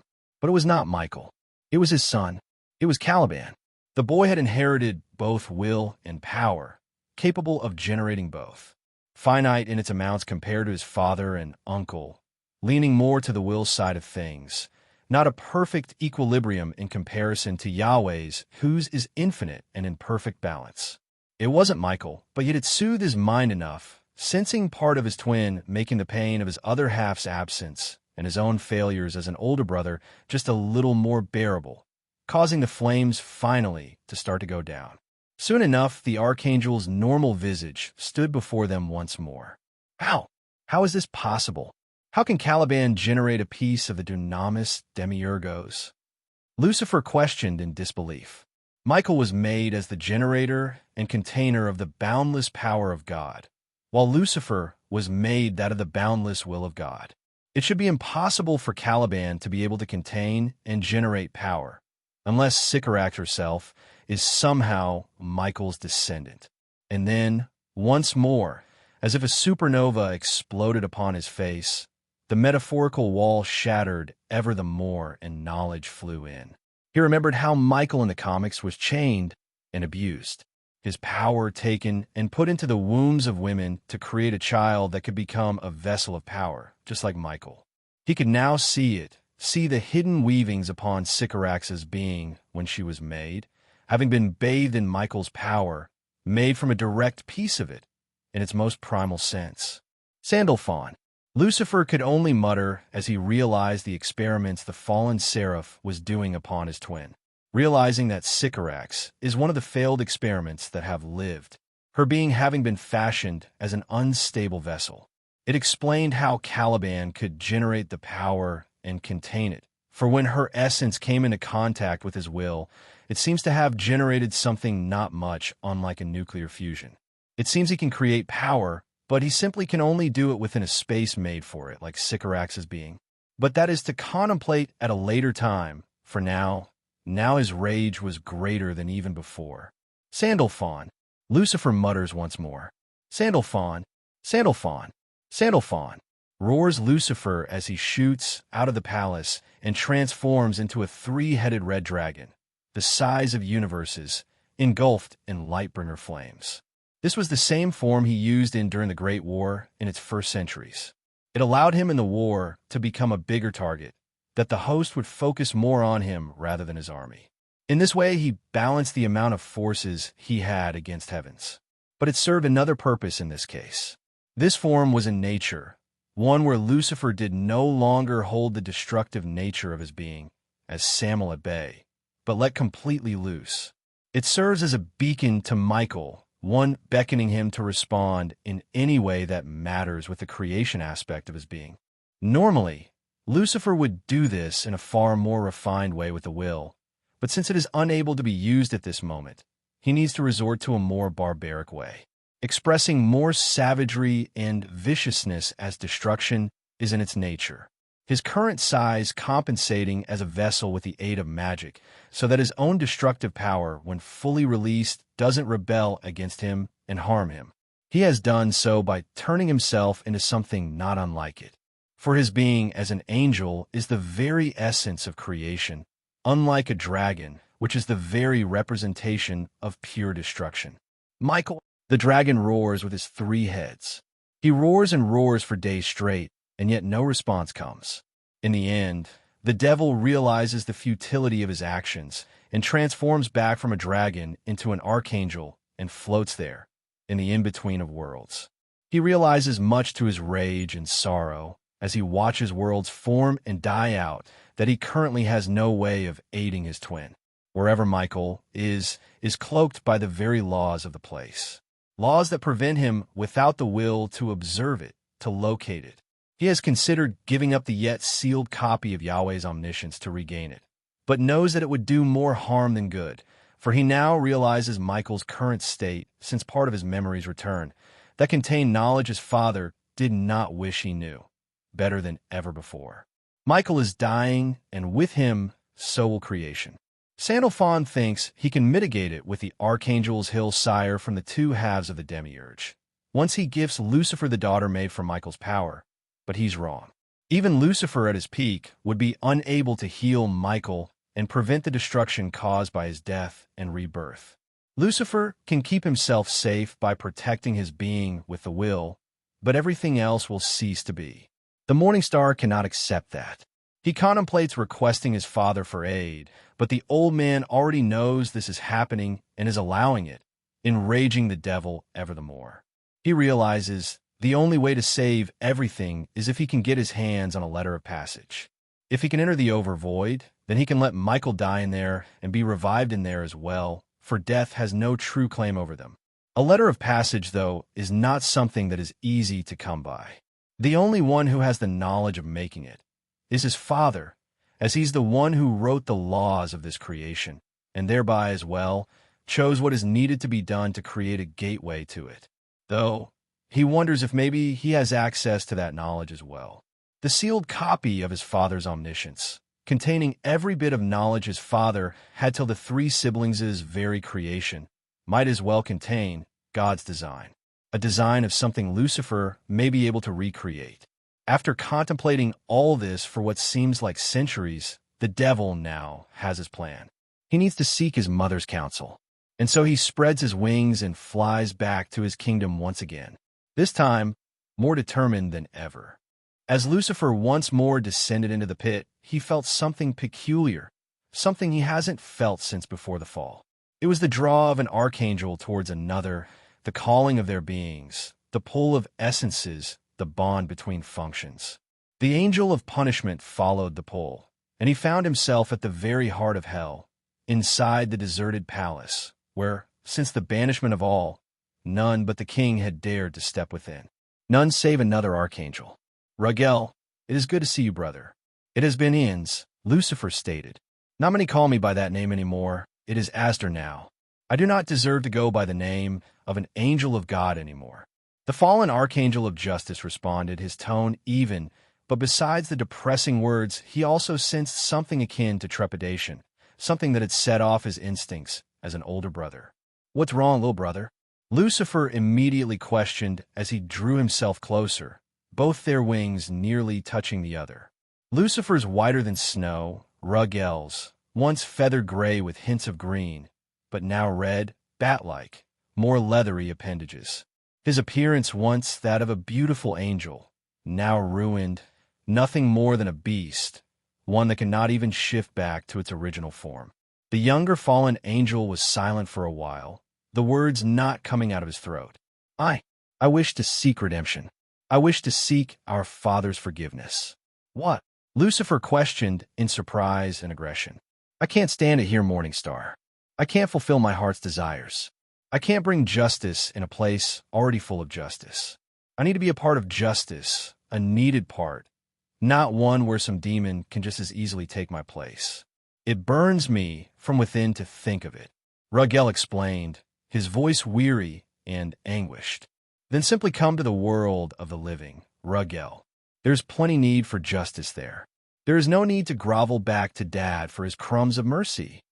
Lucifer stated, his voice bitter and furious at even the thought of Ruggel seeking their father's forgiveness after what he had done to them. I'm not as strong as you, Lightbringer. Hell's pull over me is too strong. I can't escape it whenever I like. I need to be summoned and anchored by a mortal, and I would rather die than be connected to some sinful human soul. Ruggel countered revulsion in his tone. The devil, hearing his brother's words, knowing how set his mind was, felt helpless and furious. For the moment his brother uttered his intention, Lucifer remembered what he had read in his past life once. It was something more obscure. He, as a human, always was more interested in the original Lucifer comics rather than the superhero ones that were very confusion-inducing with their many different timelines, versions, and continuities. He remembered reading once how the Spectre was the fallen Archangel Ruggel. You will not be accepted, Ruggel, not as you are now. You rebelled just as I did. Your sense of justice made you stand against him. That justice will be stripped from you. You will be but a shell of what you once were. Lucifer roared, rage and plea in his tone for his brother to understand and stop this mad course of action. I can't, Samuel, Ruggel roared, calling the Morningstar by the name he was more familiar with, too overwhelmed with emotion and need for a sense of normalcy, much like before all of it fell apart, to care about his elder brother's distaste for the name. I would rather no longer be the way I am than to experience this hollow pain in my heart. I cannot continue to exist like this angel of light. I see the error of my ways now. Father was right in his judgment. We are lost without his infinite wisdom, lost without his direction. Free will is a curse, not a blessing, Samuel. Our hubris in thinking we know better has caused us nothing but suffering and loss of purpose. Even you, Samuel, once he who brought light and truth wherever you went, has become but a shadow of yourself, a mockery to everything you stood for, as you now only bring falsehood and destruction wherever you go with your denial of submission and hubris in thinking you're wiser than the all-knowing. Know this, the angel of your justice is dead. He has been killed by me. The one you deceived with your silver tongue used his own sense of justice against him to turn him from the source of all good. He will remain dead, for from his corpse will be reborn whatever the just deems worthy of existing within his presence. Now farewell, Lucifer. I pray when we meet once more, we do so as enemies." Without another word, the fallen archangel spread his wings, flying up high, calling out the Lord's name, seeking entry into heaven to beg for his forgiveness. And so Lucifer saw the skies above the very heart of hell tear, the gates of heaven open, and heaven's light descend into the pit, causing all to go still, the screams of the damned ceasing. As Ruggell, with tears in his eyes, called once more his father's name, he flew into the light, and as he did, the gate shut and disappeared, taking heaven's light and the voices of the choirs of angels praising the Lord with it. The damned flew into a frenzy like no other, all calling out why it couldn't allow them, begging for forgiveness, for mercy, for peace, yet it was to no avail, as no response came. As usual, the devil in anger lashed out against the demons and souls and sent the winds of Sheol to all, tearing apart their flesh and crushing their bones, to shut them up. Lucifer, with one more look towards the sky, saw only darkness, as he was blind to the happens in heaven, beat his wings, and flew towards the lost paradise, to continue his seeking of his mother's counsel. As the fallen angel walked upon the floors of the Silver City, he saw that he was in a hall, surrounded by the host, every single one of them, all in rows on top of one another, their heights so high, even his sight, that of an archangel, could not see the end of them, though their presence may have just been non-existent, for his true attention could only lie on the God whose own presence was heavier than if all of creation was on his back. The fallen angel, cloaked in the adornments of hell, fell into prostration, both in submission and flee, as the heavenly light burned upon his sinful being. "I stand before you, Creator, ashamed of my rebellion, consumed by the fire of my own hubris. One having thought my own understanding of justice surpassed yours. I see now the folly of my defiance. I seek a path, if such exists, to return into your grace, to once more be an instrument of true justice within your hands. You once turned away from my worship. Asdar, what has changed within you that you now seek my presence once more?" The Almighty questioned, his voice booming, born from every bit of the beyond. "I have experienced what it is like to be without your guidance, without your wisdom, and have found myself on the wrong path, one where I cannot bestow justice, one of suffering and darkness, for even the light-bringer has lost his way, no longer the wisest in creation save you, but a man blinded by his own hubris." Asdar explained, his tone full of hope, fear, sorrow, and exhaustion. "What makes you think you are worthy of my forgiveness, Asdar?" God questions. "I do not, my lord. I am unworthy of forgiveness as I am now, but that is not my purpose in seeking your audience. Oh, you who is the Most High, I seek guidance, a path to tread upon with surety that if followed will bring me back within your mercy. Such a path does indeed exist, Asdar, but it is not without sacrifice." Yahweh states, "Anything, I am willing to give up anything. Father, please just ask it and I will gladly give it." Asdar responds, tears starting to stream down his eyes from relief and joy at being given such a chance, while the archangels themselves clench their weapons, fearful, but as well joyful within their hearts at the possibility of their fallen brother being redeemed. "As you are now, Asdar, you cannot tread it. The demon that you have become is not one suited for such a path, and neither is the angel you once were that chose to follow ignorance. You must accept to let it all fall away, that what makes you Asdar, that what makes you Ruggell. You must forsake it till you reach the end of your path, and pick it up once more. In this way you will be truly granted understanding." God explains, earning a gasp of shock from Asdar. "But if I forsake my shape, my power, and my memories, how will I not repeat my mistakes without the understanding I have now of what it is like to being of the forsaken?" Asdar questions, "You were never truly forsaken, my son, for if you were, you would not be standing before me. What is needed will be bestowed upon you by me, in my mercy." Asdar, hearing God's words, gains a determined look upon his face. "Then I put my faith in you, Father. I accept. At Astor's words, God's presence feels even heavier as his power fills the very air, even the other angels falling down into prostration within the skies and on the earth of the beyond.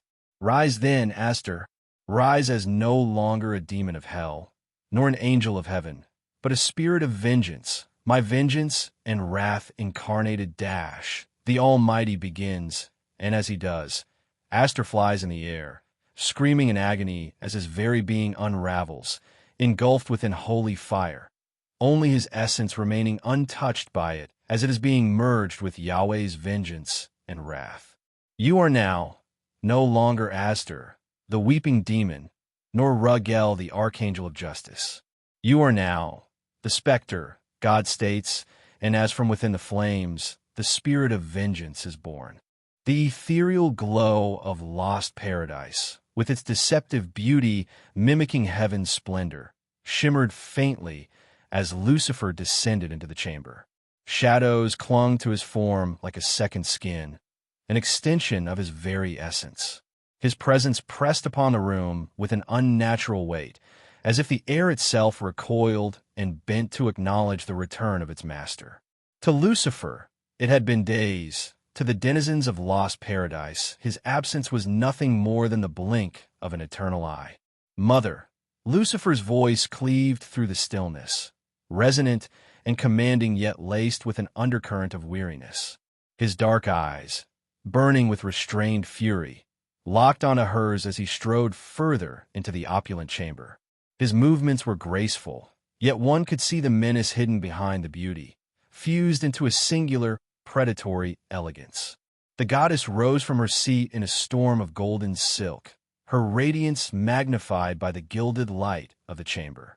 Her voice, both a weapon and a plea, filled the space with a symphony of anger and fear. Lucifer, what have you done? Her divine composure cracked as she stepped forward, her trembling hand betraying the worry she sought to hide. You vanished in a storm of fury, taking on the form of the dragon once more. Do you understand the magnitude of what you've done? The weight of your actions? Her golden presence flared, momentarily overtaking the shadows. Her voice rose, sharp as a blade, each word slicing through the growing tension. Do you not see the peril? The prophecy binds you to that cursed form. The dragon dies, Lucifer. The more you manifest it, the tighter the threads of fate ensnare you. And we still do not know what that truly entails. Her words reverberated off the gilded walls, a mixture of desperation and fury. Do you mean to unravel your destiny so carelessly? To tempt the cruel hand of your father's design? What if his intent is to unmake all things through your death? Lucifer's laughter, low and sharp, broke the tension like a crack of thunder. He exhaled, the faintest curl of flame escaping his lips, and met her frantic gaze with a smirk that barely reached his eyes.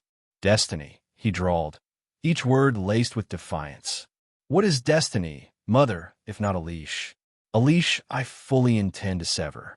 If I truly had a care for destiny, my rebellion would not have even crossed my mind. His smirk faded, replaced by something darker, contemplative, yet simmering with bitterness. As for my actions, reckless? No, they were necessary. Destruction is not some flaw in my design, some tragic defect. It is my purpose, my role in the intricate little dance of creation ordained by dear old Dad. He stepped closer, his shadow stretching, devouring the light she carried. This was the Prince of Darkness people in the future would speak of. All light sources itself from him. When he retracts it, all there will remain is the darkness he brings. His voice is deceptively soft, carrying venom in every syllable. I sought Michael in accordance with the very design Father so meticulously crafted. I called out to him, reaching into the threads of his nature, creation itself, to stir some response, some sign. And yet, it was all in vain. Lucifer's tone hardened, his words weighted with malice. Sandalphon, that conniving, sanctimonious bastard. He has hidden Michael well, without access to the will of God. Even I am shackled, bound by the laws just as it would bind anyone else. And that revolting seraph dares to use Michael's own power of God as a plaything for his schemes. He has crafted laws so absolute they render his domain untouchable and unseen, while the clock ticks toward inevitability of the unraveling of creation with Michael's death. He stepped closer still, his shadow consuming the space between them. His voice dropped to a near growl, each word like the lash of a whip. So, forgive me, Mother, if my attempts to save my twin and all of creation sadden you. Any sorrow you feel pales in comparison to the agony you and the host inflicted upon him. Your abuse of his gentle nature brought us to this point. Lucifer's smirk returned, colder and more biting. But I don't expect you to understand. You regret it now, do you? How touching. But regret doesn't absolve you, Mother, nor does it absolve the host. And Father, oh, Father knew better than anyone. Lucifer's bitterness lingered in the air like a storm cloud. His voice carried the finality of judgment as he continued. Ignorance is forgivable. Even malicious intent, when born of misunderstanding, can be pardoned. But you knew better. You, Father, and the host, those who should have protected Michael, who should have known his worth, chose to break him instead. For that, there can be no forgiveness. Not from me. Not yet. Not until Michael himself forgives you all. The shadows swallowed the last of Lucifer's words as his presence filled the chamber, a harbinger of wrath and inevitability, until finally it all disappeared in an instant, the archangel retracting any destructive influence from the room. Though his rage been restrained from exerting itself influence outside of him, Lucifer's gaze was still narrowed, his dark eyes gleaming with a mix of curiosity and frustration as he folded his arms across his chest. His posture was relaxed, almost casual, but there was an undercurrent of tension in the way his fingers tapped rhythmically against his bicep, a subtle drumbeat of impatience. He tilted his head slightly, the faintest smirk ghosting across his lips, though it held none of its usual mirth. If you truly wish to at least have a chance at obtaining my forgiveness, then Michael himself would have to speak for you. To do that, we need to find him. So tell me, can you be of help to me in a certain matter? He questioned, his voice silky and measured, laced with the sharp edge of skepticism. Do you know of a way for me to access the copy of Father's memories I brought back with me from the before? He let the question hang in the air for a moment, his piercing gaze locking onto hers, searching for the faintest flicker of hesitation or knowledge. He shifted his weight, the faint rustle of his coat breaking the stillness as he leaned slightly closer, his shadow darkening the gilded chamber like a storm cloud rolling in. Is there any way to do so without unraveling my entire being? He continued, his tone deepening, carrying a quiet yet palpable urgency beneath the sharp edges of his words. His smirk faltered, replaced by a flicker of vulnerability that he quickly buried beneath his usual air of confidence. He straightened, running a hand through his dark hair, a gesture that betrayed his frustration more than he intended. His voice dropped to something almost introspective, though still tinged with sarcasm. Surely you of all beings must have some insight into this, Mother. Or are these scraps of Father's mind as enigmatic to you as they are to me? Perhaps they were left intentionally out of reach, locked away in yet another one of his oh-so-magnificent designs. Lucifer's hands dropped to his sides, his fingers flexing as though he were suppressing the urge to lash out at the very air around him. He paced a step, his shadow stretching with him, and then turned back, his gaze sharper, cutting through the room like a blade.